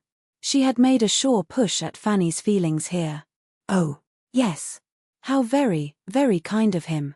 I know he must have exerted himself very much, for I know the parties he had to move. The Admiral hates trouble, and scorns asking favours. And there are so many young men's claims to be attended to in the same way, that a friendship and energy, not very determined, is easily put by. What a happy creature William must be. I wish we could see him. Poor Fanny's mind was thrown into the most distressing of all its varieties. The recollection of what had been done for William was always the most powerful disturber of every decision against Mr. Crawford. And she sat thinking deeply of it till Mary, who had been first watching her complacently, and then musing on something else, suddenly called her attention by saying, I should like to sit talking with you here all day, but we must not forget the ladies below, and so goodbye, my dear, my amiable, my excellent Fanny, For though we shall nominally part in the breakfast parlour, I must take leave of you here. And I do take leave, longing for a happy reunion, and trusting that when we meet again, it will be under circumstances which may open our hearts to each other without any remnant or shadow of reserve. A very, very kind embrace, and some agitation of manner, accompanied these words. I shall see your cousin in town soon, he talks of being there tolerably soon, and Sir Thomas, I dare say, in the course of the spring. And your eldest cousin, and the Rushworths, and Julia, I am sure of meeting again and again, and all but you. I have 2 favours to ask, Fanny. One is your correspondence. You must write to me. And the other, that you will often call on Mrs. Grant, and make her amends for my being gone. The first, at least, of these favours Fanny would rather not have been asked, but it was impossible for her to refuse the correspondence. It was impossible for her even not to accede to it more readily than her own judgment authorized. There was no resisting so much apparent affection. Her disposition was peculiarly calculated to value a fond treatment, and from having hitherto known so little of it, she was the more overcome by Miss Crawford's. Besides, there was gratitude towards her, for having made their tete-a-tete so much less painful than her fears had predicted. It was over, and she had escaped without reproaches and without detection. Her secret was still her own, and while that was the case, she thought she could resign herself to almost everything. In the evening there was another parting. Henry Crawford came and sat some time with them, and her spirits not being previously in the strongest state, her heart was softened for a while towards him, because he really seemed to feel. Quite unlike his usual self, he scarcely said anything. He was evidently oppressed, and Fanny must grieve for him, though hoping she might never see him again till he were the husband of some other woman. When it came to the moment of parting, he would take her hand, he would not be denied it. He said nothing, however, or nothing that she heard, and when he had left the room, she was better pleased that such a token of friendship had passed. On the morrow the Crawfords were gone. Chapter 37. Mr. Crawford gone, Sir Thomas's next object was that he should be missed, and he entertained great hope that his niece would find a blank in the loss of those attentions which at the time she had felt, or fancied, an evil. She had tasted of consequence in its most flattering form, and he did hope that the loss of it, the sinking again into nothing, would awaken very wholesome regrets in her mind. He watched her with this idea, but he could hardly tell with what success. He hardly knew whether there were any difference in her spirits or not. She was always so gentle and retiring that her emotions were beyond his discrimination. He did not understand her, he felt that he did not, and therefore applied to Edmund to tell him how she stood affected on the present occasion, and whether she were more or less happy than she had been. Edmund did not discern any symptoms of regret, and thought his father a little unreasonable in supposing the first 3 or 4 days could produce any. What chiefly surprised Edmund was, that Crawford's sister, the friend and companion who had been so much to her, should not be more visibly regretted. He wondered that Fanny spoke so seldom of her, and had so little voluntarily to say of her concern at this separation. Alas! It was this sister, this friend and companion, who was now the chief bane of Fanny's comfort. If she could have believed Mary's future fate as unconnected with Mansfield as she was determined the brothers should be, if she could have hoped her return thither to be as distant as she was much inclined to think his, she would have been light of heart indeed. But the more she recollected and observed, the more deeply was she convinced that everything was now in a fairer train for Miss Crawford's marrying Edmund than it had ever been before. On his side the inclination was stronger, on hers less equivocal. His objections, the scruples of his integrity, seemed all done away, nobody could tell how, and the doubts and hesitations of her ambition were equally got over and equally without apparent reason. It could only be imputed to increasing attachment. His good and her bad feelings yielded to love, and such love must unite them. He was to go to town as soon as some business relative to Thornton Lacey were completed, perhaps within a fortnight. He talked of going, he loved to talk of it, and when once with her again, Fanny could not doubt the rest. Her acceptance must be as certain as his offer. And yet there were bad feelings still remaining which made the prospect of it most sorrowful to her. Independently, she believed, independently of self. In their very last conversation, Miss Crawford, in spite of some amiable sensations, and much personal kindness, had still been Miss Crawford, still shown a mind led astray and bewildered, and without any suspicion of being so, darkened, yet fancying itself light. She might love, but she did not deserve Edmund by any other sentiment. Fanny believed there was scarcely a second feeling in common between them, and she may be forgiven by older sages for looking on the chance of Miss Crawford's future improvement as nearly desperate, for thinking that if Edmund's influence in this season of love had already done so little in clearing her judgment and regulating her notions, his worth would be finally wasted on her even in years of matrimony. Experience might have hoped more for any young people so circumstanced, and impartiality would not have denied to Miss Crawford's nature that participation of the general nature of women which would lead her to adopt the opinions of the man she loved and respected as her own. But as such were Fanny's persuasions, she suffered very much from them, and could never speak of Miss Crawford without pain. Sir Thomas, meanwhile, went on with his own hopes and his own observations, still feeling a right, by all his knowledge of human nature, to expect to see the effect of the loss of power and consequence on his niece's spirits, and the past attentions of the lover producing a craving for their return. And he was soon afterwards able to account for his not yet completely and indubitably seeing all this, by the prospect of another visitor, whose approach he could allow to be quite enough to support the spirits he was watching. William had obtained a 10 days' leave of absence, to be given to Northamptonshire, and was coming, the happiest of lieutenants, because the latest made, to show his happiness and describe his uniform. He came. And he would have been delighted to show his uniform there too, had not cruel custom prohibited its appearance except on duty. So the uniform remained at Portsmouth, and Edmund conjectured that before Fanny had any chance of seeing it, all its own freshness and all the freshness of its wearer's feelings must be worn away. It would be sunk into a badge of disgrace.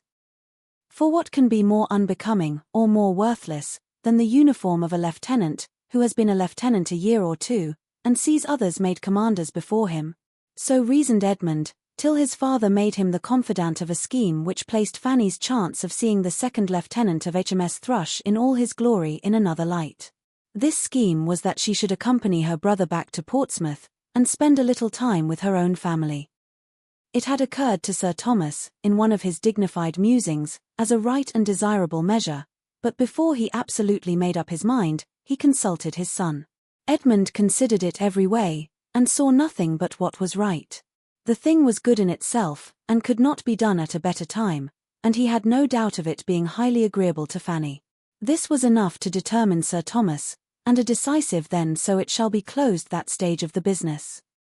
Sir Thomas retiring from it with some feelings of satisfaction, and views of good over and above what he had communicated to his son, for his prime motive in sending her away had very little to do with the propriety of her seeing her parents again, and nothing at all with any idea of making her happy.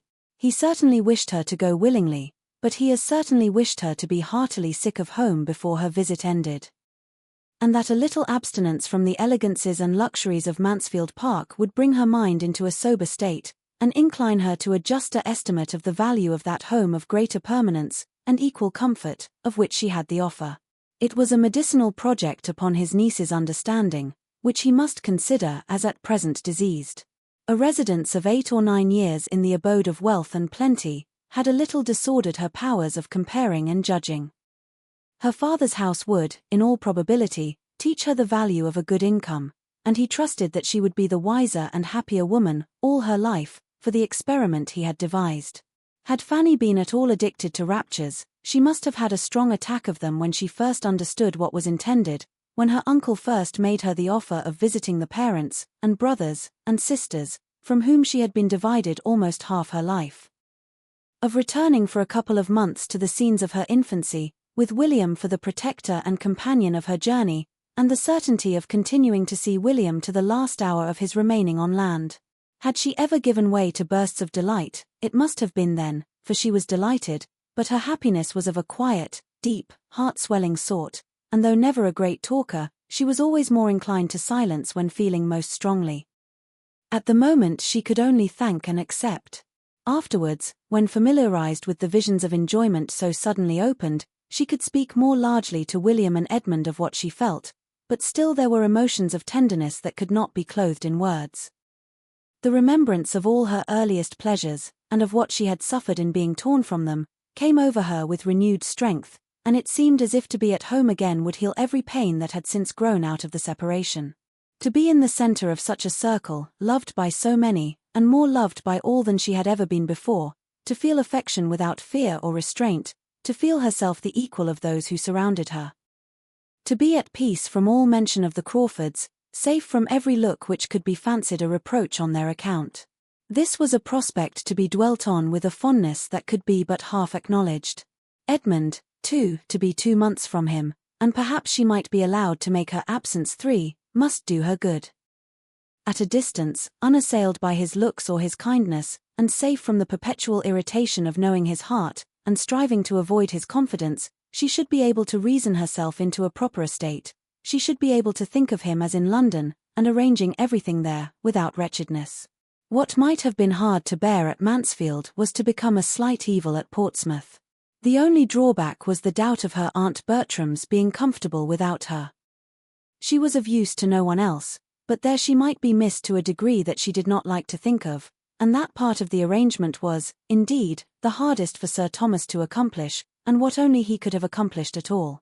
But he was master at Mansfield Park. When he had really resolved on any measure, he could always carry it through.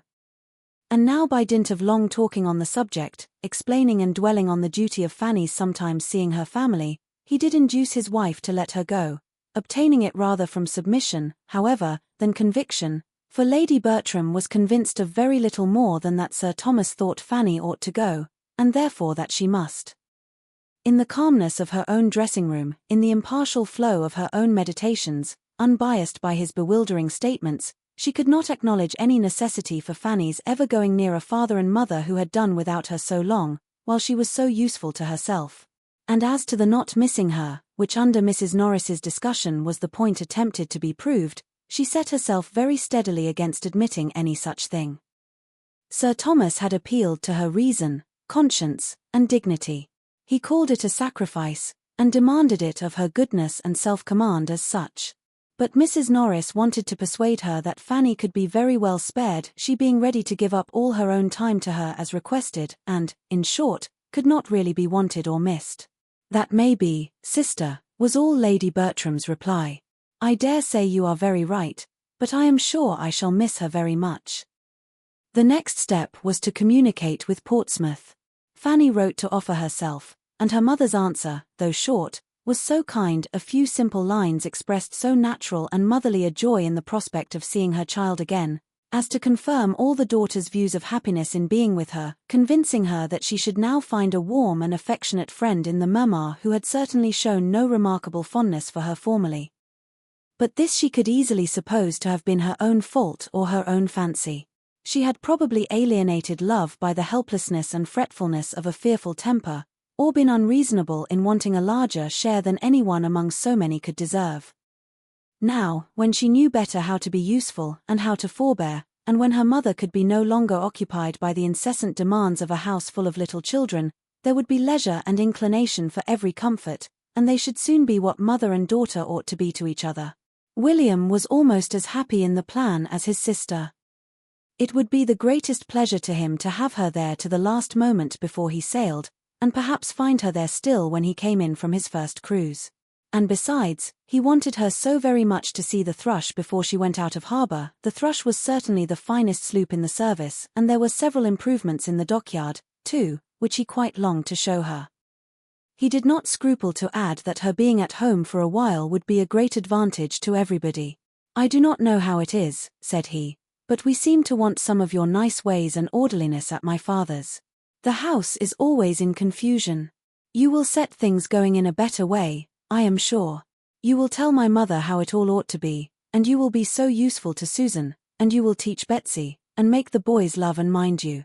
How right and comfortable it will all be."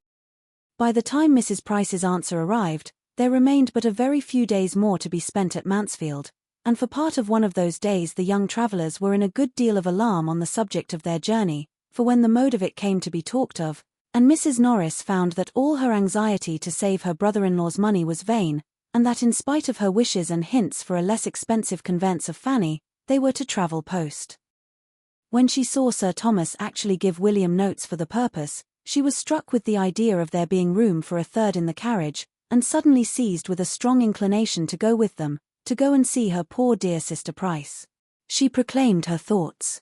She must say that she had more than half a mind to go with the young people. It would be such an indulgence to her. She had not seen her poor dear sister Price for more than 20 years. And it would be a help to the young people in their journey to have her older head to manage for them, and she could not help thinking her poor dear sister Price would feel it very unkind of her not to come by such an opportunity. William and Fanny were horror-struck at the idea. All the comfort of their comfortable journey would be destroyed at once. With woeful countenances they looked at each other. Their suspense lasted an hour or two. No one interfered to encourage or dissuade. Mrs. Norris was left to settle the matter by herself, and it ended, to the infinite joy of her nephew and niece, in the recollection that she could not possibly be spared from Mansfield Park at present, that she was a great deal too necessary to Sir Thomas and Lady Bertram for her to be able to answer it to herself to leave them even for a week, and therefore must certainly sacrifice every other pleasure to that of being useful to them. It had, in fact, occurred to her, that though taken to Portsmouth for nothing, it would be hardly possible for her to avoid paying her own expenses back again. So her poor dear sister Price was left to all the disappointment of her missing such an opportunity, and another 20 years' absence, perhaps, begun. Edmund's plans were affected by this Portsmouth journey, this absence of Fanny's. He too had a sacrifice to make to Mansfield Park as well as his aunt. He had intended, about this time, to be going to London, but he could not leave his father and mother just when everybody else of most importance to their comfort was leaving them, and with an effort, felt but not boasted of, he delayed for a week or two longer a journey which he was looking forward to with the hope of its fixing his happiness for ever. He told Fanny of it. She knew so much already, that she must know everything. It made the substance of one other confidential discourse about Miss Crawford, and Fanny was the more affected from feeling it to be the last time in which Miss Crawford's name would ever be mentioned between them with any remains of liberty. Once afterwards she was alluded to by him. Lady Bertram had been telling her niece in the evening to write to her soon and often, and promising to be a good correspondent herself. And Edmund, at a convenient moment, then added in a whisper, "And I shall write to you, Fanny, when I have anything worth writing about, anything to say that I think you will like to hear, and that you will not hear so soon from any other quarter." Had she doubted his meaning while she listened, the glow in his face, when she looked up at him, would have been decisive. For this letter she must try to arm herself. That a letter from Edmund should be a subject of terror. She began to feel that she had not yet gone through all the changes of opinion and sentiment which the progress of time and variation of circumstances occasion in this world of changes. The vicissitudes of the human mind had not yet been exhausted by her. Poor Fanny! Though going as she did willingly and eagerly, the last evening at Mansfield Park must still be wretchedness. Her heart was completely sad at parting. She had tears for every room in the house, much more for every beloved inhabitant. She clung to her aunt, because she would miss her. She kissed the hand of her uncle with struggling sobs, because she had displeased him, and as for Edmund, she could neither speak, nor look, nor think, when the last moment came with him, and it was not till it was over that she knew he was giving her the affectionate farewell of a brother. All this passed overnight, for the journey was to begin very early in the morning, and when the small, diminished party met at breakfast, William and Fanny were talked of as already advanced one stage. Chapter 38. The novelty of travelling, and the happiness of being with William, soon produced their natural effect on Fanny's spirits, when Mansfield Park was fairly left behind. And by the time their first stage was ended, and they were to quit Sir Thomas's carriage, she was able to take leave of the old coachman, and send back proper messages, with cheerful looks. Of pleasant talk between the brother and sister there was no end. Everything supplied an amusement to the high glee of William's mind, and he was full of frolic and joke in the intervals of their higher-toned subjects, all of which ended, if they did not begin, in praise of the thrush, conjectures how she would be employed, schemes for an action with some superior force, which, supposing the first lieutenant out of the way, and William was not very merciful to the first lieutenant, was to give himself the next step as soon as possible, or speculations upon prize money, which was to be generously distributed at home, with only the reservation of enough to make the little cottage comfortable, in which he and Fanny were to pass all their middle and later life together.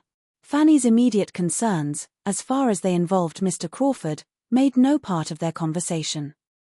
William knew what had passed, and from his heart lamented that his sister's feelings should be so cold towards a man whom he must consider as the first of human characters, but he was of an age to be all for love, and therefore unable to blame, and knowing her wish on the subject, he would not distress her by the slightest allusion.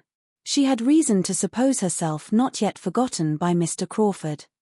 She had heard repeatedly from his sister within the 3 weeks which had passed since their leaving Mansfield, and in each letter there had been a few lines from himself, warm and determined like his speeches. It was a correspondence which Fanny found quite as unpleasant as she had feared. Miss Crawford's style of writing, lively and affectionate, was itself an evil, independent of what she was thus forced into reading from the brother's pen, for Edmund would never rest till she had read the chief of the letter to him, and then she had to listen to his admiration of her language, and the warmth of her attachments. There had, in fact, been so much of message, of allusion, of recollection, so much of Mansfield in every letter, that Fanny could not but suppose it meant for him to hear, and to find herself forced into a purpose of that kind, compelled into a correspondence which was bringing her the addresses of the man she did not love, and obliging her to administer to the adverse passion of the man she did, was cruelly mortifying. Here, too, her present removal promised advantage. When no longer under the same roof with Edmund, she trusted that Miss Crawford would have no motive for writing strong enough to overcome the trouble, and that at Portsmouth their correspondence would dwindle into nothing. With such thoughts as these, among 100 others, Fanny proceeded in her journey safely and cheerfully, and as expeditiously as could rationally be hoped in the dirty month of February. They entered Oxford, but she could take only a hasty glimpse of Edmund's College as they passed along, and made no stop anywhere till they reached Newbury, where a comfortable meal, uniting dinner and supper, wound up the enjoyments and fatigues of the day. The next morning saw them off again at an early hour. And with no events, and no delays, they regularly advanced, and were in the environs of Portsmouth while there was yet daylight for Fanny to look around her, and wonder at the new buildings. They passed the drawbridge and entered the town, and the light was only beginning to fail as, guided by William's powerful voice, they were rattled into a narrow street, leading from the High Street, and drawn up before the door of a small house now inhabited by Mr. Price. Fanny was all agitation and flutter, all hope and apprehension. The moment they stopped, a trolloper-looking maidservant, seemingly in waiting for them at the door, stepped forward, and more intent on telling the news than giving them any help, immediately began with, "The Thrush is gone out of harbour, please sir, and one of the officers has been here too." She was interrupted by a fine tall boy of 11 years old, who, rushing out of the house, pushed the maid aside, and while William was opening the chaise door himself, called out, "You are just in time. We have been looking for you this half-hour. The Thrush went out of harbour this morning. I saw her. It was a beautiful sight. And they think she will have her orders in a day or two. And Mr. Campbell was here at 4 o'clock to ask for you. He has got one of the Thrush's boats, and is going off to her at 6, and hoped you would be here in time to go with him." A stare or two at Fanny, as William helped her out of the carriage, was all the voluntary notice which this brother bestowed. But he made no objection to her kissing him, though still entirely engaged in detailing farther particulars of the Thrush's going out of harbour, in which he had a strong right of interest, being to commence his career of seamanship in her at this very time. Another moment and Fanny was in the narrow entrance passage of the house, and in her mother's arms, who met her there with looks of true kindness, and with features which Fanny loved the more, because they brought her Aunt Bertram's before her, and there were her 2 sisters, Susan, a well-grown fine girl of 14, and Betsy, the youngest of the family, about 5, both glad to see her in their way, though with no advantage of manner in receiving her. But manner Fanny did not want. Would they but love her, she should be satisfied. She was then taken into a parlour, so small that her first conviction was of its being only a passage-room to something better, and she stood for a moment expecting to be invited on, but when she saw there was no other door, and that there were signs of habitation before her, she called back her thoughts, reproved herself, and grieved lest they should have been suspected. Her mother, however, could not stay long enough to suspect anything. She was gone again to the street door, to welcome William. "Oh, my dear William, how glad I am to see you. But have you heard about the Thrush? She is gone out of harbour already, 3 days before we had any thought of it, and I do not know what I am to do about Sam's things. They will never be ready in time, for she may have her orders tomorrow, perhaps.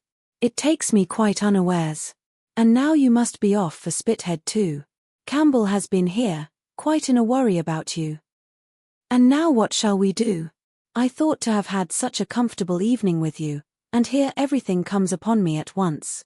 Her son answered cheerfully, telling her that everything was always for the best, and making light of his own inconvenience in being obliged to hurry away so soon.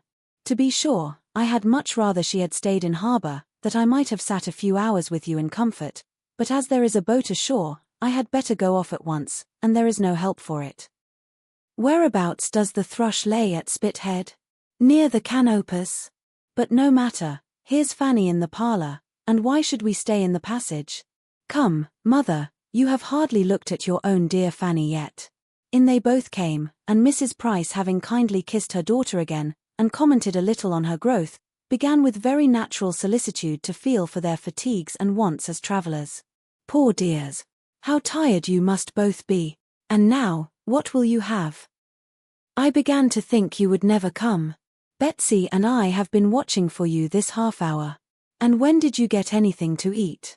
And what would you like to have now? I could not tell whether you would be for some meat, or only a dish of tea, after your journey, or else I would have got something ready. And now I am afraid Campbell will be here before there is time to dress a steak, and we have no butcher at hand. It is very inconvenient to have no butcher in the street. We were better off in our last house. Perhaps you would like some tea as soon as it can be got. They both declared they should prefer it to anything. Then, Betsy, my dear, run into the kitchen and see if Rebecca has put the water on, and tell her to bring in the tea things as soon as she can. I wish we could get the bell mended, but Betsy is a very handy little messenger. Betsy went with alacrity, proud to show her abilities before her fine new sister. Dear me, continued the anxious mother, what a sad fire we have got, and I dare say you are both starved with cold. Draw your chair nearer, my dear. I cannot think what Rebecca has been about. I am sure I told her to bring some coals half an hour ago. Susan, you should have taken care of the fire. I was upstairs, Mamma, moving my things, said Susan, in a fearless, self-defending tone, which startled Fanny. You know you had but just settled that my sister Fanny and I should have the other room. And I could not get Rebecca to give me any help. Farther discussion was prevented by various bustles. First, the driver came to be paid, then there was a squabble between Sam and Rebecca about the manner of carrying up his sister's trunk, which he would manage all his own way. And lastly, in walked Mr. Price himself, his own loud voice preceding him, as with something of the oath kind he kicked away his son's portmanteau and his daughter's bandbox in the passage, and called out for a candle. No candle was brought, however, and he walked into the room. Fanny, with doubting feelings, had risen to meet him, but sank down again on finding herself undistinguished in the dusk, and unthought of. With a friendly shake of his son's hand, and an eager voice, he instantly began, Welcome back, my boy. Glad to see you. Have you heard the news? The thrush went out of harbour this morning. Sharp is the word, you see. By G, you are just in time. The doctor has been here inquiring for you. He has got one of the boats, and is to be off for Spithead by 6, so you had better go with him. I have been to Turner's about your mess. It is all in a way to be done. I should not wonder if you had your orders tomorrow, but you cannot sail with this wind if you are to cruise to the westward, and Captain Walsh thinks you will certainly have a cruise to the westward, with the Elephant. By G, I wish you may. But old Scoley was saying, just now, that he thought you would be sent first to the Texel. Well, we are ready, whatever happens.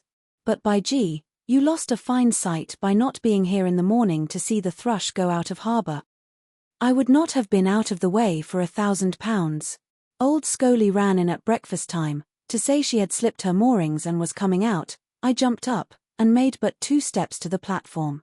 If ever there was a perfect beauty afloat, she is one, and there she lays at Spithead, and anybody in England would take her for an 8 and 20. I was upon the platform 2 hours this afternoon looking at her. She lays close to the Endymion, between her and the Cleopatra, just to the eastward of the sheer hulk. Ha, cried William, that's just where I should have put her myself.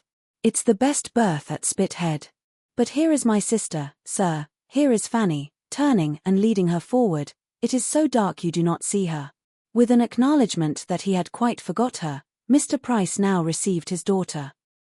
And having given her a cordial hug, and observed that she was grown into a woman, and he supposed would be wanting a husband soon, seemed very much inclined to forget her again.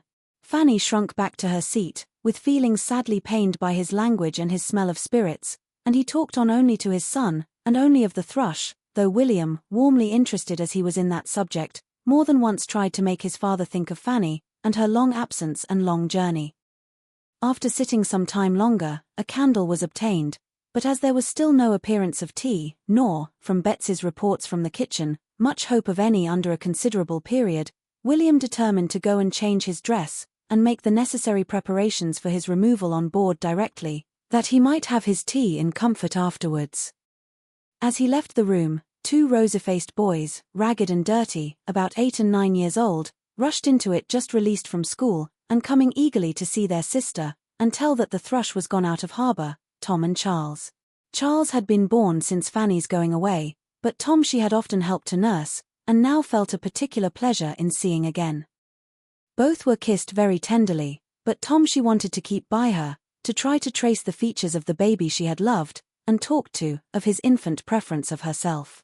Tom, however, had no mind for such treatment. He came home not to stand and be talked to, but to run about and make a noise, and both boys had soon burst from her, and slammed the parlour door till her temples ached. She had now seen all that were at home. There remained only 2 brothers between herself and Susan, one of whom was a clerk in a public office in London, and the other midshipman on board an Indiaman. But though she had seen all the members of the family, she had not yet heard all the noise they could make. Another quarter of an hour brought her a great deal more. William was soon calling out from the landing place of the 2nd story for his mother and for Rebecca.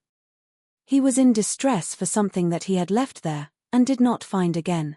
A key was mislaid, Betsy accused of having got at his new hat, and some slight, but essential alteration of his uniform waistcoat, which he had been promised to have done for him, entirely neglected. Mrs. Price, Rebecca, and Betsy all went up to defend themselves, all talking together, but Rebecca loudest, and the job was to be done as well as it could in a great hurry. William trying in vain to send Betsy down again, or keep her from being troublesome where she was, the whole of which, as almost every door in the house was open, could be plainly distinguished in the parlour, except when drowned at intervals by the superior noise of Sam, Tom, and Charles chasing each other up and down stairs, and tumbling about and hallooing. Fanny was almost stunned. The smallness of the house and thinness of the walls brought everything so close to her, that, added to the fatigue of her journey, and all her recent agitation, she hardly knew how to bear it. Within the room all was tranquil enough, for Susan having disappeared with the others, there were soon only her father and herself remaining, and he, taking out a newspaper, the accustomary loan of a neighbour, applied himself to studying it, without seeming to recollect her existence. The solitary candle was held between himself and the paper, without any reference to her possible convenience, but she had nothing to do, and was glad to have the light screened from her aching head, as she sat in bewildered, broken, sorrowful contemplation. She was at home. But, alas! It was not such a home, she had not such a welcome, as, she checked herself, she was unreasonable. What right had she to be of importance to her family? She could have none, so long lost sight of. William's concerns must be dearest, they always had been, and he had every right. Yet to have so little said or asked about herself, to have scarcely an inquiry made after Mansfield. It did pain her to have Mansfield forgotten, the friends who had done so much, the dear, dear friends. But here, one subject swallowed up all the rest. Perhaps it must be so. The destination of the thrush must be now preeminently interesting. A day or 2 might show the difference. She only was to blame. Yet she thought it would not have been so at Mansfield. No, in her uncle's house there would have been a consideration of times and seasons, a regulation of subject, a propriety, an attention towards everybody which there was not here. The only interruption which thoughts like these received for nearly half an hour was from a sudden burst of her father's, not at all calculated to compose them. At a more than ordinary pitch of thumping and hallooing in the passage, he exclaimed, "Devil take those young dogs! How they are singing out. Sam's voice louder than all the rest. That boy is fit for a bosun. Holla, you there. Sam, stop your confounded pipe, or I shall be after you. This threat was so palpably disregarded, that though within 5 minutes afterwards the 3 boys all burst into the room together and sat down, Fanny could not consider it as a proof of anything more than their being for the time thoroughly fagged, which their hot faces and panting breaths seemed to prove, especially as they were still kicking each other's shins, and hallooing out at sudden starts immediately under their father's eye. The next opening of the door brought something more welcome. It was for the tea things, which she had begun almost to despair of seeing that evening. Susan and an attendant girl, whose inferior appearance informed Fanny, to her great surprise, that she had previously seen the upper servant, brought in everything necessary for the meal. Susan looking, as she put the kettle on the fire and glanced at her sister, as if divided between the agreeable triumph of showing her activity and usefulness, and the dread of being thought to demean herself by such an office. She had been into the kitchen, she said, to hurry Sally and help make the toast, and spread the bread and butter, or she did not know when they should have got tea, and she was sure her sister must want something after her journey. Fanny was very thankful. She could not but own that she should be very glad of a little tea, and Susan immediately set about making it, as if pleased to have the employment all to herself, and with only a little unnecessary bustle, and some few injudicious attempts at keeping her brothers in better order than she could, acquitted herself very well. Fanny's spirit was as much refreshed as her body. Her head and heart were soon the better for such well-timed kindness. Susan had an open, sensible countenance. She was like William, and Fanny hoped to find her like him in disposition and goodwill towards herself. In this more placid state of things William re-entered, followed not far behind by his mother and Betsy. He, complete in his lieutenant's uniform, looking and moving all the taller, firmer, and more graceful for it, and with the happiest smile over his face, walked up directly to Fanny, who, rising from her seat, looked at him for a moment in speechless admiration, and then threw her arms round his neck to sob out her various emotions of pain and pleasure. Anxious not to appear unhappy, she soon recovered herself, and wiping away her tears, was able to notice and admire all the striking parts of his dress, listening with reviving spirits to his cheerful hopes of being on shore some part of every day before they sailed, and even of getting her to Spithead to see the sloop. The next bustle brought in Mr. Campbell, the surgeon of the Thrush, a very well-behaved young man, who came to call for his friend, and for whom there was with some contrivance found a chair, and with some hasty washing of the young tea-makers, a cup and saucer. And after another quarter of an hour of earnest talk between the gentlemen, noise rising upon noise, and bustle upon bustle, men and boys at last all in motion together, the moment came for setting off. Everything was ready, William took leave, and all of them were gone, for the 3 boys, in spite of their mother's entreaty, determined to see their brother and Mr. Campbell to the Saloport, and Mr. Price walked off at the same time to carry back his neighbour's newspaper. Something like tranquillity might now be hoped for. And accordingly, when Rebecca had been prevailed on to carry away the tea things, and Mrs. Price had walked about the room some time looking for a shirt-sleeve, which Betsy at last hunted out from a drawer in the kitchen, the small party of females were pretty well composed, and the mother, having lamented again over the impossibility of getting Sam ready in time, was at leisure to think of her eldest daughter and the friends she had come from. A few inquiries began, but one of the earliest. How did Sister Bertram manage about her servants? Was she as much plagued as herself to get tolerable servants? Soon led her mind away from Northamptonshire, and fixed it on her own domestic grievances, and the shocking character of all the Portsmouth servants, of whom she believed her own 2 were the very worst, engrossed her completely.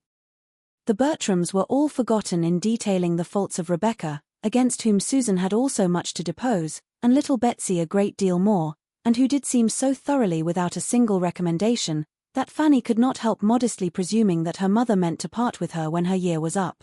Her year, cried Mrs. Price. I am sure I hope I shall be rid of her before she has stayed a year, for that will not be up till November. Servants are come to such a pass, my dear, in Portsmouth, that it is quite a miracle if one keeps them more than half a year. I have no hope of ever being settled, and if I was to part with Rebecca, I should only get something worse. And yet I do not think I am a very difficult mistress to please, and I am sure the place is easy enough, for there is always a girl under her, and I often do half the work myself." Fanny was silent, but not from being convinced that there might not be a remedy found for some of these evils. As she now sat looking at Betsy, she could not but think particularly of another sister, a very pretty little girl, whom she had left there not much younger when she went into Northamptonshire, who had died a few years afterwards. There had been something remarkably amiable about her. Fanny in those early days had preferred her to Susan, and when the news of her death had at last reached Mansfield, had for a short time been quite afflicted. The sight of Betsy brought the image of little Mary back again, but she would not have pained her mother by alluding to her for the world. While considering her with these ideas, Betsy, at a small distance, was holding out something to catch her eyes, meaning to screen it at the same time from Susan's. "What have you got there, my love?" said Fanny. "Come and show it to me." It was a silver knife. Up jumped Susan, claiming it as her own, and trying to get it away, but the child ran to her mother's protection, and Susan could only reproach, which she did very warmly, and evidently hoping to interest Fanny on her side. It was very hard that she was not to have her own knife. It was her own knife. Little sister Mary had left it to her upon her deathbed, and she ought to have had it to keep herself long ago. But Mamma kept it from her, and was always letting Betsy get hold of it, and the end of it would be that Betsy would spoil it, and get it for her own, though Mamma had promised her that Betsy should not have it in her own hands. Fanny was quite shocked. Every feeling of duty, honor, and tenderness was wounded by her sister's speech and her mother's reply. "Now, Susan," cried Mrs. Price, in a complaining voice, "now, how can you be so cross? You are always quarreling about that knife. I wish you would not be so quarrelsome. Poor little Betsy, how cross Susan is to you. But you should not have taken it out, my dear, when I sent you to the drawer. You know I told you not to touch it, because Susan is so cross about it. I must hide it another time, Betsy. Poor Mary little thought it would be such a bone of contention when she gave it me to keep, only 2 hours before she died. Poor little soul. She could but just speak to be heard, and she said so prettily, 'Let sister Susan have my knife, Mamma, when I am dead and buried.' Poor little dear. She was so fond of it, Fanny, that she would have it lay by her in bed, all through her illness. It was the gift of her good godmother, old Mrs. Admiral Maxwell, only 6 weeks before she was taken for death. Poor little sweet creature. Well, she was taken away from evil to come. My own Betsy, fondling her. You have not the luck of such a good godmother. Aunt Norris lives too far off to think of such little people as you." Fanny had indeed nothing to convey from Aunt Norris, but a message to say she hoped that her goddaughter was a good girl, and learnt her book. There had been at one moment a slight murmur in the drawing-room at Mansfield Park about sending her a prayer book, but no second sound had been heard of such a purpose. Mrs. Norris, however, had gone home and taken down 2 old prayer books of her husband with that idea, but, upon examination, the ardor of generosity went off. One was found to have too small a print for a child's eyes, and the other to be too cumbersome for her to carry about. Fanny, fatigued and fatigued again, was thankful to accept the first invitation of going to bed. And before Betsy had finished her cry at being allowed to sit up only 1 hour extraordinary in honor of sister, she was off, leaving all below in confusion and noise again, the boys begging for toasted cheese, her father calling out for his rum and water, and Rebecca never where she ought to be. There was nothing to raise her spirits in the confined and scantily furnished chamber that she was to share with Susan. The smallness of the rooms above and below, indeed, and the narrowness of the passage and staircase, struck her beyond her imagination. She soon learned to think with respect of her own little attic at Mansfield Park, in that house reckoned too small for anybody's comfort. Chapter 39. Could Sir Thomas have seen all his niece's feelings, when she wrote her first letter to her aunt, he would not have despaired. For though a good night's rest, a pleasant morning, the hope of soon seeing William again, and the comparatively quiet state of the house, from Tom and Charles being gone to school, Sam on some project of his own, and her father on his usual lounges, enabled her to express herself cheerfully on the subject of home, there were still, to her own perfect consciousness, many drawbacks suppressed. Could he have seen only half that she felt before the end of a week, he would have thought Mr. Crawford sure of her, and been delighted with his own sagacity. Before the week ended, it was all disappointment. In the first place, William was gone. The thrush had had her orders, the wind had changed, and he was sailed within 4 days from their reaching Portsmouth, and during those days she had seen him only twice, in a short and hurried way, when he had come ashore on duty. There had been no free conversation, no walk on the ramparts, no visit to the dockyard, no acquaintance with the thrush, nothing of all that they had planned and depended on. Everything in that quarter failed her, except William's affection. His last thought on leaving home was for her. He stepped back again to the door to say, "Take care of Fanny, mother. She is tender, and not used to rough it like the rest of us. I charge you, take care of Fanny." William was gone. And the home he had left her in was, Fanny could not conceal it from herself, in almost every respect the very reverse of what she could have wished. It was the abode of noise, disorder, and impropriety. Nobody was in their right place, nothing was done as it ought to be. She could not respect her parents as she had hoped. On her father, her confidence had not been sanguine, but he was more negligent of his family, his habits were worse, and his manners coarser, than she had been prepared for. He did not want abilities, but he had no curiosity, and no information beyond his profession. He read only the newspaper and the Navalist. He talked only of the dockyard, the harbour, Spithead, and the Mother Bank. He swore and he drank, he was dirty and gross. She had never been able to recall anything approaching to tenderness in his former treatment of herself. There had remained only a general impression of roughness and loudness. And now he scarcely ever noticed her, but to make her the object of a coarse joke. Her disappointment in her mother was greater. There she had hoped much, and found almost nothing. Every flattering scheme of being of consequence to her soon fell to the ground. Mrs. Price was not unkind, but, instead of gaining on her affection and confidence, and becoming more and more dear, her daughter never met with greater kindness from her than on the first day of her arrival. The instinct of nature was soon satisfied, and Mrs. Price's attachment had no other source. Her heart and her time were already quite full. She had neither leisure nor affection to bestow on Fanny. Her daughters never had been much to her. She was fond of her sons, especially of William, but Betsy was the first of her girls whom she had ever much regarded. To her she was most injudiciously indulgent. William was her pride, Betsy her darling. And John, Richard, Sam, Tom, and Charles occupied all the rest of her maternal solicitude, alternately her worries and her comforts. These shared her heart. Her time was given chiefly to her house and her servants. Her days were spent in a kind of slow bustle, all was busy without getting on, always behindhand and lamenting it, without altering her ways, wishing to be an economist, without contrivance or regularity. Dissatisfied with her servants, without skill to make them better, and whether helping, or reprimanding, or indulging them, without any power of engaging their respect. Of her 2 sisters, Mrs. Price very much more resembled Lady Bertram than Mrs. Norris. She was a manager by necessity, without any of Mrs. Norris's inclination for it, or any of her activity. Her disposition was naturally easy and indolent, like Lady Bertram's. And a situation of similar affluence and do-nothingness would have been much more suited to her capacity than the exertions and self-denials of the one which her imprudent marriage had placed her in. She might have made just as good a woman of consequence as Lady Bertram, but Mrs. Norris would have been a more respectable mother of 9 children on a small income. Much of all this Fanny could not but be sensible of.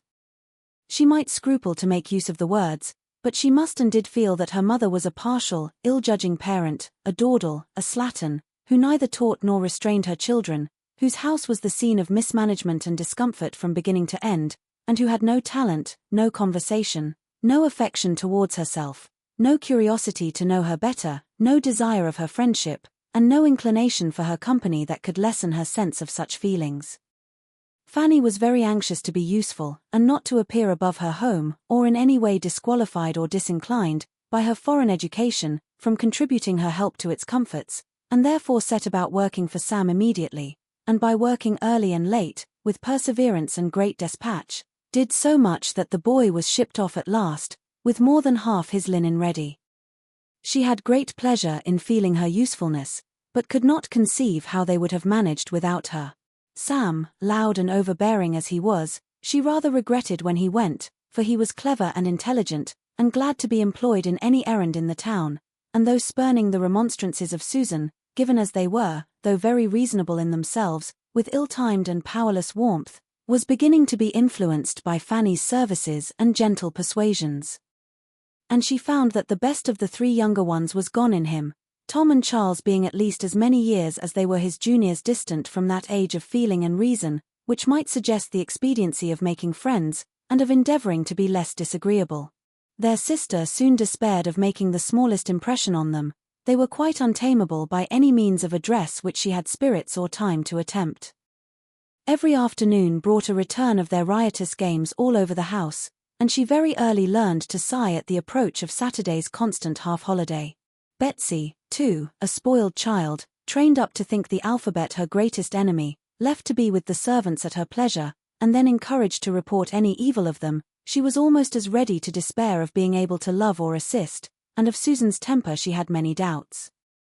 Her continual disagreements with her mother, her rash squabbles with Tom and Charles, and petulance with Betsy, were at least so distressing to Fanny that, though admitting they were by no means without provocation, she feared the disposition that could push them to such length must be far from amiable, and from affording any repose to herself. Such was the home which was to put Mansfield out of her head, and teach her to think of her cousin Edmund with moderated feelings. On the contrary, she could think of nothing but Mansfield, its beloved inmates, its happy ways. Everything where she now was in full contrast to it. The elegance, propriety, regularity, harmony, and perhaps, above all, the peace and tranquillity of Mansfield, were brought to her remembrance every hour of the day, by the prevalence of everything opposite to them here. The living in incessant noise was, to a frame and temper delicate and nervous like Fanny's, an evil which no superadded elegance or harmony could have entirely atoned for. It was the greatest misery of all. At Mansfield, no sounds of contention, no raised voice, no abrupt bursts, no tread of violence, was ever heard. All proceeded in a regular course of cheerful orderliness, everybody had their due importance, everybody's feelings were consulted. If tenderness could be ever supposed wanting, good sense and good breeding supplied its place, and as to the little irritations sometimes introduced by Aunt Norris, they were short, they were trifling, they were as a drop of water to the ocean, compared with the ceaseless tumult of her present abode. Here everybody was noisy, every voice was loud, excepting, perhaps, her mother's, which resembled the soft monotony of Lady Bertram's, only worn into fretfulness. Whatever was wanted was hallooed for, and the servants hallooed out their excuses from the kitchen. The doors were in constant banging, the stairs were never at rest, nothing was done without a clatter, nobody sat still, and nobody could command attention when they spoke. In a review of the two houses, as they appeared to her before the end of a week, Fanny was tempted to apply to them Dr. Johnson's celebrated judgment as to matrimony and celibacy, and say, that though Mansfield Park might have some pains, Portsmouth could have no pleasures. Chapter 40. Fanny was right enough in not expecting to hear from Miss Crawford now at the rapid rate in which their correspondence had begun. Mary's next letter was after a decidedly longer interval than the last, but she was not right in supposing that such an interval would be felt a great relief to herself. Here was another strange revolution of mind. She was really glad to receive the letter when it did come. In her present exile from good society, and distance from everything that had been wont to interest her, a letter from one belonging to the set where her heart lived, written with affection, and some degree of elegance, was thoroughly acceptable. The usual plea of increasing engagements was made in excuse for not having written to her earlier. And now that I have begun, she continued, my letter will not be worth your reading, for there will be no little offering of love at the end, no 3 or 4 lines passionese from the most devoted H.C. in the world, for Henry is in Norfolk. Business called him to Everingham 10 days ago, or perhaps he only pretended the call, for the sake of being travelling at the same time that you were. But there he is, and, by the by, his absence may sufficiently account for any remissness of his sisters in writing, for there has been no Mary, when do you write to Fanny? Is not it time for you to write to Fanny, to spur me on? At last, after various attempts at meeting, I have seen your cousins, dear Julia and dearest Mrs. Rushworth. They found me at home yesterday, and we were glad to see each other again. We seemed very glad to see each other, and I do really think we were a little. We had a vast deal to say. Shall I tell you how Mrs. Rushworth looked when your name was mentioned? I did not use to think her wanting in self-possession, but she had not quite enough for the demands of yesterday. Upon the whole, Julia was in the best looks of the two, at least after you were spoken of. There was no recovering the complexion from the moment that I spoke of Fanny, and spoke of her as a sister should.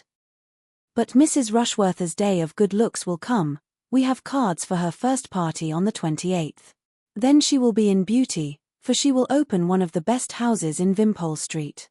I was in it 2 years ago, when it was Lady Lascelles, and prefer it to almost any I know in London, and certainly she will then feel, to use a vulgar phrase, that she has got her penn'orth for her penny. Henry could not have afforded her such a house. I hope she will recollect it, and be satisfied, as well as she may, with moving the Queen of a palace, though the King may appear best in the background, and as I have no desire to tease her, I shall never force your name upon her again. She will grow sober by degrees. From all that I hear and guess, Baron Wildenheim's attentions to Julia continue, but I do not know that he has any serious encouragement. She ought to do better. A poor honourable is no catch, and I cannot imagine any liking in the case, for take away his rants, and the poor Baron has nothing. What a difference a vowel makes! If his rents were but equal to his rant. Your cousin Edmund moves slowly, detained, perchance, by parish duties. There may be some old woman at Thornton Lacey to be converted. I am unwilling to fancy myself neglected for a young one. Adieu. My dear sweet Fanny, this is a long letter from London. Write me a pretty one in reply to gladden Henry's eyes, when he comes back, and send me an account of all the dashing young captains whom you disdain for his sake. There was great food for meditation in this letter, and chiefly for unpleasant meditation. And yet, with all the uneasiness it supplied, it connected her with the absent, it told her of people and things about whom she had never felt so much curiosity as now, and she would have been glad to have been sure of such a letter every week. Her correspondence with her Aunt Bertram was her only concern of higher interest. As for any society in Portsmouth that could at all make amends for deficiencies at home, there were none within the circle of her father's and mother's acquaintance to afford her the smallest satisfaction. She saw nobody in whose favour she could wish to overcome her own shyness and reserve. The men appeared to her all coarse, the women all pert, everybody underbred, and she gave as little contentment as she received from introductions either to old or new acquaintance. The young ladies who approached her at first with some respect, in consideration of her coming from a baronet's family, were soon offended by what they termed airs, for, as she neither played on the pianoforte nor wore fine pelisses, they could, on farther observation, admit no right of superiority.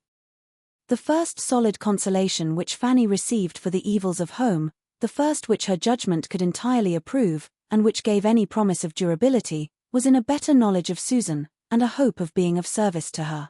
Susan had always behaved pleasantly to herself, but the determined character of her general manners had astonished and alarmed her, and it was at least a fortnight before she began to understand a disposition so totally different from her own. Susan saw that much was wrong at home, and wanted to set it right. That a girl of 14, acting only on her own unassisted reason, should err in the method of reform, was not wonderful, and Fanny soon became more disposed to admire the natural light of the mind which could so early distinguish justly, than to censure severely the faults of conduct to which it led. Susan was only acting on the same truths, and pursuing the same system, which her own judgment acknowledged, but which her more supine and yielding temper would have shrunk from asserting. Susan tried to be useful, where she could only have gone away and cried, and that Susan was useful she could perceive. That things, bad as they were, would have been worse but for such interposition, and that both her mother and Betsy were restrained from some excesses of very offensive indulgence and vulgarity. In every argument with her mother, Susan had in point of reason the advantage, and never was there any maternal tenderness to buy her off. The blind fondness which was for ever producing evil around her she had never known. There was no gratitude for affection past or present to make her better bear with its excesses to the others. All this became gradually evident, and gradually placed Susan before her sister as an object of mingled compassion and respect. That her manner was wrong, however, at times very wrong, her measures often ill-chosen and ill-timed, and her looks and language very often indefensible, Fanny could not cease to feel, but she began to hope they might be rectified.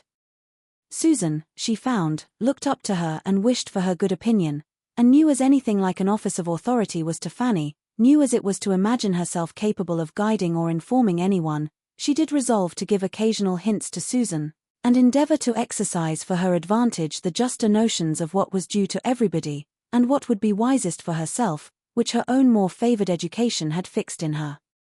Her influence, or at least the consciousness and use of it, originated in an act of kindness by Susan, which, after many hesitations of delicacy, she at last worked herself up to. It had very early occurred to her that a small sum of money might, perhaps, restore peace for ever on the sore subject of the silver knife, canvassed as it now was continually, and the riches which she was in possession of herself, her uncle having given her £10 at parting, made her as able as she was willing to be generous. But she was so wholly unused to confer favours, except on the very poor, so unpractised in removing evils, or bestowing kindnesses among her equals, and so fearful of appearing to elevate herself as a great lady at home, that it took some time to determine that it would not be unbecoming in her to make such a present. It was made, however, at last. A silver knife was bought for Betsy, and accepted with great delight, its newness giving it every advantage over the other that could be desired. Susan was established in the full possession of her own, Betsy handsomely declaring that now she had got one so much prettier herself, she should never want that again, and no reproach seemed conveyed to the equally satisfied mother, which Fanny had almost feared to be impossible. The deed thoroughly answered, a source of domestic altercation was entirely done away, and it was the means of opening Susan's heart to her, and giving her something more to love and be interested in. Susan showed that she had delicacy, pleased as she was to be mistress of property which she had been struggling for at least 2 years, she yet feared that her sister's judgment had been against her, and that a reproof was designed her for having so struggled as to make the purchase necessary for the tranquillity of the house. Her temper was open. She acknowledged her fears, blamed herself for having contended so warmly. And from that hour Fanny, understanding the worth of her disposition and perceiving how fully she was inclined to seek her good opinion and refer to her judgment, began to feel again the blessing of affection, and to entertain the hope of being useful to a mind so much in need of help, and so much deserving it.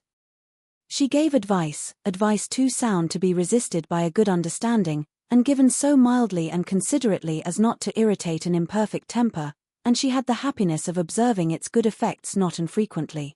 More was not expected by one who, while seeing all the obligation and expediency of submission and forbearance, saw also with sympathetic acuteness of feeling all that must be hourly grating to a girl like Susan. Her greatest wonder on the subject soon became not that Susan should have been provoked into disrespect and impatience against her better knowledge, but that so much better knowledge, so many good notions should have been hers at all, and that, brought up in the midst of negligence and error, she should have formed such proper opinions of what ought to be, she, who had had no cousin Edmund to direct her thoughts or fix her principles.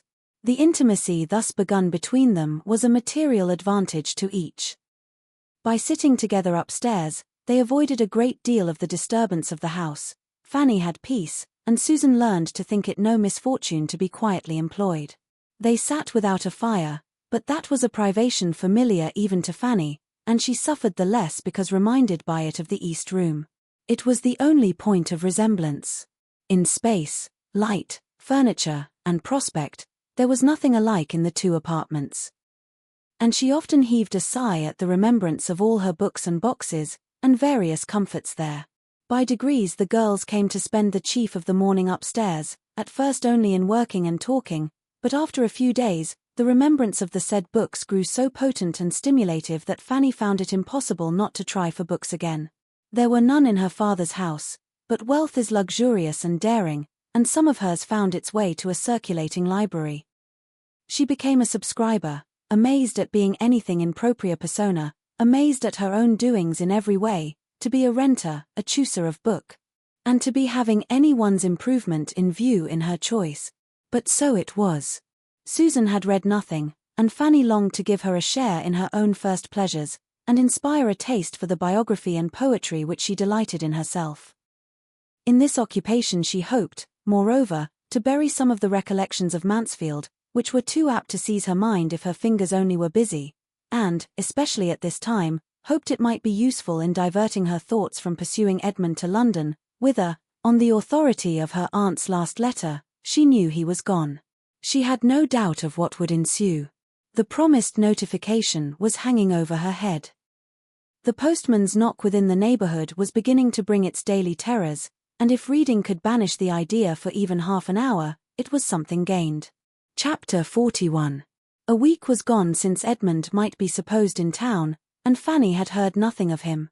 There were 3 different conclusions to be drawn from his silence, between which her mind was in fluctuation, each of them at times being held the most probable.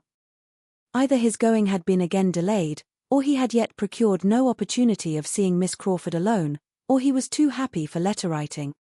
One morning, about this time, Fanny having now been nearly 4 weeks from Mansfield, a point which she never failed to think over and calculate every day, as she and Susan were preparing to remove, as usual, upstairs, they were stopped by the knock of a visitor, whom they felt they could not avoid. From Rebecca's alertness in going to the door, a duty which always interested her beyond any other.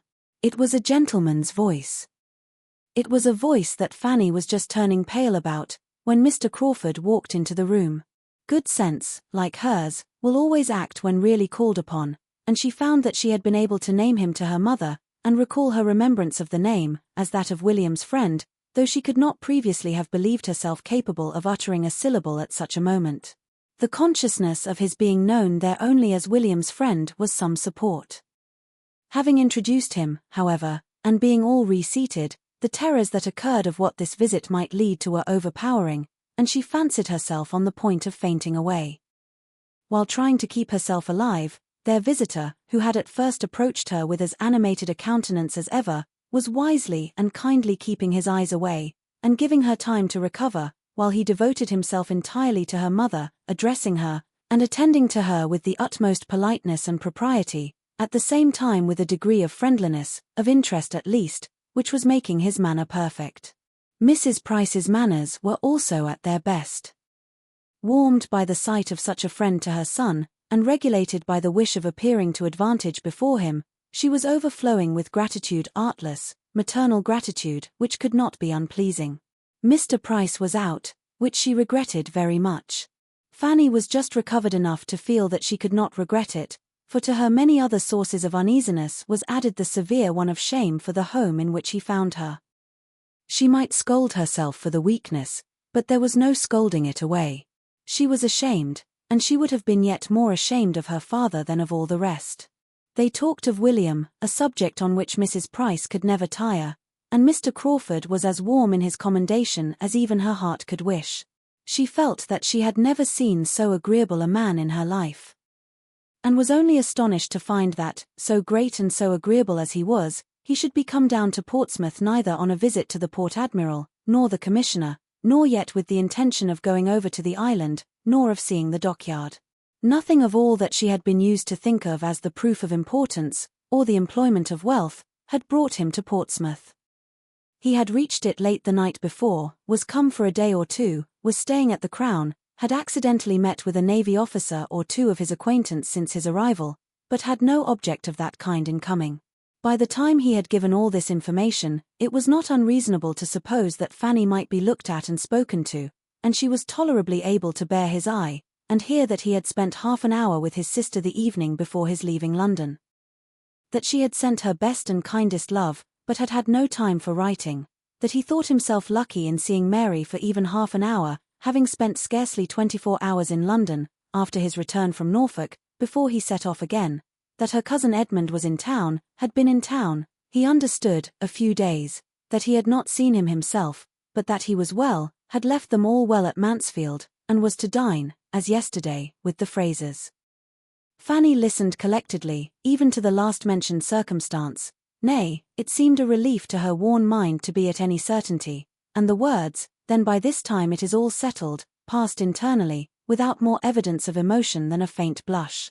After talking a little more about Mansfield, a subject in which her interest was most apparent, Crawford began to hint at the expediency of an early walk.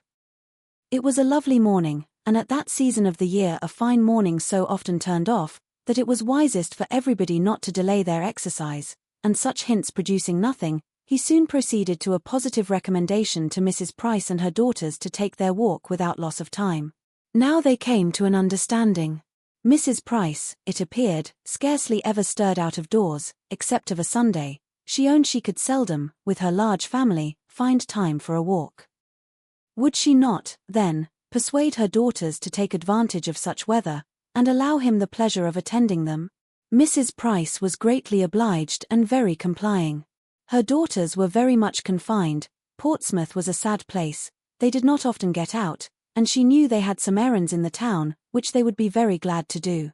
And the consequence was, that Fanny, strange as it was strange, awkward, and distressing, found herself and Susan, within 10 minutes, walking towards the High Street with Mr. Crawford.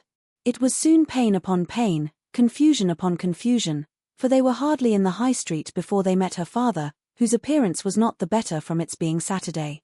He stopped, and, ungentlemanlike as he looked, Fanny was obliged to introduce him to Mr. Crawford. She could not have a doubt of the manner in which Mr. Crawford must be struck. He must be ashamed and disgusted altogether.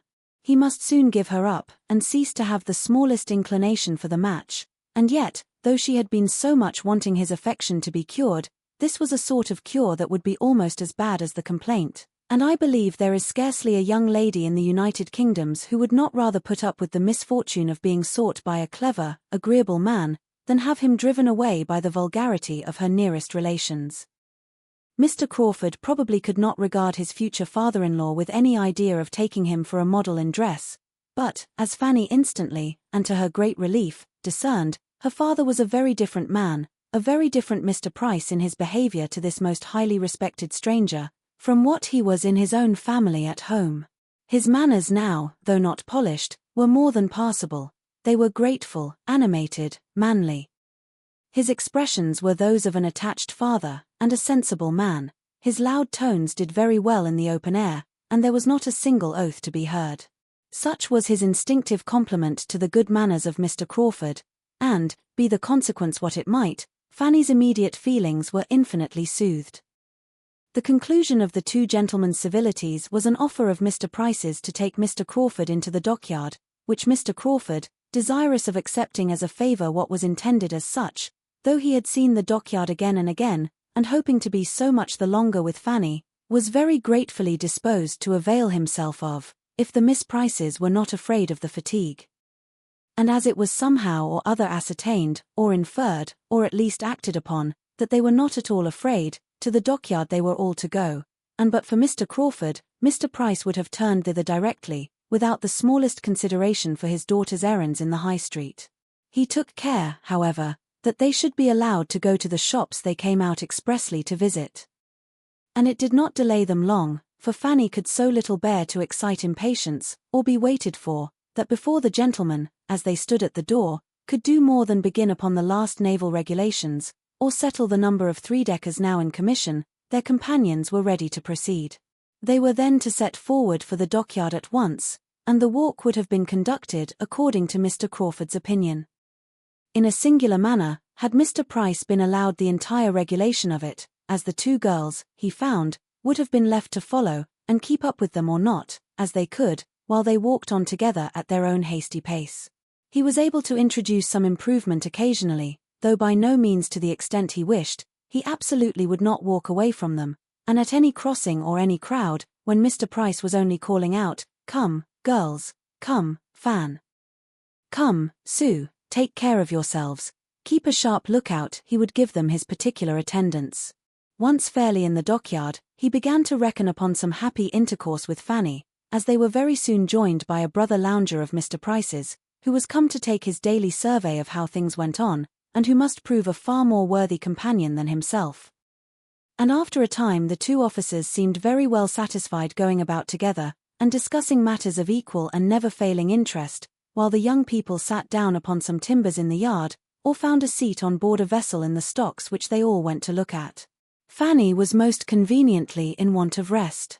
Crawford could not have wished her more fatigued or more ready to sit down, but he could have wished her sister away. A quick-looking girl of Susan's age was the very worst third in the world, totally different from Lady Bertram, all eyes and ears, and there was no introducing the main point before her. He must content himself with being only generally agreeable, and letting Susan have her share of entertainment, with the indulgence, now and then, of a look or hint for the better-informed and conscious Fanny. Norfolk was what he had mostly to talk of. There he had been some time, and everything there was rising in importance from his present schemes. Such a man could come from no place, no society, without importing something to amuse. His journeys and his acquaintance were all of use, and Susan was entertained in a way quite new to her. For Fanny, somewhat more was related than the accidental agreeableness of the parties he had been in. For her approbation, the particular reason of his going into Norfolk at all, at this unusual time of year, was given. It had been real business, relative to the renewal of a lease in which the welfare of a large and, he believed, industrious family was at stake. He had suspected his agent of some underhand dealing, of meaning to bias him against the deserving, and he had determined to go himself and thoroughly investigate the merits of the case. He had gone, had done even more good than he had foreseen, had been useful to more than his first plan had comprehended, and was now able to congratulate himself upon it, and to feel that in performing a duty, he had secured agreeable recollections for his own mind. He had introduced himself to some tenants whom he had never seen before. He had begun making acquaintance with cottages whose very existence, though on his own estate, had been hitherto unknown to him. This was aimed, and well aimed, at Fanny. It was pleasing to hear him speak so properly. Here he had been acting as he ought to do. To be the friend of the poor and the oppressed. Nothing could be more grateful to her, and she was on the point of giving him an approving look, when it was all frightened off by his adding a something too pointed of his hoping soon to have an assistant, a friend, a guide in every plan of utility or charity for Everingham. A somebody that would make Everingham and all about it a dearer object than it had ever been yet. She turned away, and wished he would not say such things.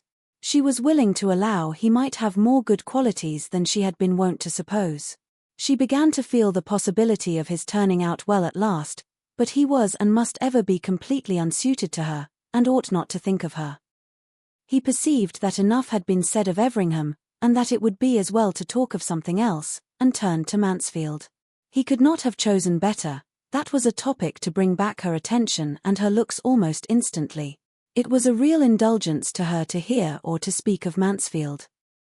Now so long divided from everybody who knew the place, she felt it quite the voice of a friend when he mentioned it, and led the way to her fond exclamations in praise of its beauties and comforts, and by his honourable tribute to its inhabitants allowed her to gratify her own heart in the warmest eulogium, in speaking of her uncle as all that was clever and good, and her aunt as having the sweetest of all sweet tempers.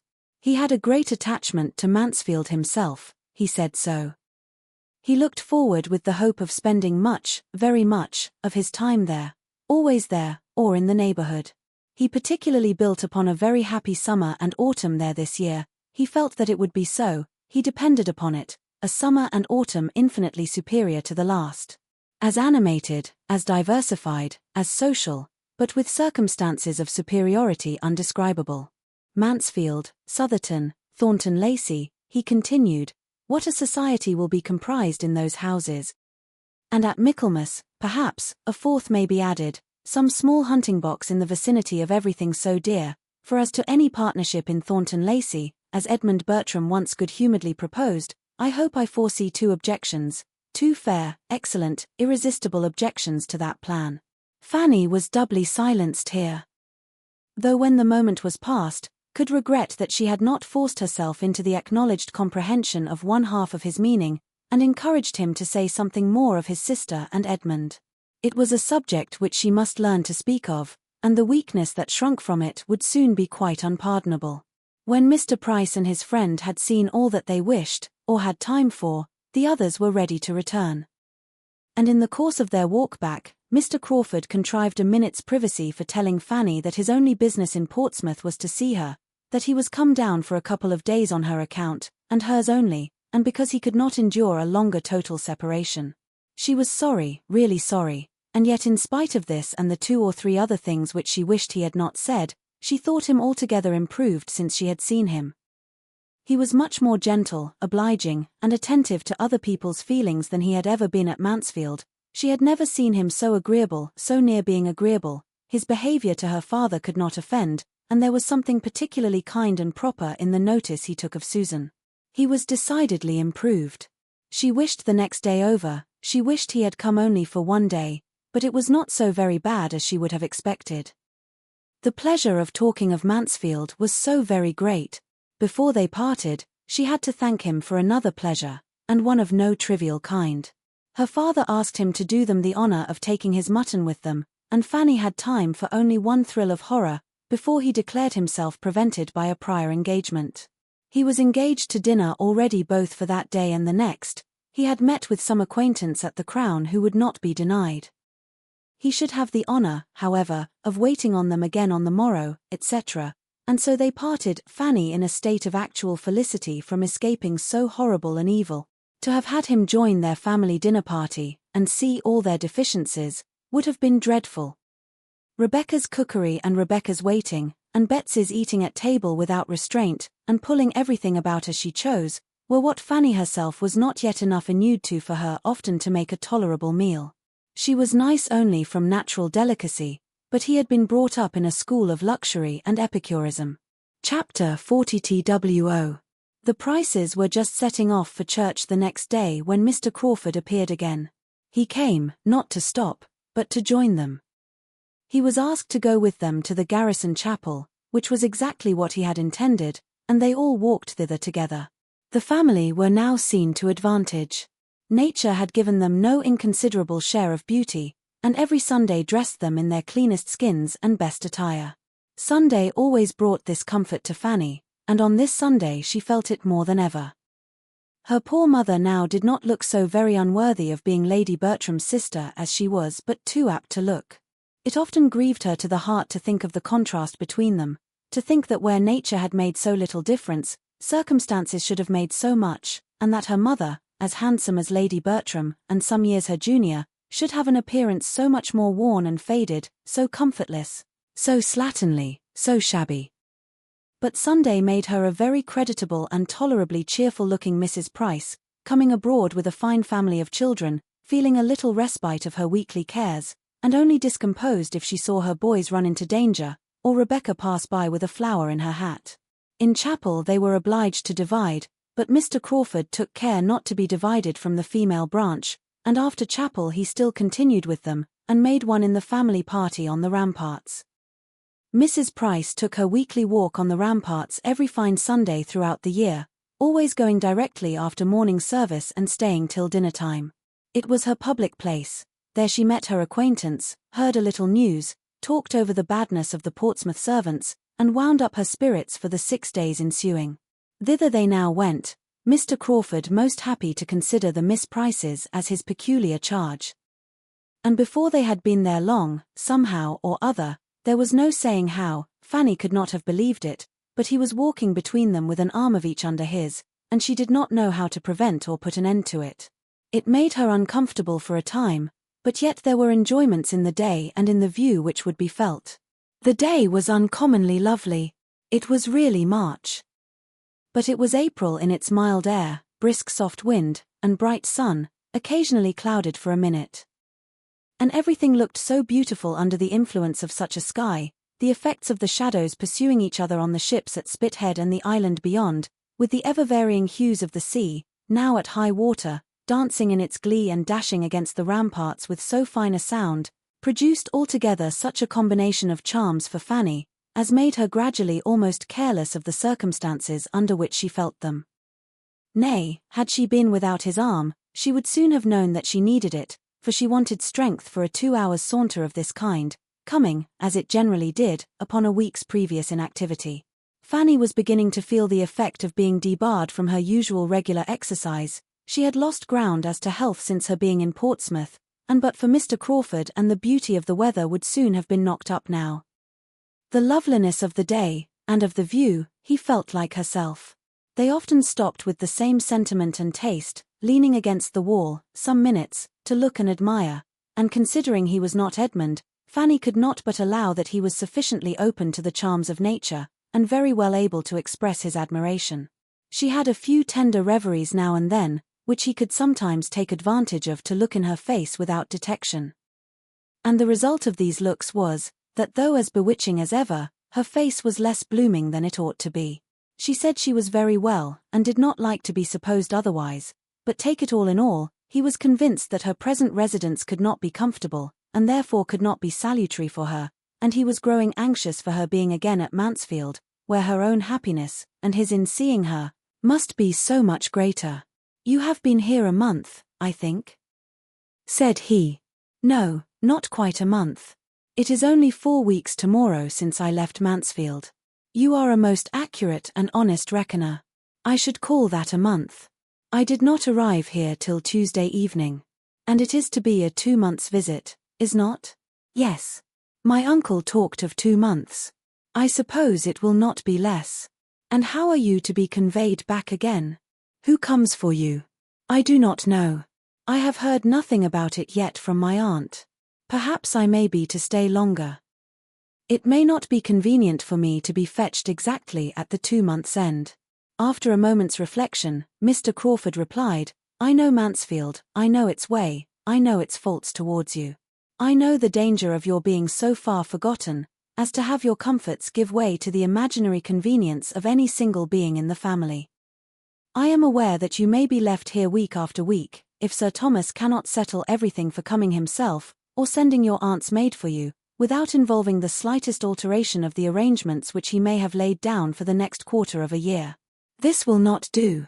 2 months is an ample allowance. I should think 6 weeks quite enough. I am considering your sister's health," said he, addressing himself to Susan, "which I think the confinement of Portsmouth unfavourable to. She requires constant air and exercise. When you know her as well as I do, I am sure you will agree that she does, and that she ought never to be long banished from the free air and liberty of the country.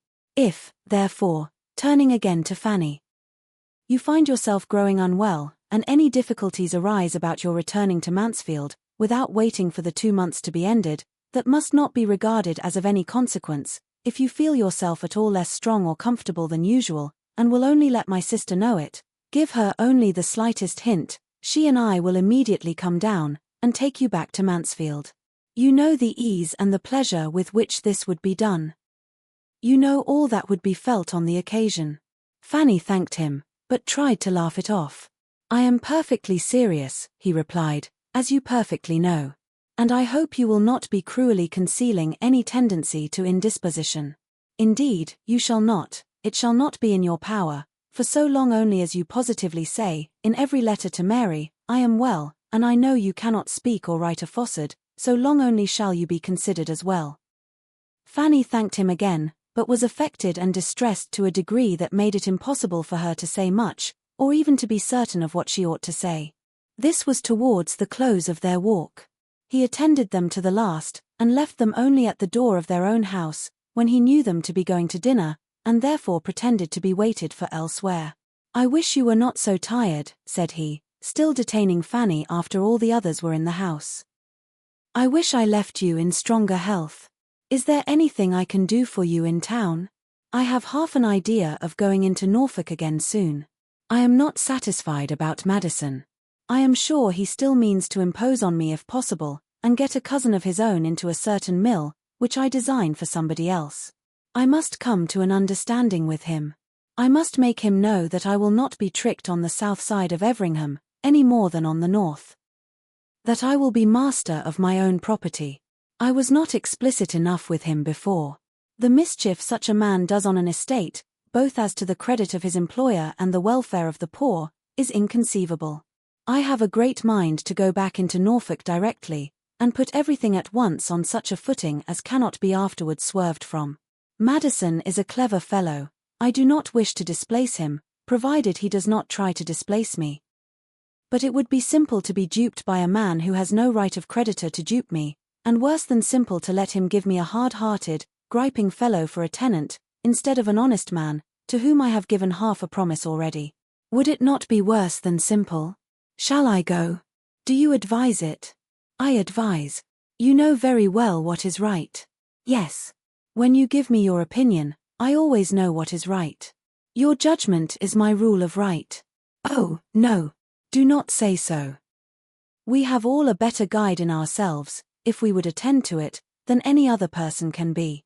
Goodbye. I wish you a pleasant journey tomorrow. Is there nothing I can do for you in town? Nothing. I am much obliged to you.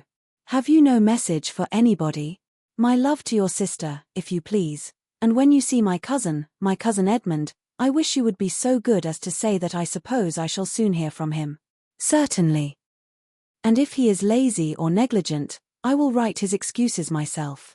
He could say no more, for Fanny would be no longer detained. He pressed her hand, looked at her, and was gone. He went to while away the next 3 hours as he could, with his other acquaintance, till the best dinner that a capital inn afforded was ready for their enjoyment, and she turned in to her more simple one immediately. Their general fare bore a very different character. And could he have suspected how many privations, besides that of exercise, she endured in her father's house, he would have wondered that her looks were not much more affected than he found them. She was so little equal to Rebecca's puddings and Rebecca's hashes, brought to table, as they all were, with such accompaniments of half-cleaned plates, and not half-cleaned knives and forks, that she was very often constrained to defer her heartiest meal till she could send her brothers in the evening for biscuits and buns. After being nursed up at Mansfield, it was too late in the day to be hardened at Portsmouth. And though Sir Thomas, had he known all, might have thought his niece in the most promising way of being starved, both mind and body, into a much juster value for Mr. Crawford's good company and good fortune, he would probably have feared to push his experiment farther, lest she might die under the cure. Fanny was out of spirits all the rest of the day. Though tolerably secure of not seeing Mr. Crawford again, she could not help being low. It was parting with somebody of the nature of a friend, and though, in one light, glad to have him gone, it seemed as if she was now deserted by everybody. It was a sort of renewed separation from Mansfield, and she could not think of his returning to town, and being frequently with Mary and Edmund, without feelings so near akin to envy as made her hate herself for having them. Her dejection had no abatement from anything passing around her. A friend or two of her father's, as always happened if he was not with them, spent the long evening there, and from 6 o'clock till 9:30, there was little intermission of noise or grog. She was very low. The wonderful improvement which she still fancied in Mr. Crawford was the nearest to administering comfort of anything within the current of her thoughts. Not considering in how different a circle she had been just seeing him, nor how much might be owing to contrast, she was quite persuaded of his being astonishingly more gentle and regardful of others than formerly. And, if in little things, must it not be so in great? So anxious for her health and comfort, so very feeling as he now expressed himself, and really seemed, might not it be fairly supposed that he would not much longer persevere in a suit so distressing to her? Chapter 43. It was presumed that Mr. Crawford was travelling back to London on the morrow, for nothing more was seen of him at Mr. Price's, and 2 days afterwards, it was a fact ascertained to Fanny by the following letter from his sister, opened and read by her, on another account, with the most anxious curiosity. I have to inform you, my dearest Fanny, that Henry has been down to Portsmouth to see you. That he had a delightful walk with you to the dockyard last Saturday, and one still more to be dwelt on the next day, on the ramparts, when the balmy air, the sparkling sea, and your sweet looks and conversation were altogether in the most delicious harmony, and afforded sensations which are to raise ecstasy even in retrospect. This, as well as I understand, is to be the substance of my information. He makes me write, but I do not know what else is to be communicated, except this said visit to Portsmouth, and these 2 said walks, and his introduction to your family, especially to a fair sister of yours, a fine girl of 15, who was of the party on the ramparts, taking her first lesson, I presume, in love. I have not time for writing much, but it would be out of place if I had, for this is to be a mere letter of business, penned for the purpose of conveying necessary information, which could not be delayed without risk of evil. My dear, dear Fanny, if I had you here, how I would talk to you. You should listen to me till you were tired, and advise me till you were still tired more. But it is impossible to put 100th part of my great mind on paper, so I will abstain altogether, and leave you to guess what you like. I have no news for you. You have politics, of course, and it would be too bad to plague you with the names of people and parties that fill up my time. I ought to have sent you an account of your cousin's first party, but I was lazy, and now it is too long ago. Suffice it, that everything was just as it ought to be, in a style that any of her connections must have been gratified to witness, and that her own dress and manners did her the greatest credit. My friend, Mrs. Fraser, is mad for such a house, and it would not make me miserable. I go to Lady Stornoway after Easter. She seems in high spirits, and very happy. I fancy Lord S. is very good-humoured and pleasant in his own family, and I do not think him so very ill-looking as I did. At least, one sees many worse. He will not do by the side of your cousin Edmund. Of the last-mentioned hero, what shall I say? If I avoided his name entirely, it would look suspicious. I will say, then, that we have seen him 2 or 3 times, and that my friends here are very much struck with his gentlemanlike appearance. Mrs. Fraser, no bad judge, declares she knows but 3 men in town who have so good a person, height, and air. And I must confess, when he dined here the other day, there were none to compare with him, and we were a party of 16. Luckily there is no distinction of dress nowadays to tell tales, but yours affectionately. I had almost forgot, it was Edmund's fault. He gets into my head more than does me good. One very material thing I had to say from Henry and myself, I mean about our taking you back into Northamptonshire. My dear little creature, do not stay at Portsmouth to lose your pretty looks. Those vile sea breezes are the ruin of beauty and health. My poor aunt always felt affected if within 10 miles of the sea, which the Admiral of course never believed, but I know it was so. I am at your service and Henry's, at an hour's notice. I should like the scheme, and we would make a little circuit, and show you Everingham in our way, and perhaps you would not mind passing through London, and seeing the inside of St. George's, Hanover Square. Only keep your cousin Edmund from me at such a time. I should not like to be tempted. What a long letter. One word more. Henry, I find, has some idea of going into Norfolk again upon some business that you approve, but this cannot possibly be permitted before the middle of next week. That is, he cannot anyhow be spared till after the 14th, for we have a party that evening. The value of a man like Henry, on such an occasion, is what you can have no conception of, so you must take it upon my word to be inestimable. He will see the Rushworths, which I own I am not sorry for having a little curiosity, and so I think has he, though he will not acknowledge it. This was a letter to be run through eagerly, to be read deliberately, to supply matter for much reflection, and to leave everything in greater suspense than ever. The only certainty to be drawn from it was, that nothing decisive had yet taken place. Edmund had not yet spoken. How Miss Crawford really felt, how she meant to act, or might act without or against her meaning, whether his importance to her were quite what it had been before the last separation. Whether, if lessened, it were likely to lessen more, or to recover itself, were subjects for endless conjecture, and to be thought of on that day and many days to come, without producing any conclusion. The idea that returned the oftenest was that Miss Crawford, after proving herself cooled and staggered by a return to London habits, would yet prove herself in the end too much attached to him to give him up. She would try to be more ambitious than her heart would allow. She would hesitate, she would tease, she would condition, she would require a great deal, but she would finally accept. This was Fanny's most frequent expectation. A house in town, that, she thought, must be impossible. Yet there was no saying what Miss Crawford might not ask. The prospect for her cousin grew worse and worse. The woman who could speak of him, and speak only of his appearance. What an unworthy attachment. To be deriving support from the commendations of Mrs. Fraser. She who had known him intimately half a year. Fanny was ashamed of her. Those parts of the letter which related only to Mr. Crawford and herself, touched her, in comparison, slightly. Whether Mr. Crawford went into Norfolk before or after the 14th was certainly no concern of hers, though, everything considered, she thought he would go without delay. That Miss Crawford should endeavour to secure a meeting between him and Mrs. Rushworth, was all in her worst line of conduct, and grossly unkind and ill-judged, but she hoped he would not be actuated by any such degrading curiosity. He acknowledged no such inducement, and his sister ought to have given him credit for better feelings than her own. She was yet more impatient for another letter from town after receiving this than she had been before.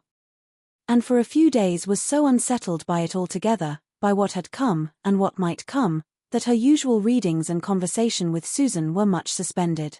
She could not command her attention as she wished. If Mr. Crawford remembered her message to her cousin, she thought it very likely, most likely, that he would write to her at all events. It would be most consistent with his usual kindness. Until she got rid of this idea, till it gradually wore off, by no letters appearing in the course of 3 or 4 days more, she was in a most restless, anxious state. At length, a something like composure succeeded. Suspense must be submitted to, and must not be allowed to wear her out, and make her useless. Time did something, her own exertions something more, and she resumed her attentions to Susan, and again awakened the same interest in them. Susan was growing very fond of her, and though without any of the early delight in books which had been so strong in Fanny, with a disposition much less inclined to sedentary pursuits, or to information for information's sake, she had so strong a desire of not appearing ignorant, as, with a good clear understanding, made her a most attentive, profitable, thankful pupil. Fanny was her oracle. Fanny's explanations and remarks were a most important addition to every essay, or every chapter of history. What Fanny told her of former times dwelt more on her mind than the pages of Goldsmith, and she paid her sister the compliment of preferring her style to that of any printed author. The early habit of reading was wanting. Their conversations, however, were not always on subjects so high as history or morals. Others had their hour. And of lesser matters, none returned so often, or remained so long between them, as Mansfield Park, a description of the people, the manners, the amusements, the ways of Mansfield Park. Susan, who had an innate taste for the genteel and well-appointed, was eager to hear, and Fanny could not but indulge herself in dwelling on so beloved a theme. She hoped it was not wrong. Though, after a time, Susan's very great admiration of everything said or done in her uncle's house, and earnest longing to go into Northamptonshire, seemed almost to blame her for exciting feelings which could not be gratified. Poor Susan was very little better fitted for home than her elder sister, and as Fanny grew thoroughly to understand this, she began to feel that when her own release from Portsmouth came, her happiness would have a material drawback in leaving Susan behind. That a girl so capable of being made everything good should be left in such hands, distressed her more and more. Were she likely to have a home to invite her to, what a blessing it would be, and had it been possible for her to return Mr. Crawford's regard, the probability of his being very far from objecting to such a measure would have been the greatest increase of all her own comforts. She thought he was really good-tempered, and could fancy his entering into a plan of that sort most pleasantly. Chapter 44. 7 weeks of the 2 months were very nearly gone, when the one letter, the letter from Edmund, so long expected, was put into Fanny's hands. As she opened, and saw its length, she prepared herself for a minute detail of happiness and a profusion of love and praise towards the fortunate creature who was now mistress of his fate. These were the contents. My dear Fanny, excuse me that I have not written before. Crawford told me that you were wishing to hear from me, but I found it impossible to write from London, and persuaded myself that you would understand my silence. Could I have sent a few happy lines, they should not have been wanting, but nothing of that nature was ever in my power. I am returned to Mansfield in a less assured state than when I left it.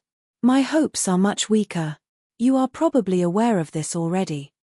So very fond of you as Miss Crawford is, it is most natural that she should tell you enough of her own feelings to furnish a tolerable guess at mine. I will not be prevented, however, from making my own communication. Our confidences in you need not clash. I ask no questions. There is something soothing in the idea that we have the same friend, and that whatever unhappy differences of opinion may exist between us, we are united in our love of you. It will be a comfort to me to tell you how things now are, and what are my present plans, if plans I can be said to have. I have been returned since Saturday. I was 3 weeks in London, and saw her, for London, very often. I had every attention from the Frasers that could be reasonably expected. I dare say I was not reasonable in carrying with me hopes of an intercourse at all like that of Mansfield. It was her manner, however, rather than any unfrequency of meeting. Had she been different when I did see her, I should have made no complaint, but from the very first she was altered. My first reception was so unlike what I had hoped, that I had almost resolved on leaving London again directly. I need not particularize. You know the weak side of her character, and may imagine the sentiments and expressions which were torturing me. She was in high spirits, and surrounded by those who were giving all the support of their own bad sense to her too lively mind. I do not like Mrs. Fraser. She is a cold-hearted, vain woman, who has married entirely from convenience, and though evidently unhappy in her marriage, places her disappointment not to faults of judgment, or temper, or disproportion of age, but to her being, after all, less affluent than many of her acquaintance, especially than her sister, Lady Stornoway, and is the determined supporter of everything mercenary and ambitious, provided it be only mercenary and ambitious enough. I look upon her intimacy with those two sisters as the greatest misfortune of her life and mine. They have been leading her astray for years.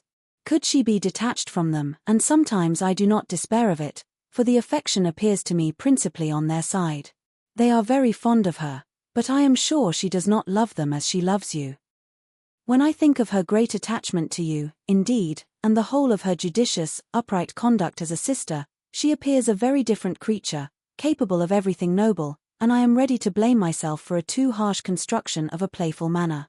I cannot give her up, Fanny. She is the only woman in the world whom I could ever think of as a wife. If I did not believe that she had some regard for me, of course I should not say this, but I do believe it. I am convinced that she is not without a decided preference. I have no jealousy of any individual. It is the influence of the fashionable world altogether that I am jealous of. It is the habits of wealth that I fear. Her ideas are not higher than her own fortune may warrant, but they are beyond what our incomes united could authorize. There is comfort, however, even here. I could better bear to lose her because not rich enough, than because of my profession. That would only prove her affection not equal to sacrifices, which, in fact, I am scarcely justified in asking, and, if I am refused, that, I think, will be the honest motive.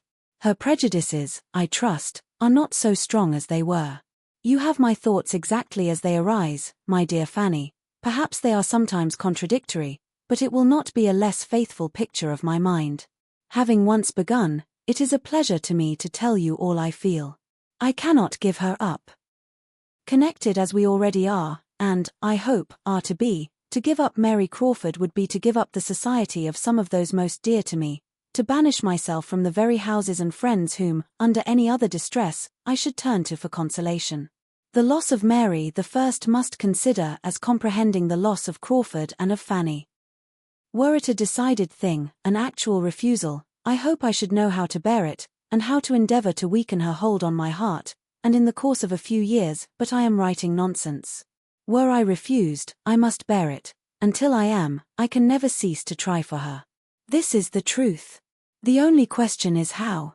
What may be the likeliest means? I have sometimes thought of going to London again after Easter, and sometimes resolved on doing nothing till she returns to Mansfield. Even now, she speaks with pleasure of being in Mansfield in June, but June is at a great distance, and I believe I shall write to her. I have nearly determined on explaining myself by letter. To be at an early certainty is a material object. My present state is miserably irksome. Considering everything, I think a letter will be decidedly the best method of explanation. I shall be able to write much that I could not say, and shall be giving her time for reflection before she resolves on her answer, and I am less afraid of the result of reflection than of an immediate hasty impulse. I think I am. My greatest danger would lie in her consulting Mrs. Fraser, and I at a distance unable to help my own cause. A letter exposes to all the evil of consultation, and where the mind is anything short of perfect decision, an adviser may, in an unlucky moment, lead it to do what it may afterwards regret. I must think this matter over a little. This long letter, full of my own concerns alone, will be enough to tire even the friendship of a Fanny. The last time I saw Crawford was at Mrs. Fraser's party. I am more and more satisfied with all that I see and hear of him. There is not a shadow of wavering. He thoroughly knows his own mind, and acts up to his resolutions, an inestimable quality. I could not see him and my eldest sister in the same room without recollecting what you once told me, and I acknowledge that they did not meet as friends. There was marked coolness on her side. They scarcely spoke.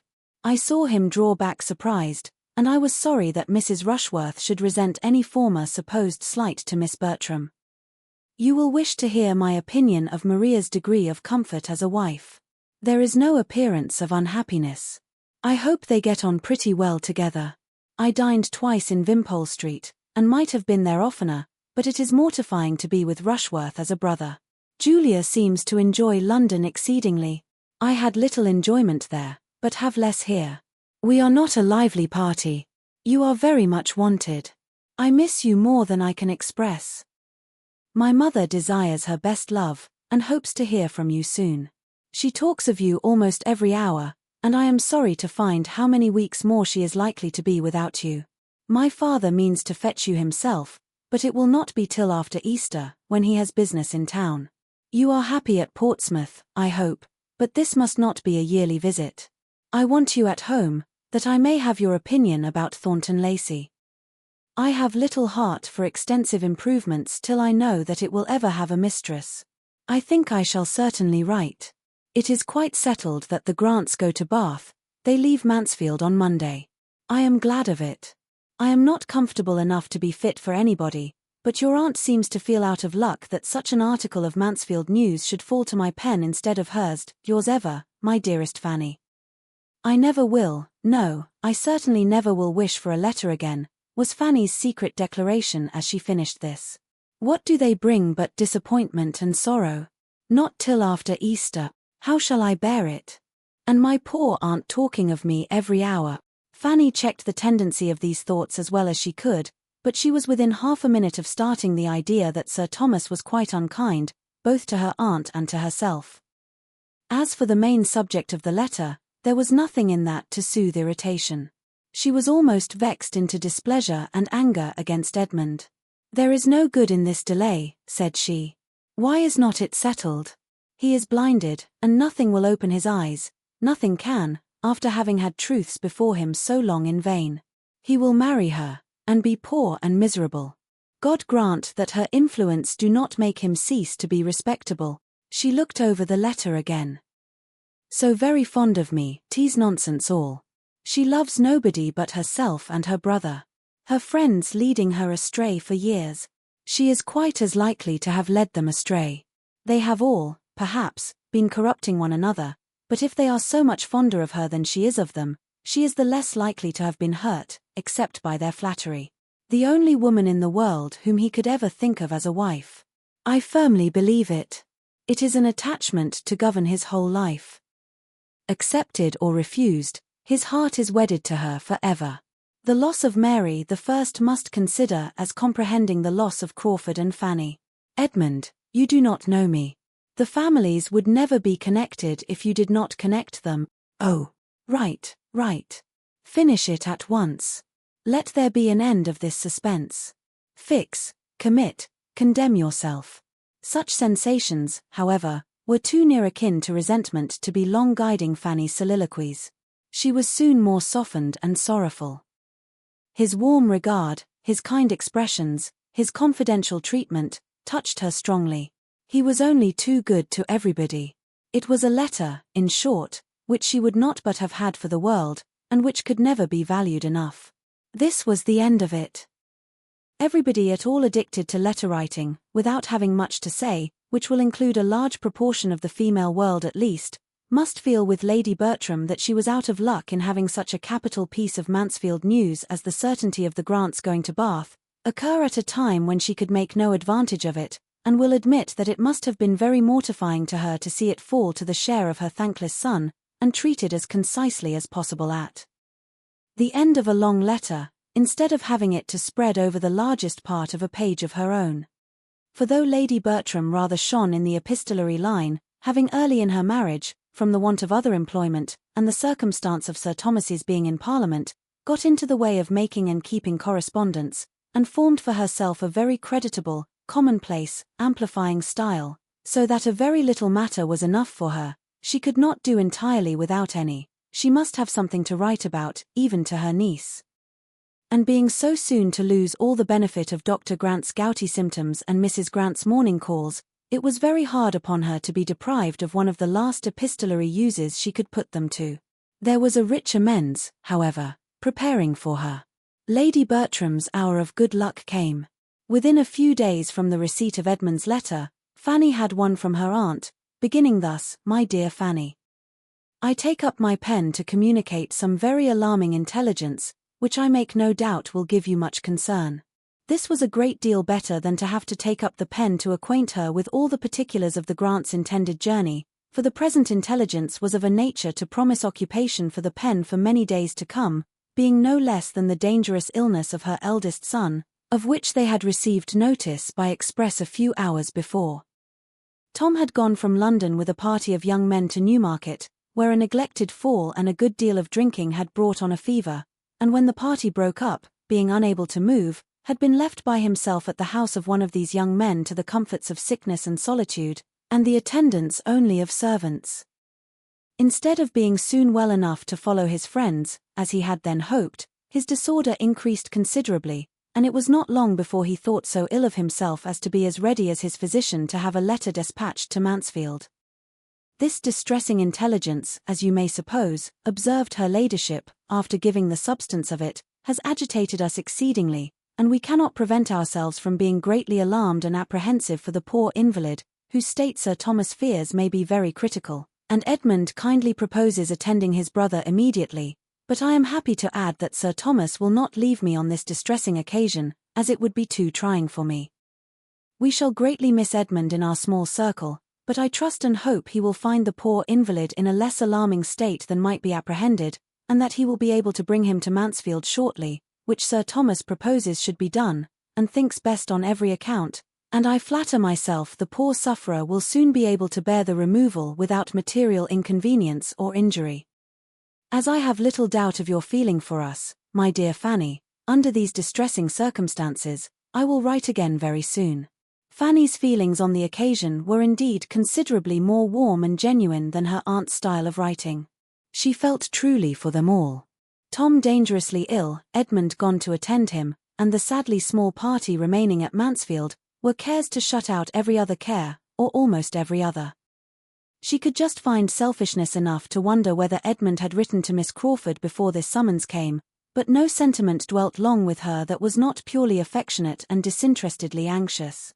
Her aunt did not neglect her, she wrote again and again.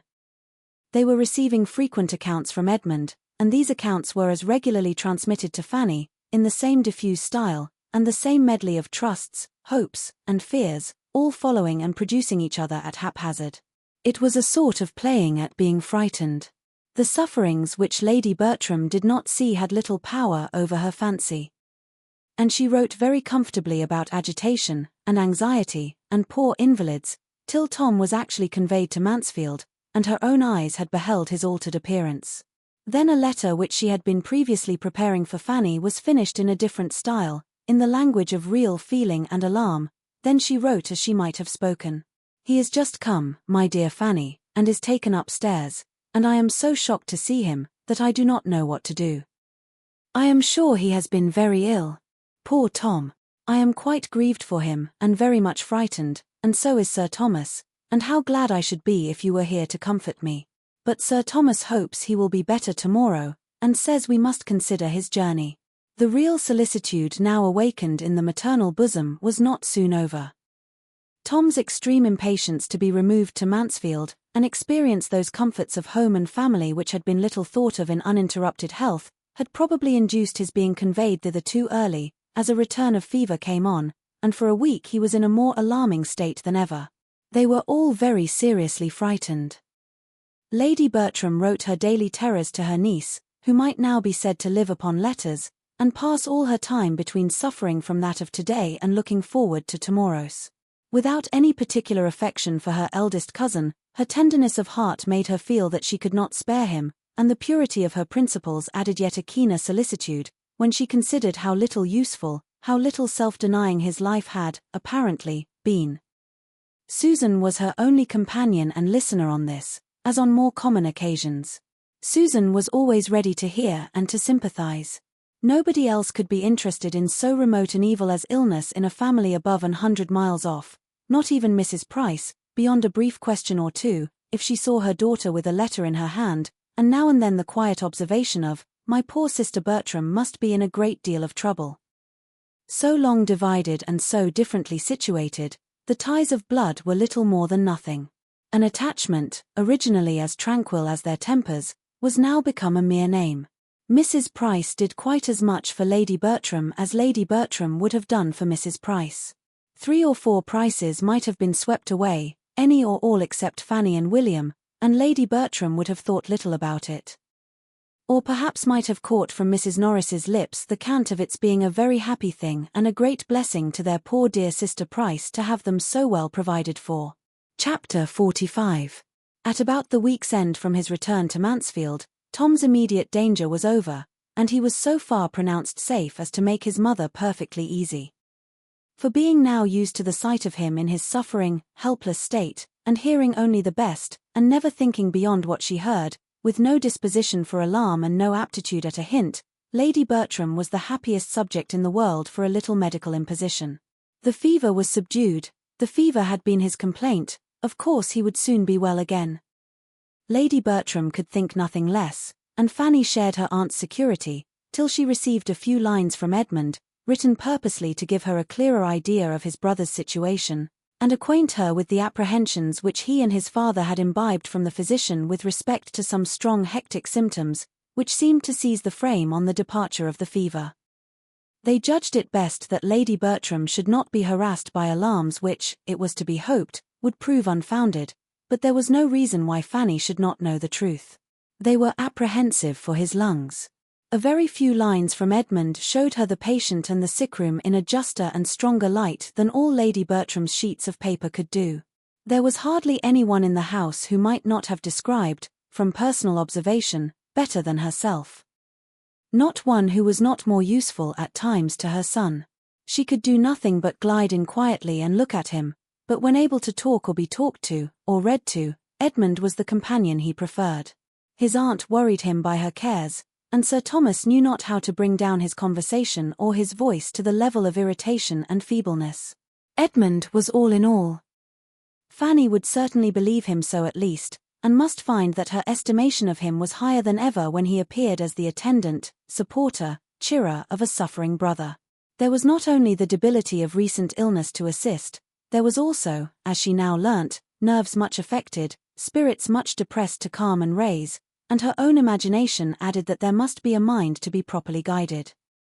The family were not consumptive, and she was more inclined to hope than fear for her cousin, except when she thought of Miss Crawford, but Miss Crawford gave her the idea of being the child of good luck, and to her selfishness and vanity it would be good luck to have Edmund the only son. Even in the sick chamber the fortunate Mary was not forgotten. Edmund's letter had this postscript. On the subject of my last, I had actually begun a letter when called away by Tom's illness, but I have now changed my mind, and fear to trust the influence of friends. When Tom is better, I shall go. Such was the state of Mansfield, and so it continued, with scarcely any change, till Easter. A line occasionally added by Edmund to his mother's letter was enough for Fanny's information. Tom's amendment was alarmingly slow. Easter came particularly late this year, as Fanny had most sorrowfully considered, on first learning that she had no chance of leaving Portsmouth till after it. It came, and she had yet heard nothing of her return, nothing even of the going to London, which was to precede her return. Her aunt often expressed a wish for her, but there was no notice, no message from the uncle on whom all depended. She supposed he could not yet leave his son, but it was a cruel, a terrible delay to her. The end of April was coming on, it would soon be almost 3 months, instead of 2, that she had been absent from them all, and that her days had been passing in a state of penance, which she loved them too well to hope they would thoroughly understand, and who could yet say when there might be leisure to think of or fetch her? Her eagerness, her impatience, her longings to be with them, were such as to bring a line or two of Cowper's Tirocinium for ever before her. With what intense desire she wants her home, was continually on her tongue, as the truest description of a yearning which she could not suppose any schoolboy's bosom to feel more keenly. When she had been coming to Portsmouth, she had loved to call it her home, had been fond of saying that she was going home. The word had been very dear to her, and so it still was, but it must be applied to Mansfield. That was now the home. Portsmouth was Portsmouth, Mansfield was home. They had been long so arranged in the indulgence of her secret meditations, and nothing was more consolatory to her than to find her aunt using the same language. I cannot but say I much regret your being from home at this distressing time, so very trying to my spirits. I trust and hope, and sincerely wish you may never be absent from home so long again, were most delightful sentences to her. Still, however, it was her private regale. delicacy to her parents made her careful not to betray such a preference of her uncle's house. It was always, when I go back into Northamptonshire, or when I return to Mansfield, I shall do so and so. For a great while it was so, but at last the longing grew stronger, it overthrew caution, and she found herself talking of what she should do when she went home before she was aware. She reproached herself, coloured, and looked fearfully towards her father and mother. She need not have been uneasy. There was no sign of displeasure, or even of hearing her. They were perfectly free from any jealousy of Mansfield. She was as welcome to wish herself there as to be there. It was sad to Fanny to lose all the pleasures of spring. She had not known before what pleasures she had to lose in passing March and April in a town. She had not known before how much the beginnings and progress of vegetation had delighted her. What animation, both of body and mind, she had derived from watching the advance of that season which cannot, in spite of its capriciousness, be unlovely, and seeing its increasing beauties from the earliest flowers in the warmest divisions of her aunt's garden, to the opening of leaves of her uncle's plantations, and the glory of his woods. To be losing such pleasures was no trifle. To be losing them, because she was in the midst of closeness and noise, to have confinement, bad air, bad smells, substituted for liberty, freshness, fragrance, and verdure, was infinitely worse, but even these incitements to regret were feeble, compared with what arose from the conviction of being missed by her best friends, and the longing to be useful to those who were wanting her. Could she have been at home, she might have been of service to every creature in the house. She felt that she must have been of use to all. To all she must have saved some trouble of head or hand, and were it only in supporting the spirits of her Aunt Bertram, keeping her from the evil of solitude, or the still greater evil of a restless, officious companion, too apt to be heightening danger in order to enhance her own importance, her being there would have been a general good. She loved to fancy how she could have read to her aunt, how she could have talked to her, and tried at once to make her feel the blessing of what was, and prepare her mind for what might be, and how many walks up and down stairs she might have saved her, and how many messages she might have carried. It astonished her that Tom's sisters could be satisfied with remaining in London at such a time, through an illness which had now, under different degrees of danger, lasted several weeks. They might return to Mansfield when they chose, travelling could be no difficulty to them, and she could not comprehend how both could still keep away. If Mrs. Rushworth could imagine any interfering obligations, Julia was certainly able to quit London whenever she chose. It appeared from one of her aunt's letters that Julia had offered to return if wanted, but this was all. It was evident that she would rather remain where she was. Fanny was disposed to think the influence of London very much at war with all respectable attachments. She saw the proof of it in Miss Crawford, as well as in her cousins. Her attachment to Edmund had been respectable, the most respectable part of her character. Her friendship for herself had at least been blameless. Where was either sentiment now? It was so long since Fanny had had any letter from her, that she had some reason to think lightly of the friendship which had been so dwelt on. It was weeks since she had heard anything of Miss Crawford or of her other connections in town, except through Mansfield, and she was beginning to suppose that she might never know whether Mr. Crawford had gone into Norfolk again or not till they met, and might never hear from his sister any more this spring, when the following letter was received to revive old and create some new sensations. Forgive me, my dear Fanny, as soon as you can, for my long silence, and behave as if you could forgive me directly. This is my modest request and expectation, for you are so good, that I depend upon being treated better than I deserve, and I write now to beg an immediate answer. I want to know the state of things at Mansfield Park, and you, no doubt, are perfectly able to give it. One should be a brute not to feel for the distress they are in. And from what I hear, poor Mr. Bertram has a bad chance of ultimate recovery. I thought little of his illness at first. I looked upon him as the sort of person to be made a fuss with, and to make a fuss himself in any trifling disorder, and was chiefly concerned for those who had to nurse him. But now it is confidently asserted that he is really in a decline, that the symptoms are most alarming, and that part of the family, at least, are aware of it. If it be so, I am sure you must be included in that part, that discerning part, and therefore entreat you to let me know how far I have been rightly informed. I need not say how rejoiced I shall be to hear there has been any mistake, but the report is so prevalent that I confess I cannot help trembling. To have such a fine young man cut off in the flower of his days is most melancholy. Poor Sir Thomas will feel it dreadfully. I really am quite agitated on the subject. Fanny, I see you smile and look cunning, but, upon my honor, I never bribed a physician in my life. Poor young man! If he is to die, there will be 2 poor young men less in the world, and with a fearless face and bold voice would I say to anyone, that wealth and consequence could fall into no hands more deserving of them. It was a foolish precipitation last Christmas, but the evil of a few days may be blotted out in part. Varnish and gilding hide many stains. It will be but the loss of the esquire after his name. With real affection, Fanny, like mine, more might be overlooked. Write to me by return of post, judge of my anxiety, and do not trifle with it. Tell me the real truth, as you have it from the fountainhead. And now, do not trouble yourself to be ashamed of either my feelings or your own. Believe me, they are not only natural, they are philanthropic and virtuous. I put it to your conscience, whether Sir Edmund would not do more good with all the Bertram property than any other possible Sir. Had the Grants been at home I would not have troubled you, but you are now the only one I can apply to for the truth, his sisters not being within my reach. Mrs. R. has been spending the Easter with the Aylmers at Twickenham, as to be sure you know, and is not yet returned. And Julia is with the cousins who live near Bedford Square, but I forget their name and street. Could I immediately apply to either, however, I should still prefer you, because it strikes me that they have all along been so unwilling to have their own amusements cut up, as to shut their eyes to the truth. I suppose Mrs. R.'s Easter holidays will not last much longer, no doubt they are thorough holidays to her. The Aylmers are pleasant people. And her husband away, she can have nothing but enjoyment. I give her credit for promoting his going dutifully down to Bath, to fetch his mother, but how will she and the Dowager agree in one house?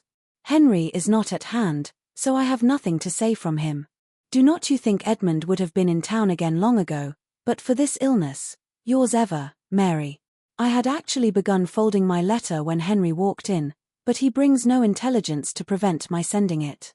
Mrs. R. knows a decline is apprehended. He saw her this morning. She returns to Wimpole Street today. The old lady is come.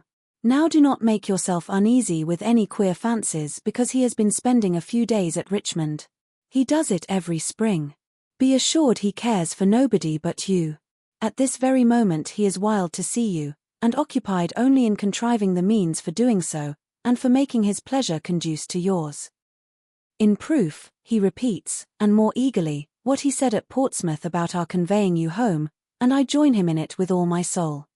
Dear Fanny, write directly, and tell us to come. It will do us all good. He and I can go to the parsonage, you know, and be no trouble to our friends at Mansfield Park. It would really be gratifying to see them all again, and a little addition of society might be of infinite use to them, and as to yourself, you must feel yourself to be so wanted there, that you cannot in conscience, conscientious as you are, keep away, when you have the means of returning. I have not time or patience to give half Henry's messages. Be satisfied that the spirit of each and every one is unalterable affection. Fanny's disgust at the greater part of this letter, with her extreme reluctance to bring the writer of it and her cousin Edmund together, would have made her, as she felt, incapable of judging impartially whether the concluding offer might be accepted or not. To herself, individually, it was most tempting.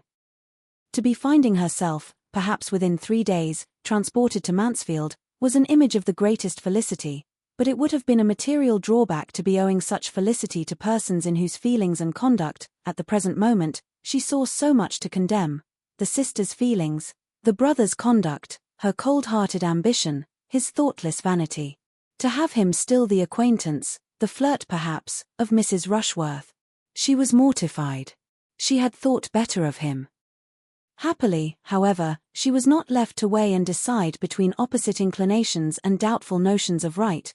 There was no occasion to determine whether she ought to keep Edmund and Mary asunder or not.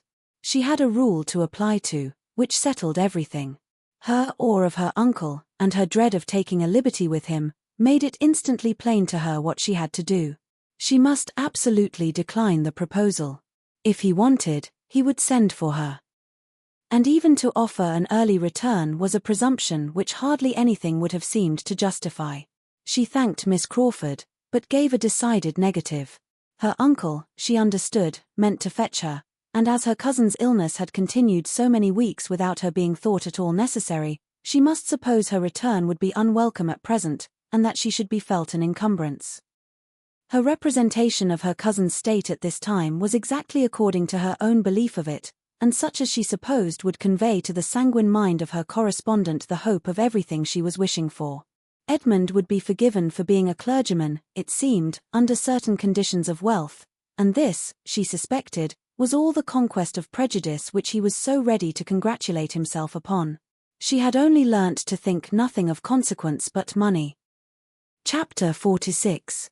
As Fanny could not doubt that her answer was conveying a real disappointment, she was rather in expectation, from her knowledge of Miss Crawford's temper, of being urged again, and though no second letter arrived for the space of a week, she had still the same feeling when it did come.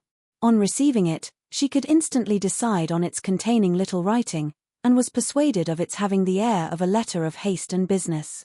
Its object was unquestionable, and 2 moments were enough to start the probability of its being merely to give her notice that they should be in Portsmouth that very day, and to throw her into all the agitation of doubting what she ought to do in such a case. If 2 moments, however, can surround with difficulties, a third can disperse them, and before she had opened the letter, the possibility of Mr. and Miss Crawford's having applied to her uncle and obtained his permission was giving her ease. This was the letter.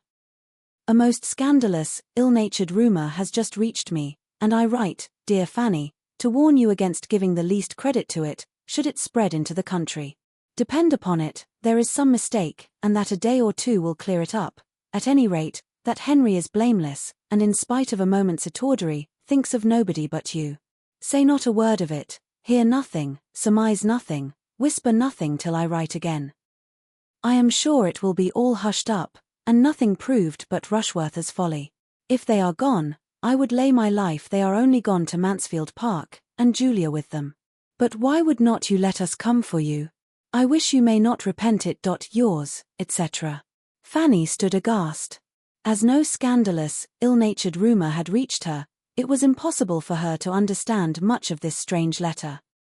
She could only perceive that it must relate to Wimpole Street and Mr. Crawford, and only conjecture that something very imprudent had just occurred in that quarter to draw the notice of the world, and to excite her jealousy, in Miss Crawford's apprehension, if she heard it. Miss Crawford need not be alarmed for her. She was only sorry for the parties concerned and for Mansfield, if the report should spread so far, but she hoped it might not. If the Rushworths were gone themselves to Mansfield, as was to be inferred from what Miss Crawford said, it was not likely that anything unpleasant should have preceded them, or at least should make any impression. As to Mr. Crawford, she hoped it might give him a knowledge of his own disposition, convince him that he was not capable of being steadily attached to any one woman in the world, and shame him from persisting any longer in addressing herself. It was very strange. She had begun to think he really loved her, and to fancy his affection for her something more than common, and his sister still said that he cared for nobody else. Yet there must have been some marked display of attentions to her cousin, there must have been some strong indiscretion, since her correspondent was not of a sort to regard a slight one. Very uncomfortable she was, and must continue, till she heard from Miss Crawford again. It was impossible to banish the letter from her thoughts, and she could not relieve herself by speaking of it to any human being. Miss Crawford need not have urged secrecy with so much warmth, she might have trusted to her sense of what was due to her cousin. The next day came and brought no second letter. Fanny was disappointed. She could still think of little else all the morning. But, when her father came back in the afternoon with the daily newspaper as usual, she was so far from expecting any elucidation through such a channel that the subject was for a moment out of her head. She was deep in other musing. The remembrance of her first evening in that room, of her father and his newspaper, came across her. No candle was now wanted. The sun was yet an hour and a half above the horizon. She felt that she had, indeed, been 3 months there. And the sun's rays falling strongly into the parlour, instead of cheering, made her still more melancholy, for sunshine appeared to her a totally different thing in a town and in the country. Here, its power was only a glare, a stifling, sickly glare, serving but to bring forward stains and dirt that might otherwise have slept. There was neither health nor gaiety in sunshine in a town. She sat in a blaze of oppressive heat, in a cloud of moving dust, and her eyes could only wander from the walls, marked by her father's head, to the table cut and notched by her brother's, where stood the teaboard never thoroughly cleaned, the cups and saucers wiped in streaks, the milk a mixture of motes floating in thin blue, and the bread and butter growing every minute more greasy than even Rebecca's hands had first produced it. Her father read his newspaper, and her mother lamented over the ragged carpet as usual, while the tea was in preparation, and wished Rebecca would mend it, and Fanny was first roused by his calling out to her, after humphing and considering over a particular paragraph, "What's the name of your great cousins in town, Fan?" A moment's recollection enabled her to say, "Rushworth, sir." "And don't they live in Wimpole Street?" "Yes, sir." "Then, there's the devil to pay among them, that's all." There, holding out the paper to her, "Much good may such fine relations do you. I don't know what Sir Thomas may think of such matters, he may be too much of the courtier and fine gentleman to like his daughter the less. But, by G, if she belonged to me, I'd give her the rope's end as long as I could stand over her. A little flogging for man and woman too would be the best way of preventing such things." Fanny read to herself that it was with infinite concern the newspaper had to announce to the world a matrimonial fracas in the family of Mr. R. of Wimpole Street, the beautiful Mrs. R., whose name had not long been enrolled in the lists of highmen, and who had promised to become so brilliant a leader in the fashionable world, having quitted her husband's roof in company with the well-known and captivating Mr. C., the intimate friend and associate of Mr. R., and it was not known even to the editor of the newspaper whither they were gone. "It is a mistake, sir," said Fanny instantly. "It must be a mistake, it cannot be true, it must mean some other people." She spoke from the instinctive wish of delaying shame, she spoke with a resolution which sprung from despair, for she spoke what she did not, could not believe herself. It had been the shock of conviction as she read. The truth rushed on her. And how she could have spoken at all, how she could even have breathed, was afterwards matter of wonder to herself. Mr. Price cared too little about the report to make her much answer. It might be all a lie, he acknowledged, but so many fine ladies were going to the devil nowadays that way, that there was no answering for anybody. "Indeed, I hope it is not true," said Mrs. Price plaintively. "It would be so very shocking. If I have spoken once to Rebecca about that carpet, I am sure I have spoke at least a dozen times, have not I, Betsy? And it would not be 10 minutes' work." The horror of a mind like Fanny's, as it received the conviction of such guilt, and began to take in some part of the misery that must ensue, can hardly be described. At first, it was a sort of stupefaction, but every moment was quickening her perception of the horrible evil. She could not doubt, she dared not indulge a hope, of the paragraph being false. Miss Crawford's letter, which she had read so often as to make every line her own, was in frightful conformity with it. Her eager defense of her brother, her hope of its being hushed up, her evident agitation, were all of a piece with something very bad. And if there was a woman of character in existence, who could treat as a trifle this sin of the first magnitude, who would try to gloss it over, and desire to have it unpunished, she could believe Miss Crawford to be the woman. Now she could see her own mistake as to who were gone, or said to be gone. It was not Mr. and Mrs. Rushworth, it was Mrs. Rushworth and Mr. Crawford. Fanny seemed to herself never to have been shocked before. There was no possibility of rest. The evening passed without a pause of misery, the night was totally sleepless. She passed only from feelings of sickness to shudderings of horror, and from hot fits of fever to cold. The event was so shocking, that there were moments even when her heart revolted from it as impossible, when she thought it could not be. A woman married only 6 months ago, a man professing himself devoted, even engaged to another, that other her near relation. The whole family, both families connected as they were by tie upon tie, all friends, all intimate together, it was too horrible a confusion of guilt, too gross a complication of evil, for human nature, not in a state of utter barbarism, to be capable of. Yet her judgment told her it was so. His unsettled affections, wavering with his vanity, Maria's decided attachment, and no sufficient principle on either side, gave it possibility. Miss Crawford's letter stamped it a fact. What would be the consequence? Whom would it not injure? Whose views might it not affect? Whose peace would it not cut up for ever? Miss Crawford, herself, Edmund. But it was dangerous, perhaps, to tread such ground. She confined herself, or tried to confine herself, to the simple, indubitable family misery which must envelop all, if it were indeed a matter of certified guilt and public exposure. The mother's sufferings, the father's, there she paused. Julia's, Tom's, Edmund's. There a yet longer pause. They were the two on whom it would fall most horribly. Sir Thomas's parental solicitude and high sense of honour and decorum, Edmund's upright principles, unsuspicious temper, and genuine strength of feeling, made her think it scarcely possible for them to support life and reason under such disgrace, and it appeared to her that, as far as this world alone was concerned, the greatest blessing to every one of kindred with Mrs. Rushworth would be instant annihilation. Nothing happened the next day, or the next, to weaken her terrors. 2 posts came in, and brought no refutation, public or private. There was no second letter to explain away the first from Miss Crawford, there was no intelligence from Mansfield, though it was now full time for her to hear again from her aunt. This was an evil omen. She had, indeed, scarcely the shadow of a hope to soothe her mind, and was reduced to so low and wan and trembling a condition, as no mother, not unkind, except Mrs. Price could have overlooked, when the 3rd day did bring the sickening knock, and a letter was again put into her hands. It bore the London postmark, and came from Edmund. Dear Fanny, you know our present wretchedness. May God support you under your share. We have been here 2 days, but there is nothing to be done. They cannot be traced. You may not have heard of the last blow, Julia's elopement. She is gone to Scotland with Yates. She left London a few hours before we entered it. At any other time this would have been felt dreadfully. Now it seems nothing, yet it is an heavy aggravation. My father is not overpowered. More cannot be hoped. He is still able to think and act, and I write, by his desire, to propose your returning home. He is anxious to get you there for my mother's sake. I shall be at Portsmouth the morning after you receive this, and hope to find you ready to set off for Mansfield. My father wishes you to invite Susan to go with you for a few months.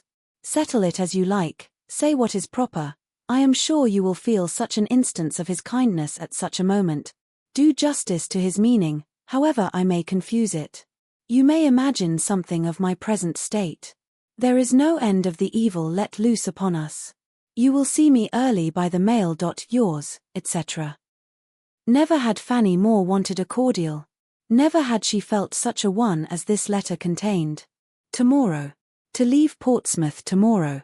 She felt she was, in the greatest danger of being exquisitely happy, while so many were miserable.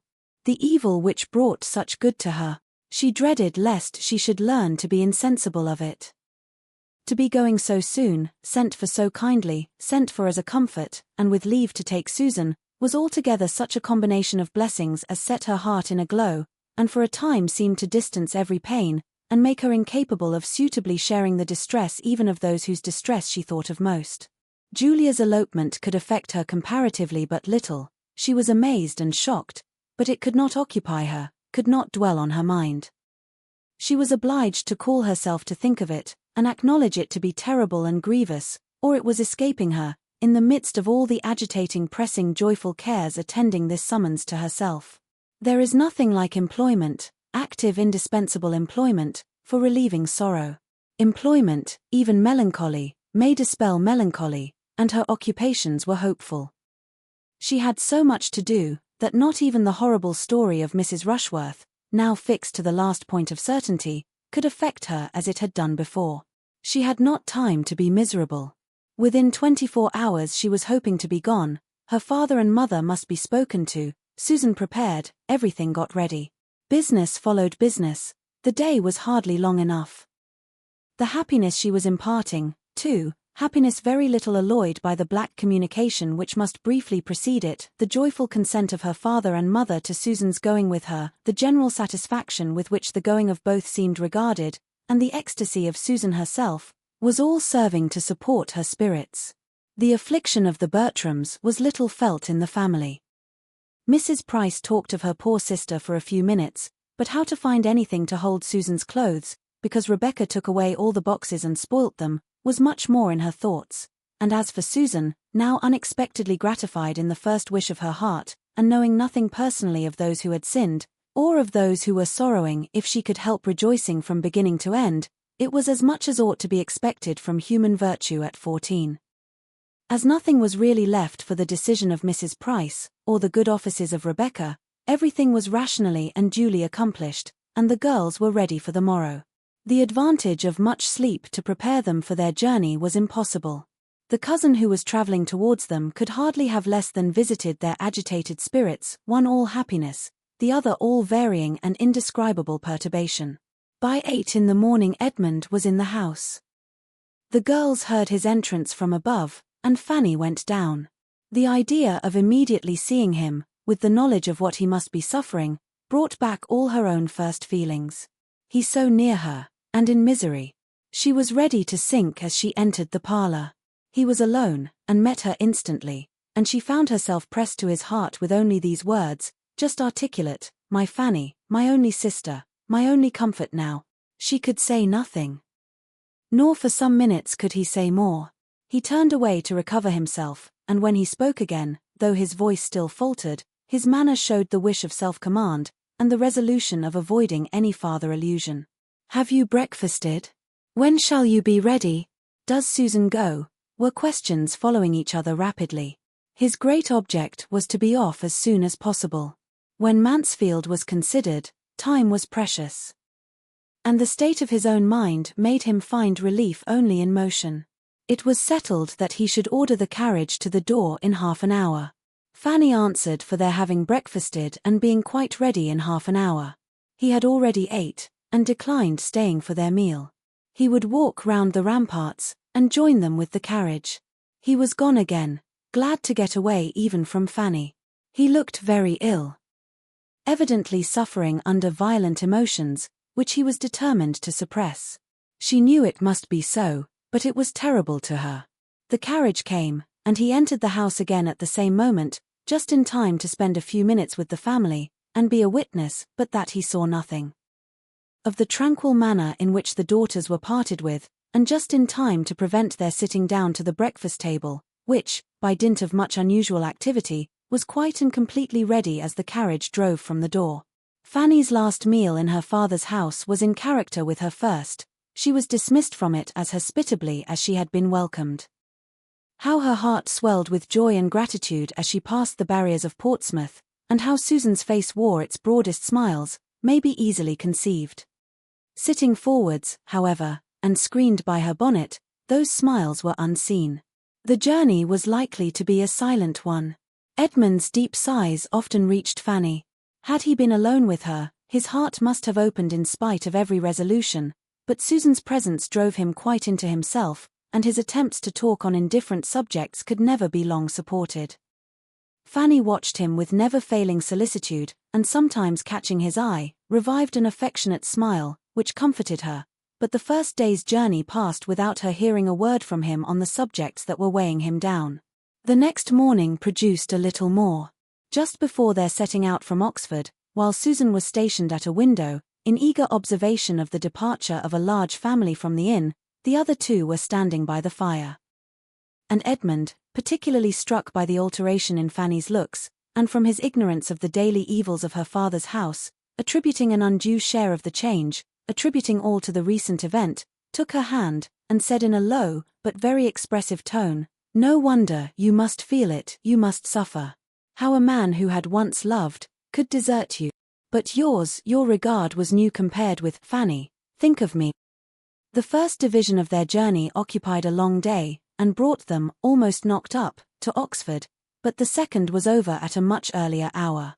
They were in the environs of Mansfield long before the usual dinner time, and as they approached the beloved place, the hearts of both sisters sank a little. Fanny began to dread the meeting with her aunts and Tom, under so dreadful a humiliation. And Susan to feel with some anxiety, that all her best manners, all her lately acquired knowledge of what was practiced here, was on the point of being called into action. Visions of good and ill breeding, of old vulgarisms and new gentilities, were before her, and she was meditating much upon silver forks, napkins, and finger-glasses. Fanny had been everywhere awake to the difference of the country since February. But when they entered the park, her perceptions and her pleasures were of the keenest sort. It was 3 months, full 3 months, since her quitting it, and the change was from winter to summer. Her eye fell everywhere on lawns and plantations of the freshest green, and the trees, though not fully clothed, were in that delightful state when farther beauty is known to be at hand, and when, while much is actually given to the sight, more yet remains for the imagination. Her enjoyment, however, was for herself alone. Edmund could not share it. She looked at him, but he was leaning back, sunk in a deeper gloom than ever, and with eyes closed, as if the view of cheerfulness oppressed him, and the lovely scenes of home must be shut out. It made her melancholy again, and the knowledge of what must be enduring there, invested even the house, modern, airy, and well situated as it was, with a melancholy aspect. By one of the suffering party within they were expected with such impatience as she had never known before. Fanny had scarcely passed the solemn-looking servants, when Lady Bertram came from the drawing-room to meet her, came with no indolent step, and falling on her neck, said, "Dear Fanny, now I shall be comfortable." Chapter 47. It had been a miserable party, each of the three believing themselves most miserable. Mrs. Norris, however, as most attached to Maria, was really the greatest sufferer. Maria was her first favourite, the dearest of all. The match had been her own contriving, as she had been wont with such pride of heart to feel and say, and this conclusion of it almost overpowered her. She was an altered creature, quieted, stupefied, indifferent to everything that passed. The being left with her sister and nephew, and all the house under her care, had been an advantage entirely thrown away.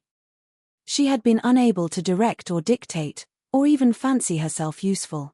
When really touched by affliction, her active powers had been all benumbed, and neither Lady Bertram nor Tom had received from her the smallest support or attempt at support. She had done no more for them than they had done for each other.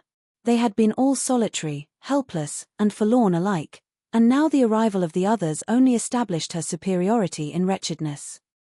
Her companions were relieved, but there was no good for her.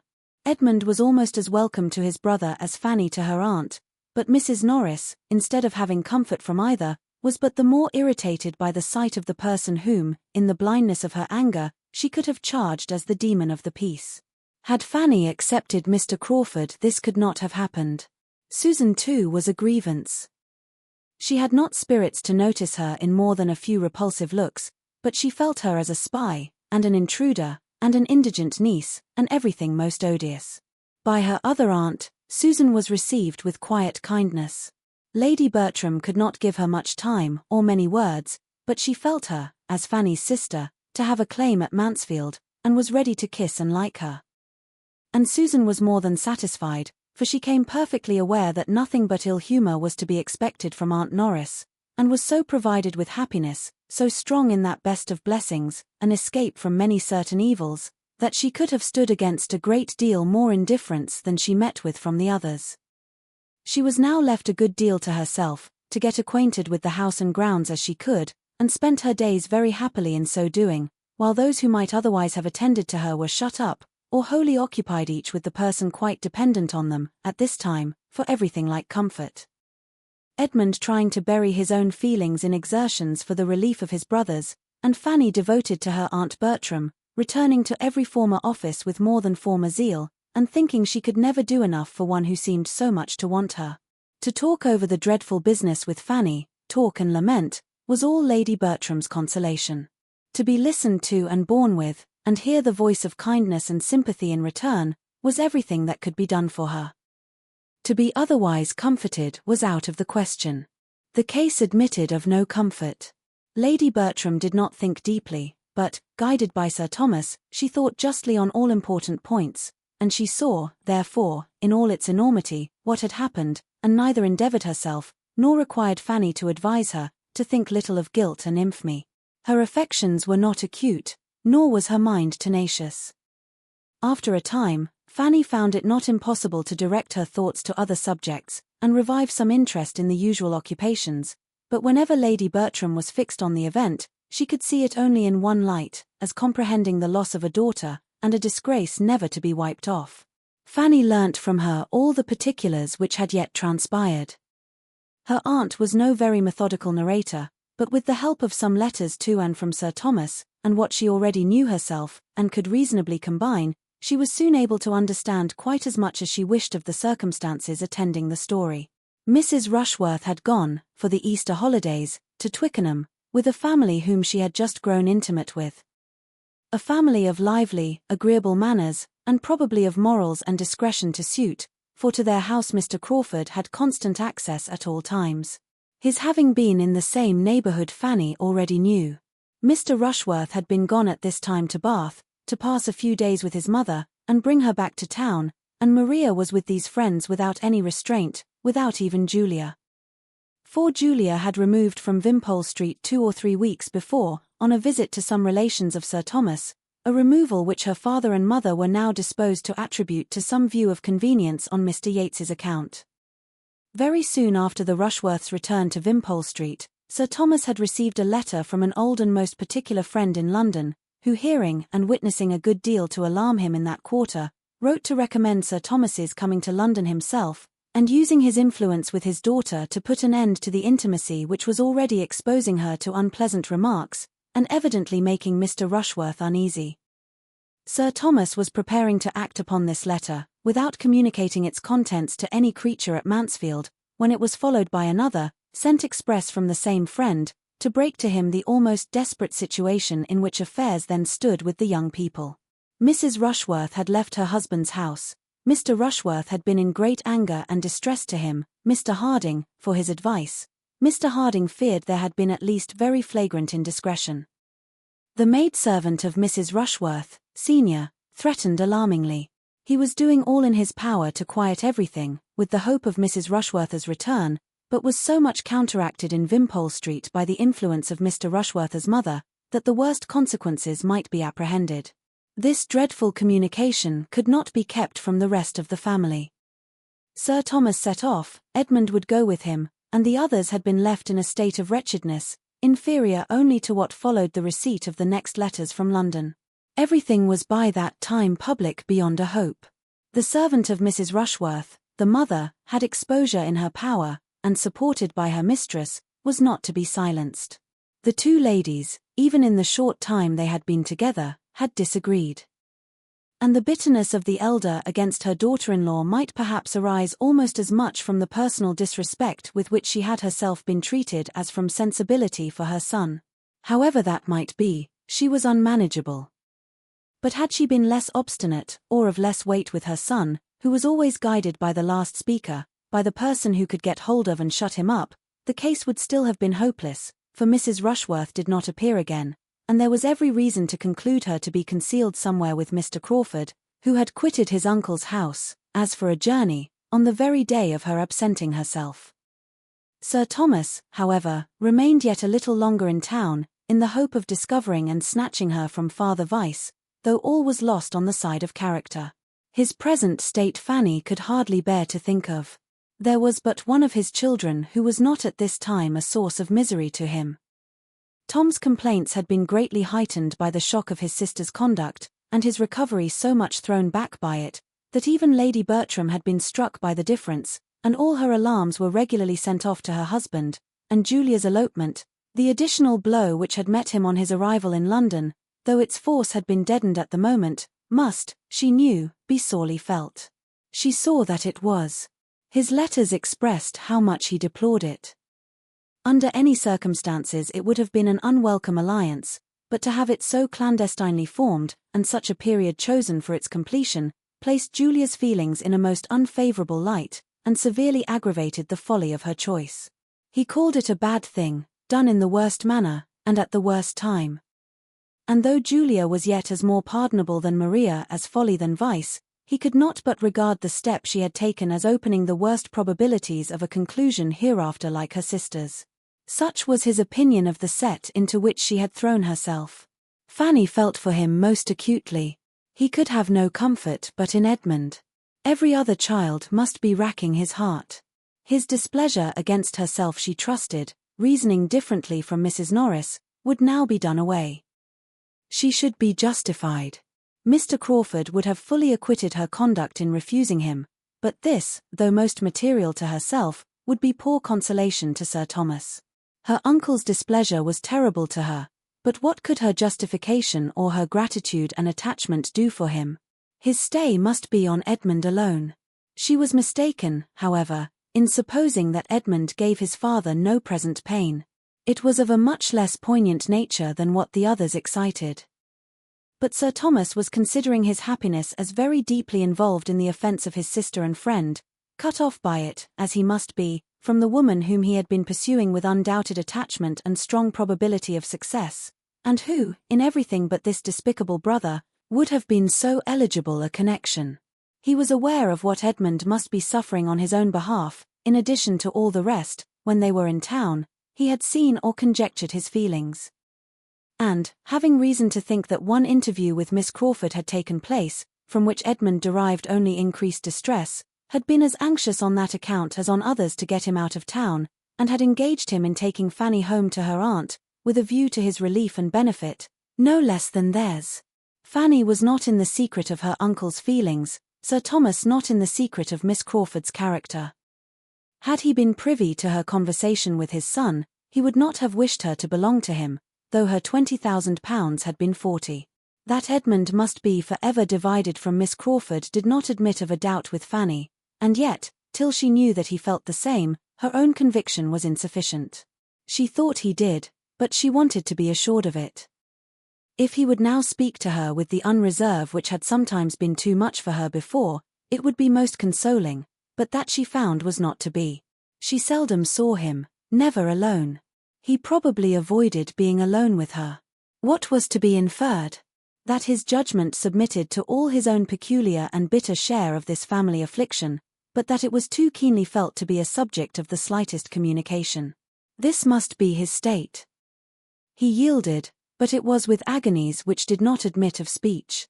Long would it be ere Miss Crawford's name passed his lips again, or she could hope for a renewal of such confidential intercourse as had been. It was long. They reached Mansfield on Thursday, and it was not till Sunday evening that Edmund began to talk to her on the subject. Sitting with her on Sunday evening, a wet Sunday evening.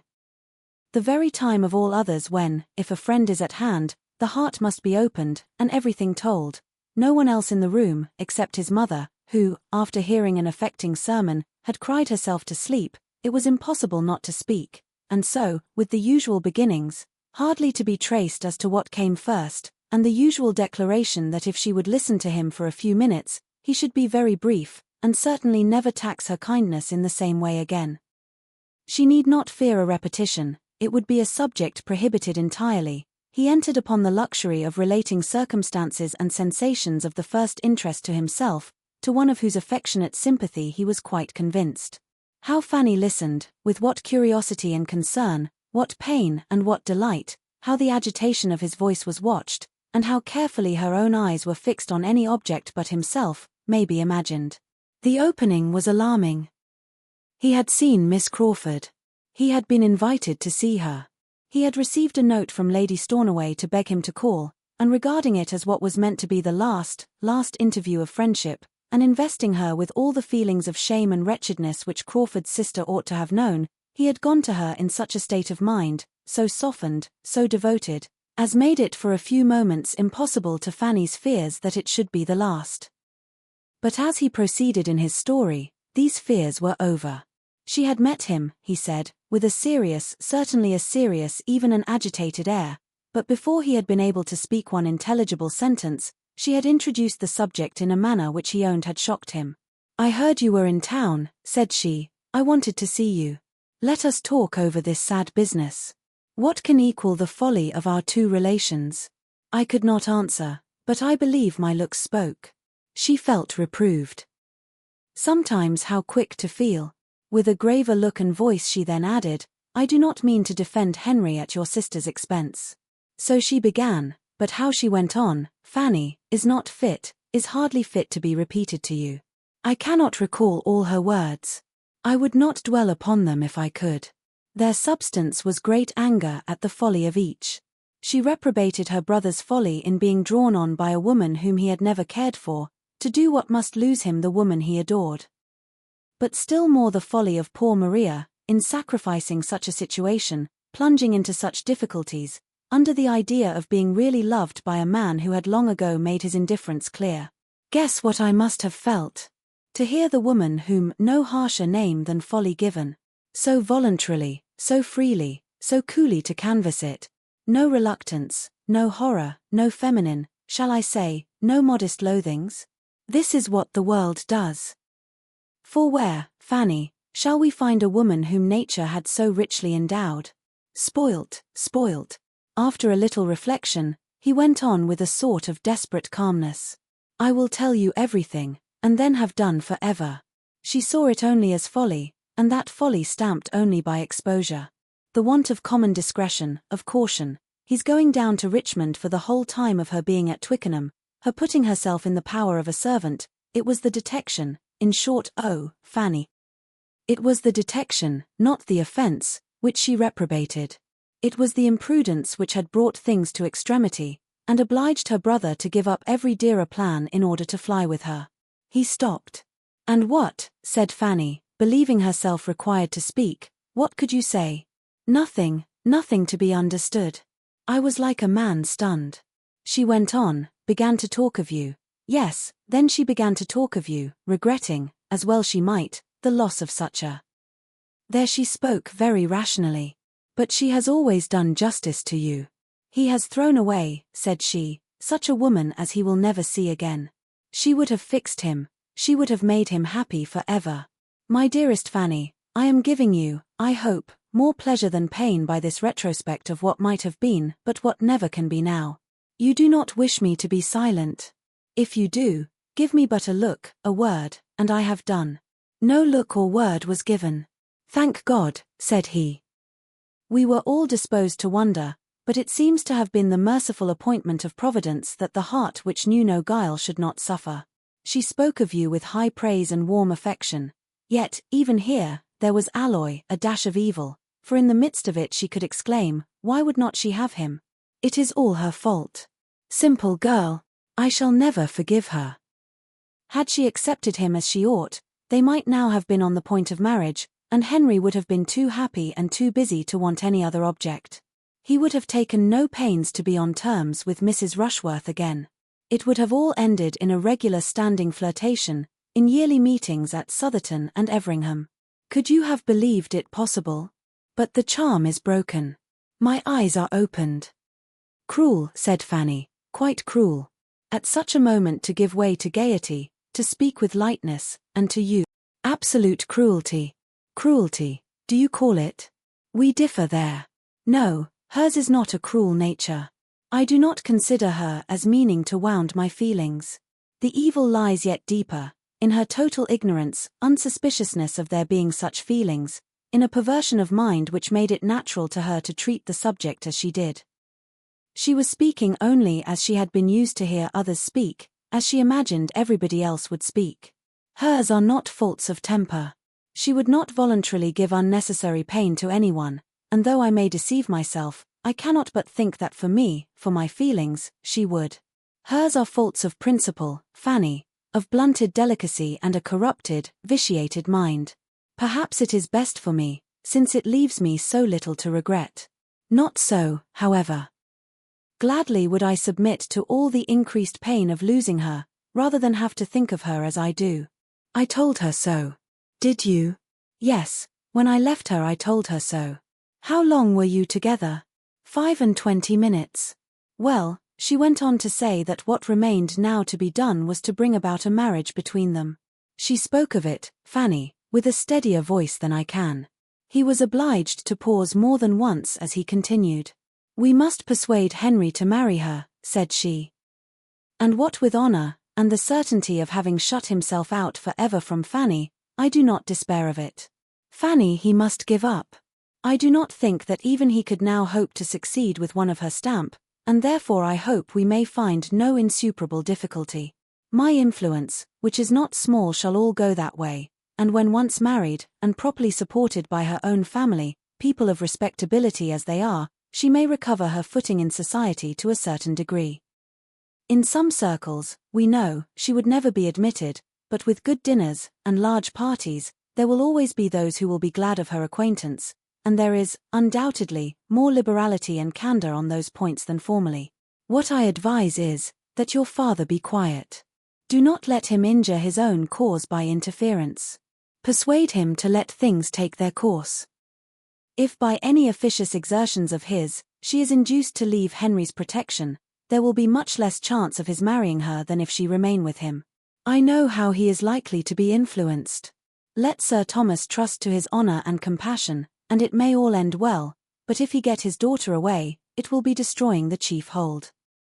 After repeating this, Edmund was so much affected that Fanny, watching him with silent, but most tender concern, was almost sorry that the subject had been entered on at all. It was long before he could speak again. At last, "Now, Fanny," said he, "I shall soon have done. I have told you the substance of all that she said." As soon as I could speak, I replied that I had not supposed it possible, coming in such a state of mind into that house as I had done, that anything could occur to make me suffer more, but that she had been inflicting deeper wounds in almost every sentence. That though I had, in the course of our acquaintance, been often sensible of some difference in our opinions, on points, too, of some moment, it had not entered my imagination to conceive the difference could be such as she had now proved it.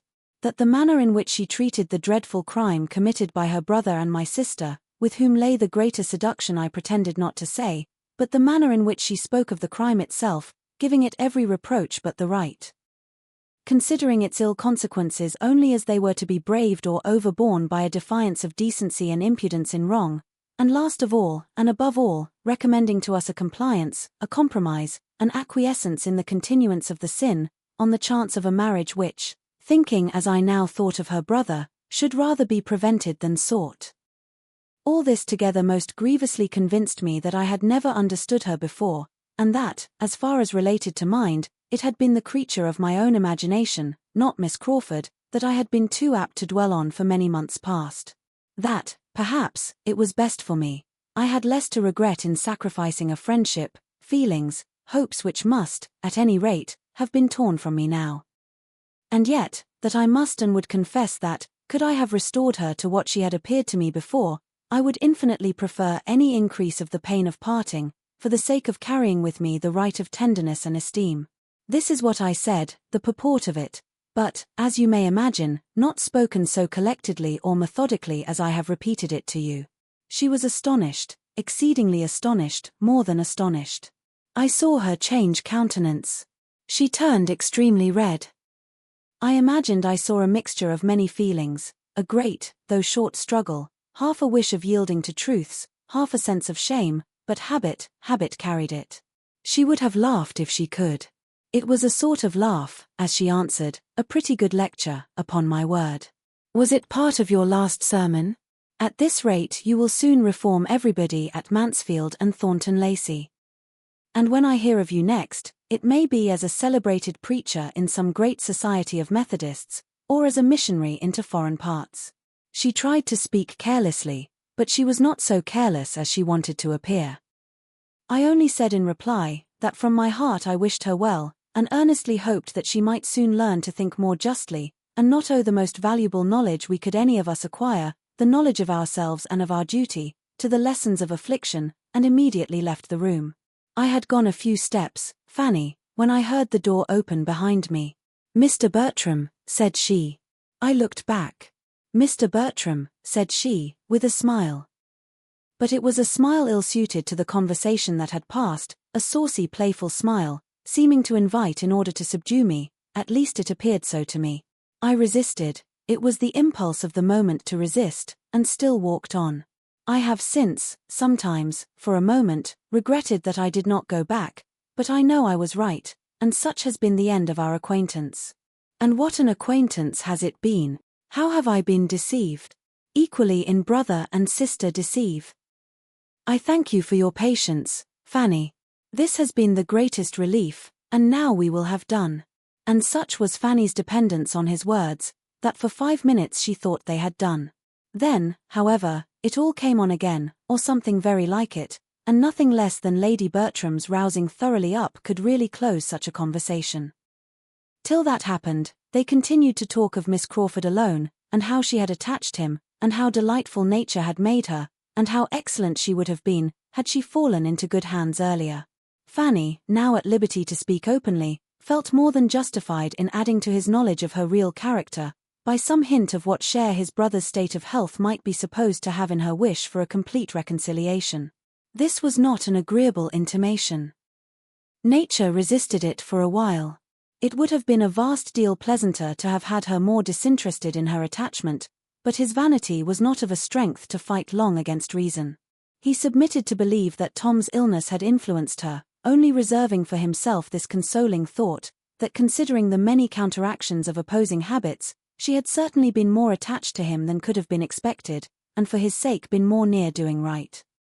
Fanny thought exactly the same, and they were also quite agreed in their opinion of the lasting effect, the indelible impression, which such a disappointment must make on his mind.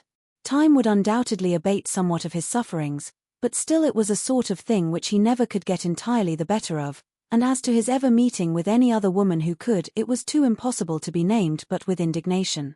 Fanny's friendship was all that he had to cling to. Chapter 48. Let other pens dwell on guilt and misery. I quit such odious subjects as soon as I can, impatient to restore everybody, not greatly in fault themselves, to tolerable comfort, and to have done with all the rest.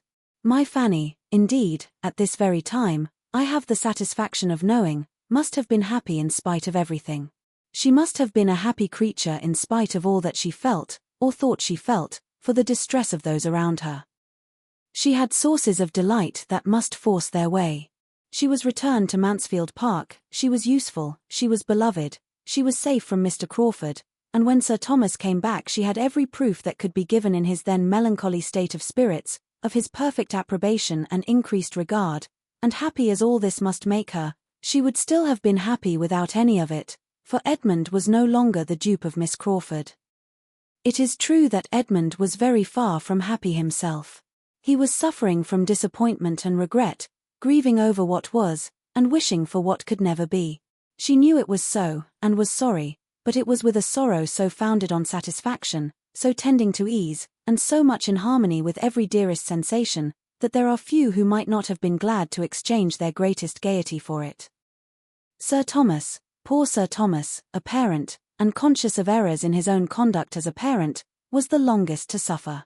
He felt that he ought not to have allowed the marriage, that his daughter's sentiments had been sufficiently known to him to render him culpable in authorizing it, that in so doing he had sacrificed the right to the expedient, and been governed by motives of selfishness and worldly wisdom. These were reflections that required some time to soften. But time will do almost everything, and though little comfort arose on Mrs. Rushworth's side for the misery she had occasioned, comfort was to be found greater than he had supposed in his other children. Julia's match became a less desperate business than he had considered it at first. She was humble, and wishing to be forgiven, and Mr. Yates, desirous of being really received into the family, was disposed to look up to him and be guided. He was not very solid. But there was a hope of his becoming less trifling, of his being at least tolerably domestic and quiet, and at any rate, there was comfort in finding his estate rather more, and his debts much less, than he had feared, and in being consulted and treated as the friend best worth attending to. There was comfort also in Tom, who gradually regained his health, without regaining the thoughtlessness and selfishness of his previous habits. He was the better for ever for his illness. He had suffered, and he had learned to think, two advantages that he had never known before, and the self-reproach arising from the deplorable event in Wimpole Street, to which he felt himself accessory by all the dangerous intimacy of his unjustifiable theatre, made an impression on his mind which, at the age of 26, with no want of sense or good companions, was durable in its happy effects. He became what he ought to be. Useful to his father, steady and quiet, and not living merely for himself. Here was comfort indeed. And quite as soon as Sir Thomas could place dependence on such sources of good, Edmund was contributing to his father's ease by improvement in the only point in which he had given him pain before, improvement in his spirits. After wandering about and sitting under trees with Fanny all the summer evenings, he had so well talked his mind into submission as to be very tolerably cheerful again. These were the circumstances and the hopes which gradually brought their alleviation to Sir Thomas, deadening his sense of what was lost, and in part reconciling him to himself, though the anguish arising from the conviction of his own errors in the education of his daughters was never to be entirely done away. Too late he became aware how unfavorable to the character of any young people must be the totally opposite treatment which Maria and Julia had been always experiencing at home, where the excessive indulgence and flattery of their aunt had been continually contrasted with his own severity. He saw how ill he had judged, in expecting to counteract what was wrong in Mrs. Norris by its reverse in himself. Clearly saw that he had but increased the evil by teaching them to repress their spirits in his presence so as to make their real disposition unknown to him, and sending them for all their indulgences to a person who had been able to attach them only by the blindness of her affection, and the excess of her praise. Here had been grievous mismanagement, but, bad as it was, he gradually grew to feel that it had not been the most direful mistake in his plan of education. Something must have been wanting within, or time would have worn away much of its ill effect.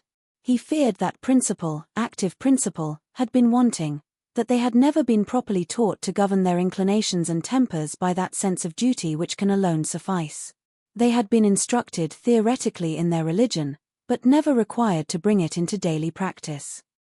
To be distinguished for elegance and accomplishments, the authorized object of their youth, could have had no useful influence that way, no moral effect on the mind. He had meant them to be good, but his cares had been directed to the understanding and manners, not the disposition, and of the necessity of self-denial and humility, he feared they had never heard from any lips that could profit them. Bitterly did he deplore a deficiency which now he could scarcely comprehend to have been possible. Wretchedly did he feel, that with all the cost and care of an anxious and expensive education, he had brought up his daughters without their understanding their first duties, or his being acquainted with their character and temper. The high spirit and strong passions of Mrs. Rushworth, especially, were made known to him only in their sad result. She was not to be prevailed on to leave Mr. Crawford.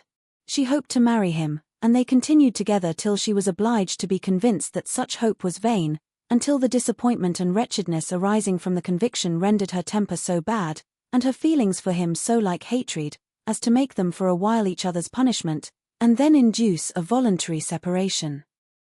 She had lived with him to be reproached as the ruin of all his happiness in Fanny, and carried away no better consolation in leaving him than that she had divided them. What can exceed the misery of such a mind in such a situation? Mr. Rushworth had no difficulty in procuring a divorce, and so ended a marriage contracted under such circumstances as to make any better end the effect of good luck not to be reckoned on. She had despised him, and loved another. And he had been very much aware that it was so.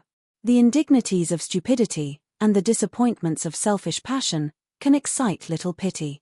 His punishment followed his conduct, as did a deeper punishment the deeper guilt of his wife. He was released from the engagement to be mortified and unhappy, till some other pretty girl could attract him into matrimony again, and he might set forward on a second, and, it is to be hoped, more prosperous trial of the state. If duped, to be duped at least with good humour and good luck, while she must withdraw with infinitely stronger feelings to a retirement and reproach which could allow no second spring of hope or character.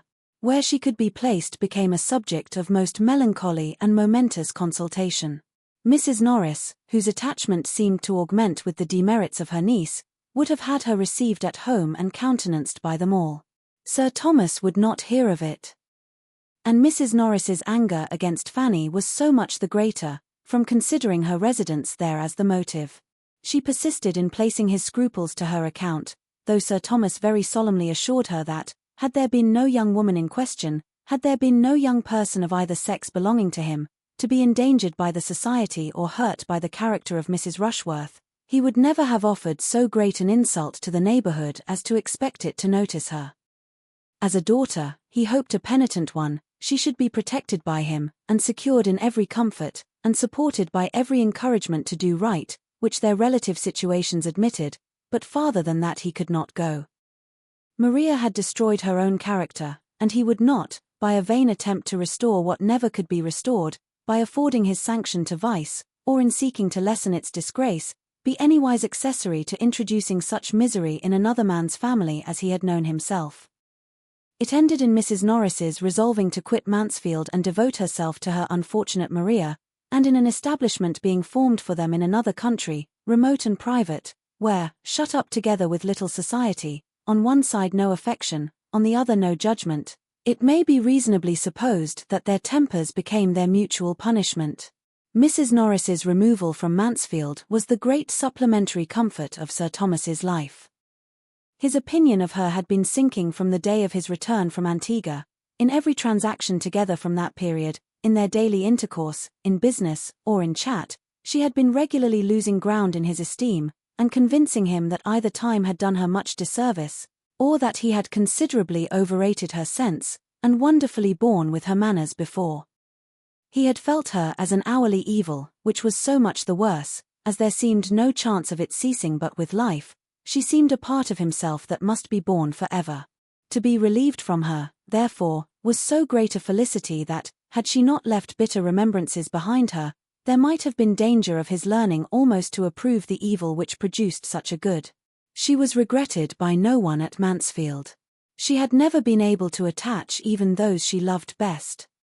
And since Mrs. Rushworth's elopement, her temper had been in a state of such irritation as to make her everywhere tormenting. Not even Fanny had tears for Aunt Norris, not even when she was gone forever. That Julia escaped better than Maria was owing, in some measure, to a favourable difference of disposition and circumstance, but in a greater to her having been less the darling of that very aunt, less flattered and less spoilt. Her beauty and acquirements had held but a second place. She had been always used to think herself a little inferior to Maria. Her temper was naturally the easiest of the two. Her feelings, though quick, were more controllable, and education had not given her so very hurtful a degree of self-consequence. She had submitted the best to the disappointment in Henry Crawford. After the first bitterness of the conviction of being slighted was over, she had been tolerably soon in a fair way of not thinking of him again. And when the acquaintance was renewed in town, and Mr. Rushworth's house became Crawford's object, she had had the merit of withdrawing herself from it, and of choosing that time to pay a visit to her other friends, in order to secure herself from being again too much attracted. This had been her motive in going to her cousin's. Mr. Yates's convenience had had nothing to do with it. She had been allowing his attentions some time, but with very little idea of ever accepting him.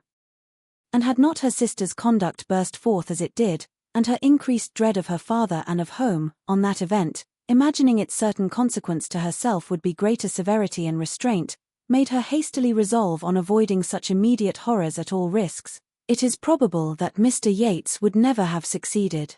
She had not eloped with any worse feelings than those of selfish alarm. It had appeared to her the only thing to be done. Maria's guilt had induced Julia's folly. Henry Crawford, ruined by early independence and bad domestic example, indulged in the freaks of a cold-blooded vanity a little too long. Once it had, by an opening undesigned and unmerited, led him into the way of happiness. Could he have been satisfied with the conquest of one amiable woman's affections, could he have found sufficient exultation in overcoming the reluctance, in working himself into the esteem and tenderness of Fanny Price, there would have been every probability of success and felicity for him. His affection had already done something. Her influence over him had already given him some influence over her. Would he have deserved more? There can be no doubt that more would have been obtained, especially when that marriage had taken place, which would have given him the assistance of her conscience in subduing her first inclination, and brought them very often together. Would he have persevered, and uprightly, Fanny must have been his reward, and a reward very voluntarily bestowed, within a reasonable period from Edmund's marrying Mary.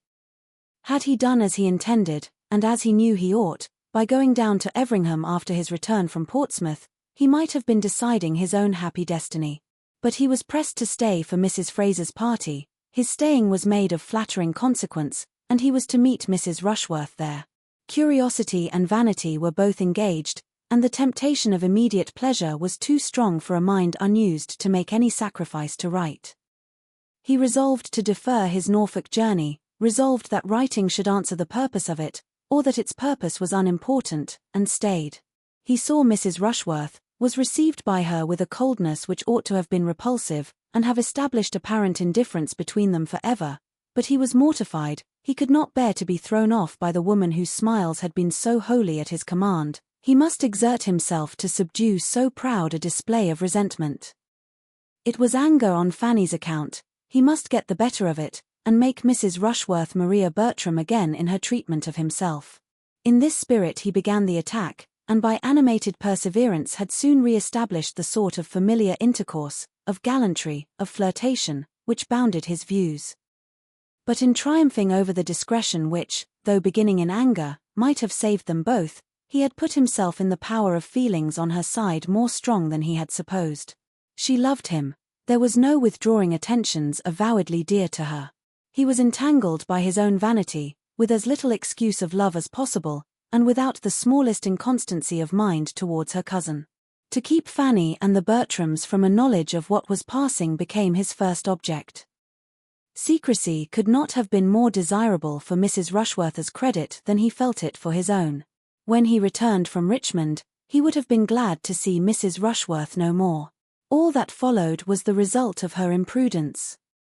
And he went off with her at last, because he could not help it, regretting Fanny even at the moment, but regretting her infinitely more when all the bustle of the intrigue was over, and a very few months had taught him, by the force of contrast, to place a yet higher value on the sweetness of her temper, the purity of her mind, and the excellence of her principles. That punishment, the public punishment of disgrace, should in a just measure attend his share of the offence is, we know, not one of the barriers which society gives to virtue. In this world the penalty is less equal than could be wished, but without presuming to look forward to a juster appointment hereafter, we may fairly consider a man of sense, like Henry Crawford, to be providing for himself no small portion of vexation and regret. Vexation that must rise sometimes to self-reproach, and regret to wretchedness, in having so requited hospitality, so injured family peace, so forfeited his best, most estimable, and indeed acquaintance, and so lost the woman whom he had rationally as well as passionately loved. After what had passed to wound and alienate the two families, the continuance of the Bertrams and Grants in such close neighborhood would have been most distressing. But the absence of the latter, for some months purposely lengthened, ended very fortunately in the necessity, or at least the practicability, of a permanent removal. Dr. Grant, through an interest on which he had almost ceased to form hopes, succeeded to a stall in Westminster, which, as affording an occasion for leaving Mansfield, an excuse for residence in London, and an increase of income to answer the expenses of the change, was highly acceptable to those who went and those who stayed. Mrs. Grant, with a temper to love and be loved, must have gone with some regret from the scenes and people she had been used to, but the same happiness of disposition must in any place, and any society, secure her a great deal to enjoy, and she had again a home to offer Mary. And Mary had had enough of her own friends, enough of vanity, ambition, love, and disappointment in the course of the last half-year, to be in need of the true kindness of her sister's heart, and the rational tranquillity of her ways. They lived together, and when Dr. Grant had brought on apoplexy and death, by 3 great institutionary dinners in 1 week, they still lived together. For Mary, though perfectly resolved against ever attaching herself to a younger brother again, was long in finding among the dashing representatives, or idle heir apparents, who were at the command of her beauty, and her £20,000, any one who could satisfy the better taste she had acquired at Mansfield, whose character and manners could authorize a hope of the domestic happiness she had there learned to estimate, or put Edmund Bertram sufficiently out of her head. Edmund had greatly the advantage of her in this respect. He had not to wait and wish with vacant affections for an object worthy to succeed her in them. Scarcely had he done regretting Mary Crawford, and observing to Fanny how impossible it was that he should ever meet with such another woman, before it began to strike him whether a very different kind of woman might not do just as well, or a great deal better. Whether Fanny herself were not growing as dear, as important to him in all her smiles and all her ways, as Mary Crawford had ever been, and whether it might not be a possible, a hopeful undertaking to persuade her that her warm and sisterly regard for him would be foundation enough for wedded love. I purposely abstain from dates on this occasion, that every one may be at liberty to fix their own, aware that the cure of unconquerable passions, and the transfer of unchanging attachments, must vary much as to time in different people. I only entreat everybody to believe that exactly at the time when it was quite natural that it should be so, and not a week earlier, Edmund did cease to care about Miss Crawford, and became as anxious to marry Fanny as Fanny herself could desire. With such a regard for her, indeed, as his had long been, a regard founded on the most endearing claims of innocence and helplessness, and completed by every recommendation of growing worth, what could be more natural than the change? Loving, guiding, protecting her, as he had been doing ever since her being 10 years old, her mind in so great a degree formed by his care, and her comfort depending on his kindness, an object to him of such close and peculiar interest, dearer by all his own importance with her than anyone else at Mansfield, what was there now to add, but that he should learn to prefer soft light eyes to sparkling dark ones?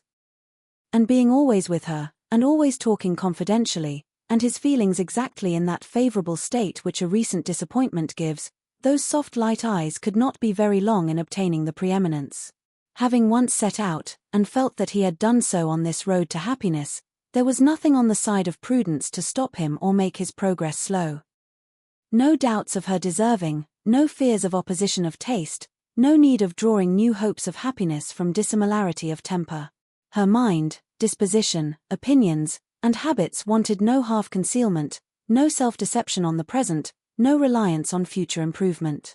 Even in the midst of his late infatuation, he had acknowledged Fanny's mental superiority. What must be his sense of it now, therefore? She was of course only too good for him. But as nobody minds having what is too good for them, he was very steadily earnest in the pursuit of the blessing, and it was not possible that encouragement from her should be long wanting. Timid, anxious, doubting as she was, it was still impossible that such tenderness as hers should not, at times, hold out the strongest hope of success, though it remained for a later period to tell him the whole delightful and astonishing truth. His happiness in knowing himself to have been so long the beloved of such a heart, must have been great enough to warrant any strength of language in which he could clothe it to her or to himself. It must have been a delightful happiness. But there was happiness elsewhere which no description can reach. Let no one presume to give the feelings of a young woman on receiving the assurance of that affection of which she has scarcely allowed herself to entertain a hope. Their own inclinations ascertained, there were no difficulties behind, no drawback of poverty or parent. It was a match which Sir Thomas's wishes had even forestalled. Sick of ambitious and mercenary connections, prizing more and more the sterling good of principle and temper, and chiefly anxious to bind by the strongest securities all that remained to him of domestic felicity, he had pondered with genuine satisfaction on the more than possibility of the two young friends finding their natural consolation in each other for all that had occurred of disappointment to either. And the joyful consent which met Edmund's application, the high sense of having realized a great acquisition in the promise of Fanny for a daughter, formed just such a contrast with his early opinion on the subject when the poor little girl's coming had been first agitated, as time is for ever producing between the plans and decisions of mortals, for their own instruction, and their neighbours' entertainment. Fanny was indeed the daughter that he wanted. His charitable kindness had been rearing a prime comfort for himself. His liberality had a rich repayment, and the general goodness of his intentions by her deserved it. He might have made her childhood happier, but it had been an error of judgment only which had given him the appearance of harshness, and deprived him of her early love, and now, on really knowing each other, their mutual attachment became very strong. After settling her at Thornton Lacey with every kind attention to her comfort, the object of almost every day was to see her there, or to get her away from it. Selfishly dear as she had long been to Lady Bertram, she could not be parted with willingly by her. No happiness of son or niece could make her wish the marriage. But it was possible to part with her, because Susan remained to supply her place.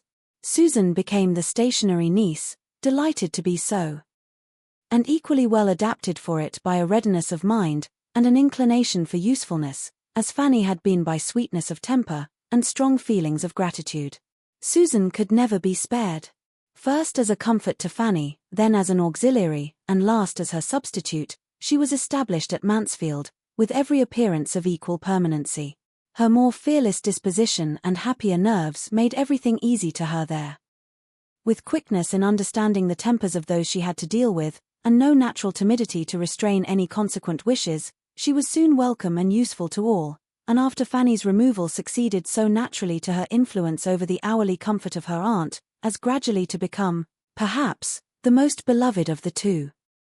In her usefulness, in Fanny's excellence, in William's continued good conduct and rising fame, and in the general well-doing and success of the other members of the family, all assisting to advance each other, and doing credit to his countenance and aid, Sir Thomas saw repeated, and forever repeated, reason to rejoice in what he had done for them all, and acknowledge the advantages of early hardship and discipline, and the consciousness of being born to struggle and endure. With so much true merit and true love, and no want of fortune and friends, the happiness of the married cousins must appear as secure as earthly happiness can be. Equally formed for domestic life, and attached to country pleasures, their home was the home of affection and comfort. And to complete the picture of good, the acquisition of Mansfield living, by the death of Dr. Grant, occurred just after they had been married long enough to begin to want an increase of income, and feel their distance from the paternal abode an inconvenience. On that event they removed to Mansfield. And the parsonage there, which, under each of its two former owners, Fanny had never been able to approach but with some painful sensation of restraint or alarm, soon grew as dear to her heart, and as thoroughly perfect in her eyes, as everything else within the view and patronage of Mansfield Park had long been. Finis. Thank you for listening to Mansfield Park by Jane Austen.